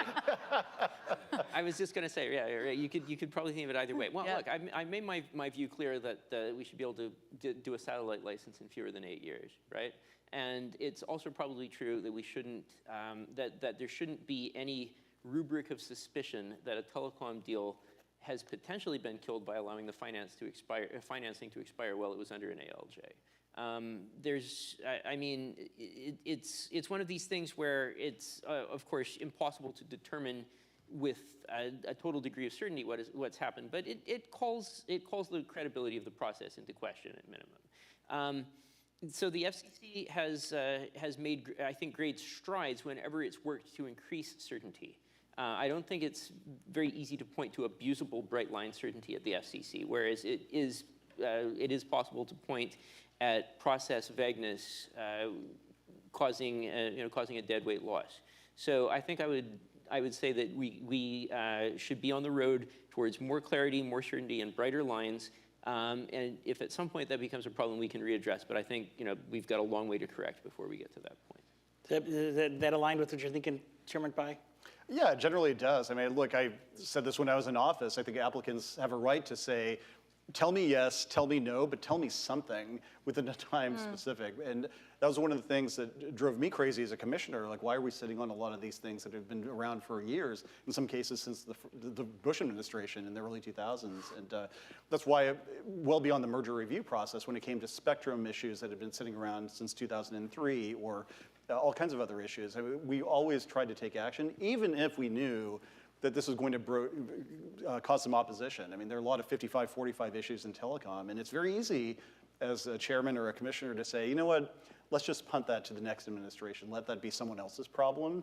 And ultimately, I don't think that's not public service. To me, that's the abdication of public service. You're called to these positions to make difficult decisions, even when it means you're going to be criticized. And so, yeah, I remember in the summer of 2020 when an article came out, Ajit Pai is making powerful enemies on the road to 5G, and it ticked through the Department of Defense and FAA and NASA and NOAA. And I remember my mom, who had a Google News alert for my name unhelpfully, like, oh my God, what's going on? All these powerful people, some who wear uniforms, are mad at you, and I had to go through and explain, we're making these decisions because it's ultimately the right thing for the American people. And it would be easy for me to not broach my mom's chagrin or the American public chagrin by just kicking the can down to the next administration, but that's not what I was willing to do. So again, I think every agency should have an orientation towards action. People in the private sector deserve certainty, whether they're operators, investors, public interest groups, whatever. If they've asked you to make a decision and explain why you made the decision in a transparent way. And I think ultimately everyone is better off for that, even if you ultimately get criticized. So both agencies. I would say ours, we're a little bit differently situated. Yeah, no, please, absolutely. Oh, sure. I think historically, the FTC, if we have a merger before us, we will either sue to block or we won't, and we don't issue these approvals. But I think the market understands that, and the market, they when they're coming up with their deals and their merger agreements, they work into timelines, and it's slightly different because of HSR and understanding that. So I think from the FTC's perspective, if we added, some sort of approval process, it would likely just add a layer of regulatory transaction costs that is probably unnecessary. So both agencies not only have to work with other parts of the executive branch, but also deal with international settings. And you have conferences and negotiations. How do you view the role of the agency in those situations? And I think in the past there were, I've laid some criticisms of how the last administration handled the interactions of FTC matters internationally. I think FCC is preparing to come forward with WRC, and we have some different problems for spectrum and globalization and harmonization for trying to find, agreement with countries like China, Russia, Iran. Very interesting dynamic in the ITU. How did you interact with the U.S. leadership, and what did you think of that process, or how do you think of that process overall? I'd be happy to start unless... yeah, go ahead. So I think it's incredibly important for these agencies to liaise with their counterparts across the U.S. government and present, either in a bilateral or multilateral basis, a very consistent view of what the American interest is. I mean, spectrum is the easiest example. In the lead up to WRC 2019, it wasn't just a delegation one day deciding to fly to the Middle East. I mean, it was a series of very extensive meetings in the 2 years or so leading up to it, which helped us build a foundation for action on some spectrum bands that allowed us to get harmonized spectrum, which is obviously critical for our companies and our innovators here in the United States.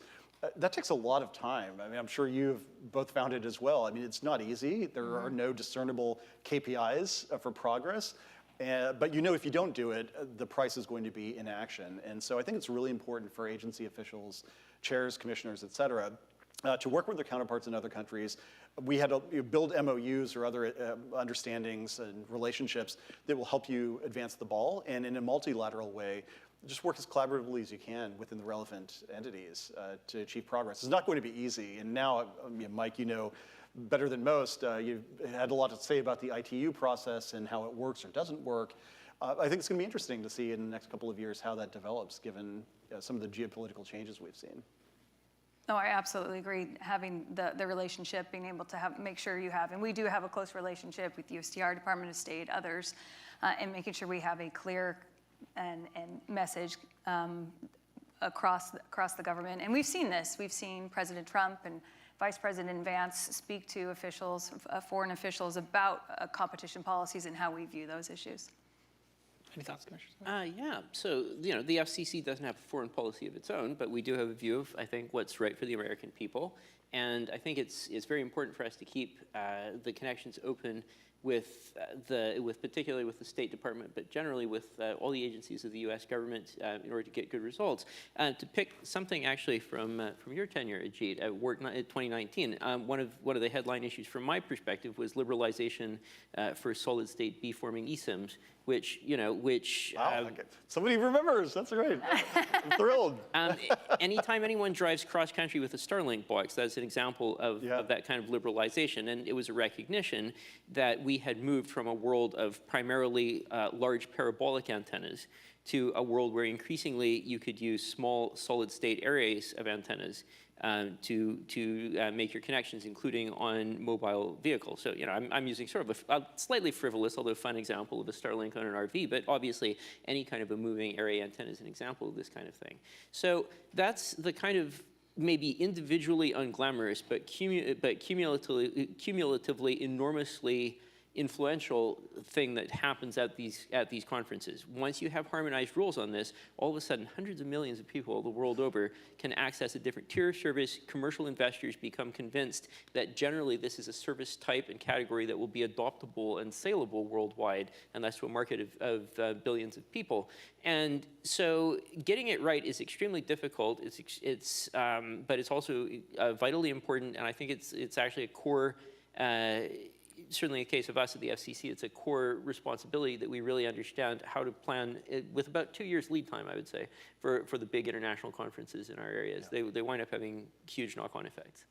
By the way, the other piece of it, which, not to add to the answer, but the other piece of it, which may be unique to the FCC, I don't know if the FTC has something similar, but I just want to give a shout out to USTTI, which has done fantastic work over the years. The late Ambassador Gardner, who pioneered the idea during the Reagan administration, bringing in regulators, communications regulators from around the world to help them understand how the American policy framework operated and to help them replicate it in their own countries. And I'm forever grateful to Mickey, to Jim, everybody at the USTTI for working with the FCC as a partner. that's the kind of thing which I guess you might call it soft power, but to me, it had like really hard advantages over time. Once thousands of regulators go through this process and understand how we do things, it just makes things a lot easier when you have a lot of these conversations that we've just discussed. Makes sense. So one of the hotter topics in policy is artificial intelligence, AI. Can you share your thoughts on whether your agencies have authority, and does government need to impose some limitations? And if so, what are your thoughts? Is that wide open enough? Yeah, you can go ahead. Okay, You wanna start? sure, I'll field that one. So the FCC is just to set the stage for people who are not professional FCC with a professional FCC focus. The FCC is about 1,600 people. That's to regulate the entire telecom industry in the United States, whether that's broadcast TV, whether that's cable, whether that's wireless mobility, whether that's phone lines, whether that's satellites, whether that's radars, just a huge amount of stuff. And one of the things that's a little bit unique about us and a little different in the age of DOGE is that we are regulatory fee funded rather than appropriations funded. In the main, sometimes we go and get appropriations if there's a big extra job that Congress has tasked us with, and Ajit knows what I'm talking about. But in the main, we're regulatory fee funded, so that means that we're structurally capped at how we want to grow unless we can make an argument for why the industry should be paying more for its own for the benefits of its own regulation. So where this puts us in the age of cybersecurity is a little bit of a tough question, because we want to do things in this perhaps in order to fulfill our statutory mandate, but it's not clear which Peter is going to be robbed to pay that Paul. And it's a little bit the same thing with AI. Insofar as the FCC has a point of view about AI, I think we should be primarily a taker and not a maker in having that point of view. We may have our own specific experiences that are arising from the cases that we're dealing with or from issues brought in by our regulatees. But in the main, we don't have the technical expertise or the research depth within the organization to be formulating AI policy as a prime actor. There are areas where it's likely to come up. Probably a lot of people are hearing about 6G. There's probably going to be an AI element in allocating frequencies and transmission pathways for 6G whenever we have a standard for it, which we don't. So far, 6G is a notion and not a thing. But in any case, that's the kind of thing where there will likely be AI applications for a highly important regulated technology in the future. And to that extent, the FCC will have to have a point of view about AI. Otherwise, I think we should butt out. I like that. Stay the heck out of the way. But I think the same for the FTC in terms of this is an area that we're obviously paying great attention to, and I think we have.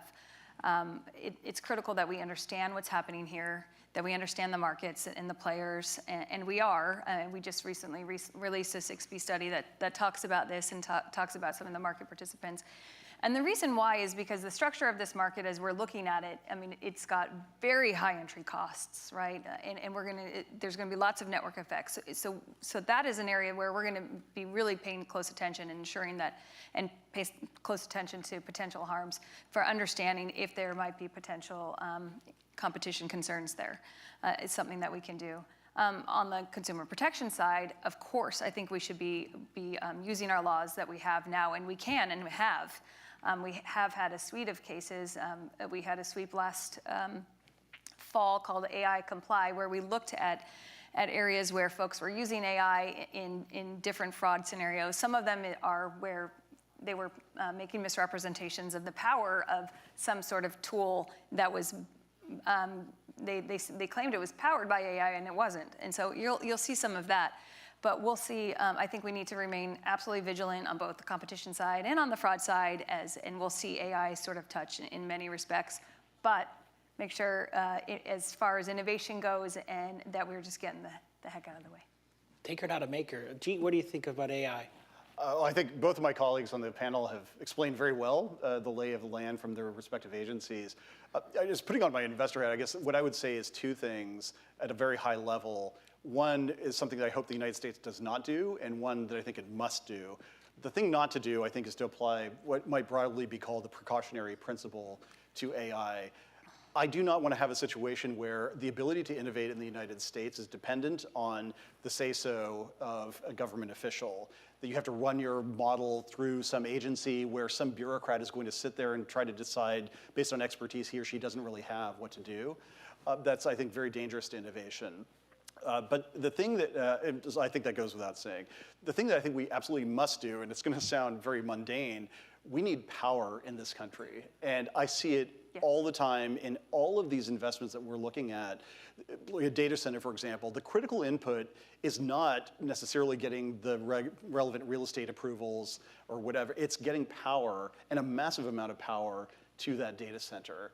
The loads that are going to be required for these data centers to operate once AI really starts to scale, it's going to be enormous, magnitudes of what we have today. It's exceptionally difficult to build anything in the United States today. It's very hard to get electric utilities visibility into how they're going to supply 1 gigawatt or more to some of these data centers that are required for AI to pop. And I worry as a country, forget about just as an investor or as a data center person or AI enthusiast, that 5 years from now, 10 years from now, compared to where China is in terms of power development, we're going to be significantly behind if we don't move quickly. And so I'm thrilled to see that the Energy Secretary has been in the center of this in the private sector, and now he's going to apply his expertise in the public sector. This is one of the, and it has all of these secondary effects as well. You know, it helps drive down inflation because it makes things cheaper to produce and get to market, et cetera. But I think power is one of the unheralded saviors of the telecom sector, the technology sector that we just don't talk enough about in this town. Well, we can all turn into energy practitioners. So, well, yeah, I wish I were. With that, I think our panel is coming to an end. I want to thank everyone. Please thank my panelists. Stay there. 1 minute. Yeah, no, you are coming to an end, but I want to thank Mike as well and the panel. You know, we've been doing, this is our 17th annual conference, and we're also live streaming it as well. So there are people over in Asia, Africa, I'm sure, watching us too.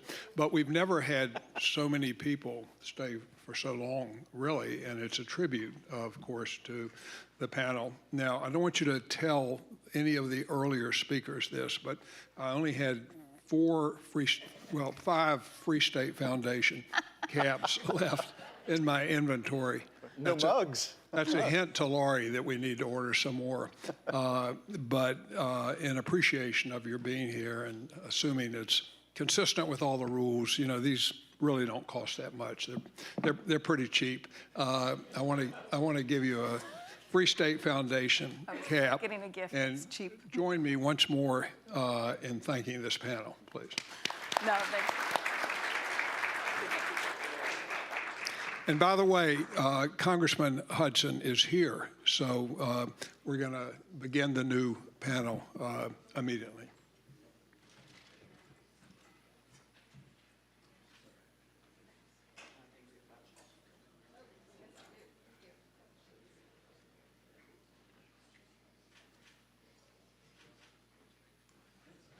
Okay, we're going to have the closing keynote address in just a moment.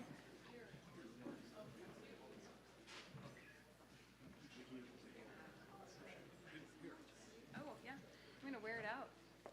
Yeah. I will wear it proudly. There you go. Thanks so much, Randy. Really appreciate it. This is great. Thanks so much. This is fantastic. Mike.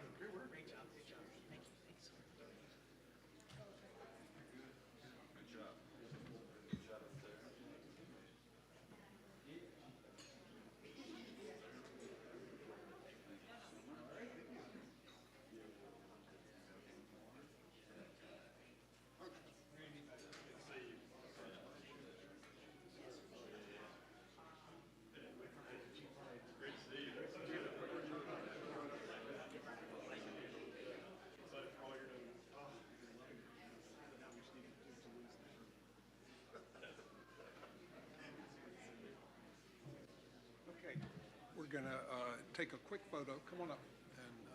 And,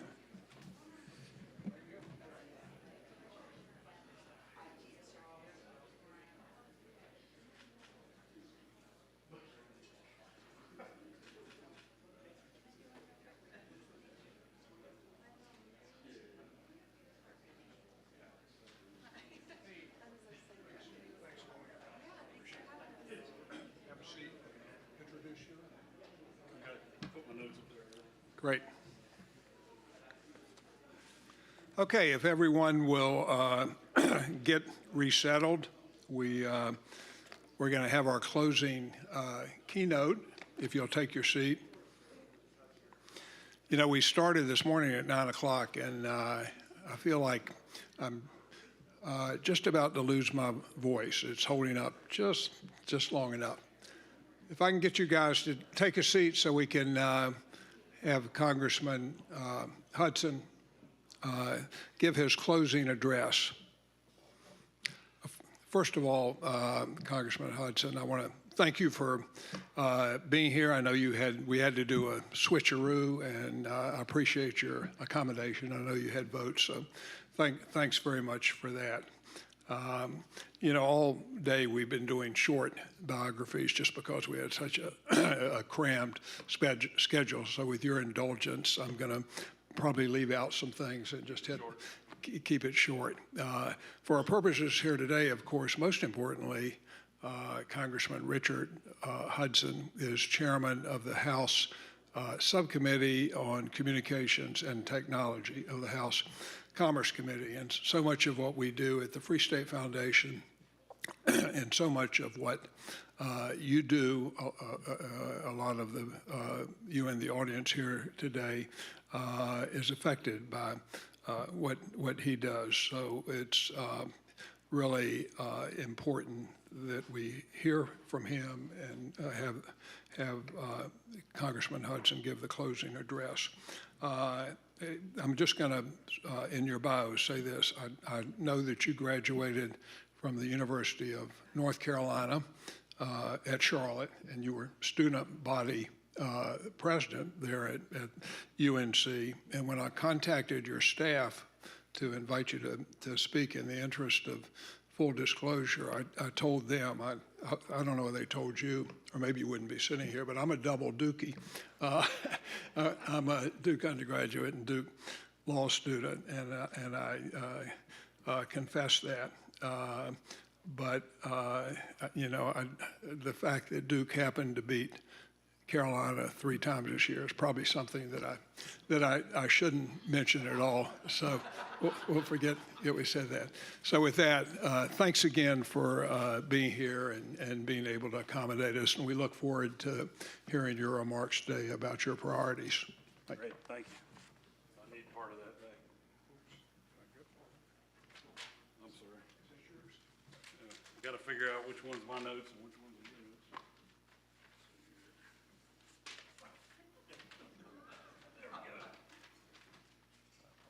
No problem. You know, Duke is still playing in the tournament, so I'll give you that. You know, we have our state Supreme Court justices are elected on the ballot, and our Chief Justice was running for re-election years ago. One of his best lines was, "I've lived in North Carolina my entire life, except the 4 years I went to Duke." So I always thought that was great. Yeah. Well, thank you, Randy, for that introduction, and thank all of you for sticking around. I know it's been a long day for you. Here in the House of Representatives, we consider this about halfway through the day.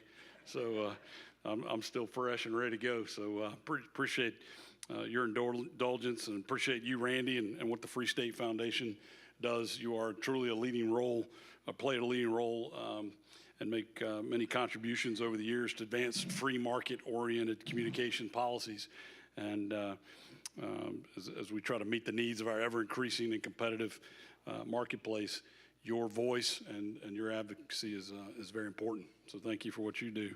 As chairman of the telecom subcommittee, as we like to call it, I've been working to deregulate, to modernize, and streamline rules so telecom industry in America can thrive. I know that providing services to all Americans is a goal we all share, regardless of the hat each of you wear in the audience. And I want to make sure that we provide the resources, but maybe more importantly, the flexibility for you to do that.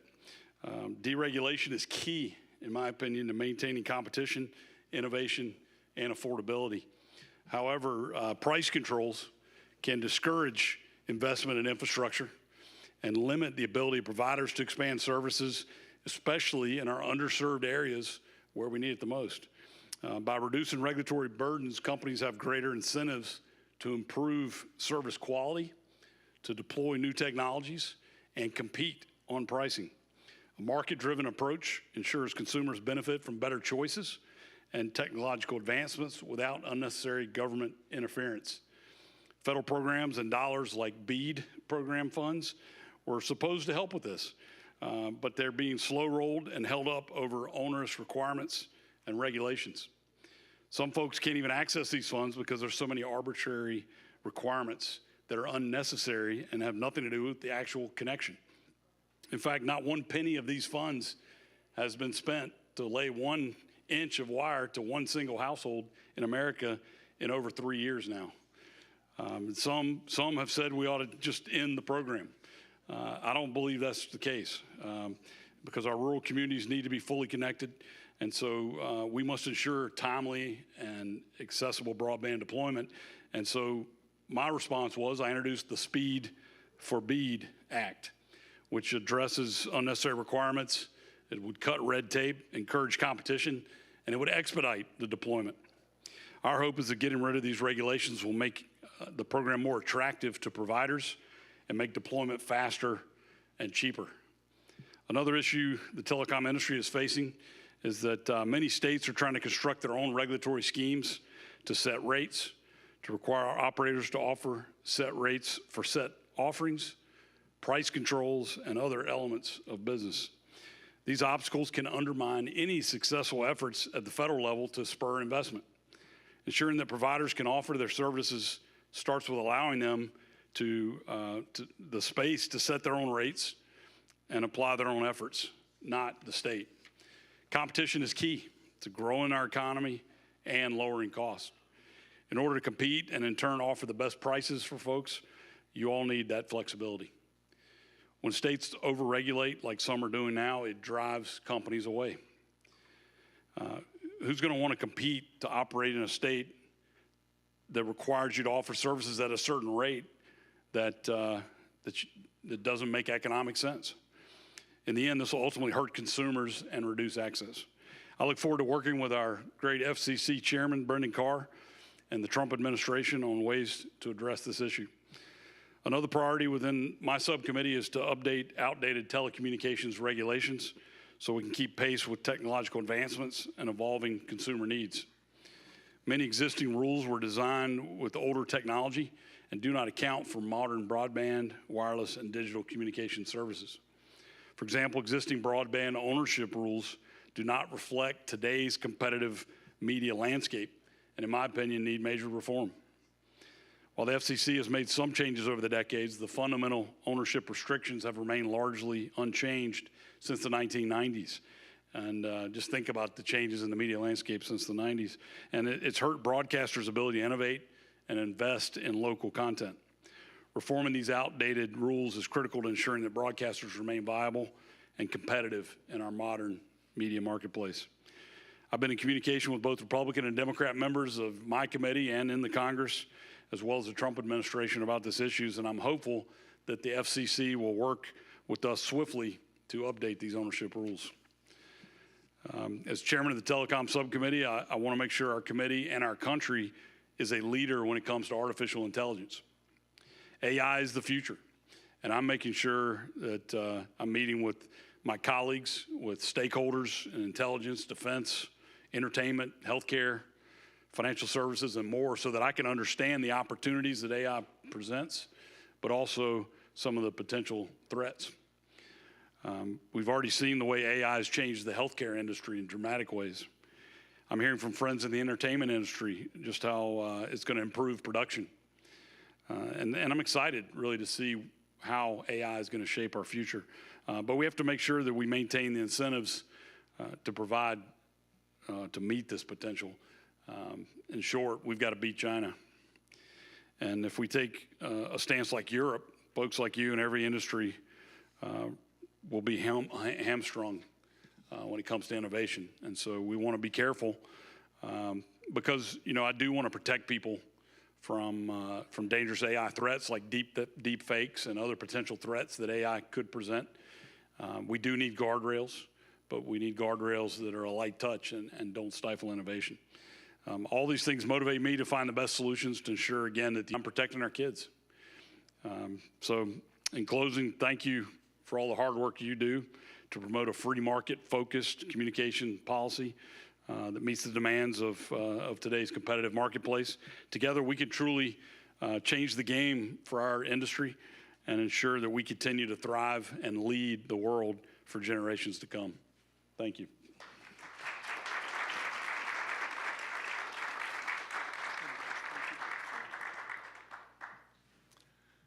Thank you so much, Chairman Hudson. I don't always have as much difficulty with these pieces of paper.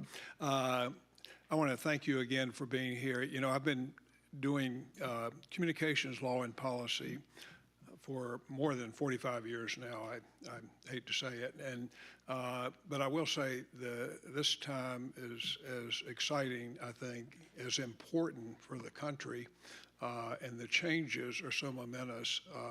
The challenge is so great that it's really very important what you're doing, the work that the committee's going to do under your leadership, and we appreciate it. We appreciate very much your dedication. I know we want to be helpful in any way we can, and it's just we wish you the best because of the important work.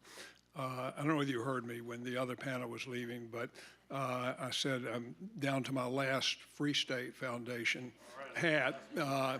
And, you know, it might pain me to give it to someone that went to Carolina, but on the other hand, I recognize what you're doing, your leadership, and all joking aside about Carolina, you know, I grew up in Wilmington, North Carolina, and until the last minute, I thought I was going to UNC at Chapel Hill. So I've got a fond space in my heart. Again, thanks for being here. We've never had so many people stay for so long, honestly, to listen this late, and I think it's a tribute to you and the work that you're doing that we have the audience here. So thanks again very much.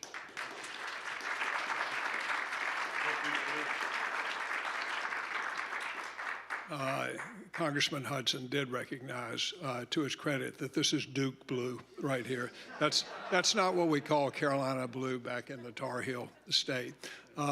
So with that, I'm going to thank all of you again, thank all of our audience on live stream for being with us today. This is going to conclude the 17th Annual Free State Foundation Policy Conference. And with that, we look forward to seeing you again next year for the 18th Annual Conference. Thank you all very much. Thank you. All that joke, those were jokes. Well, you sent us Michael Jordan from Wilmington. So yeah, we did.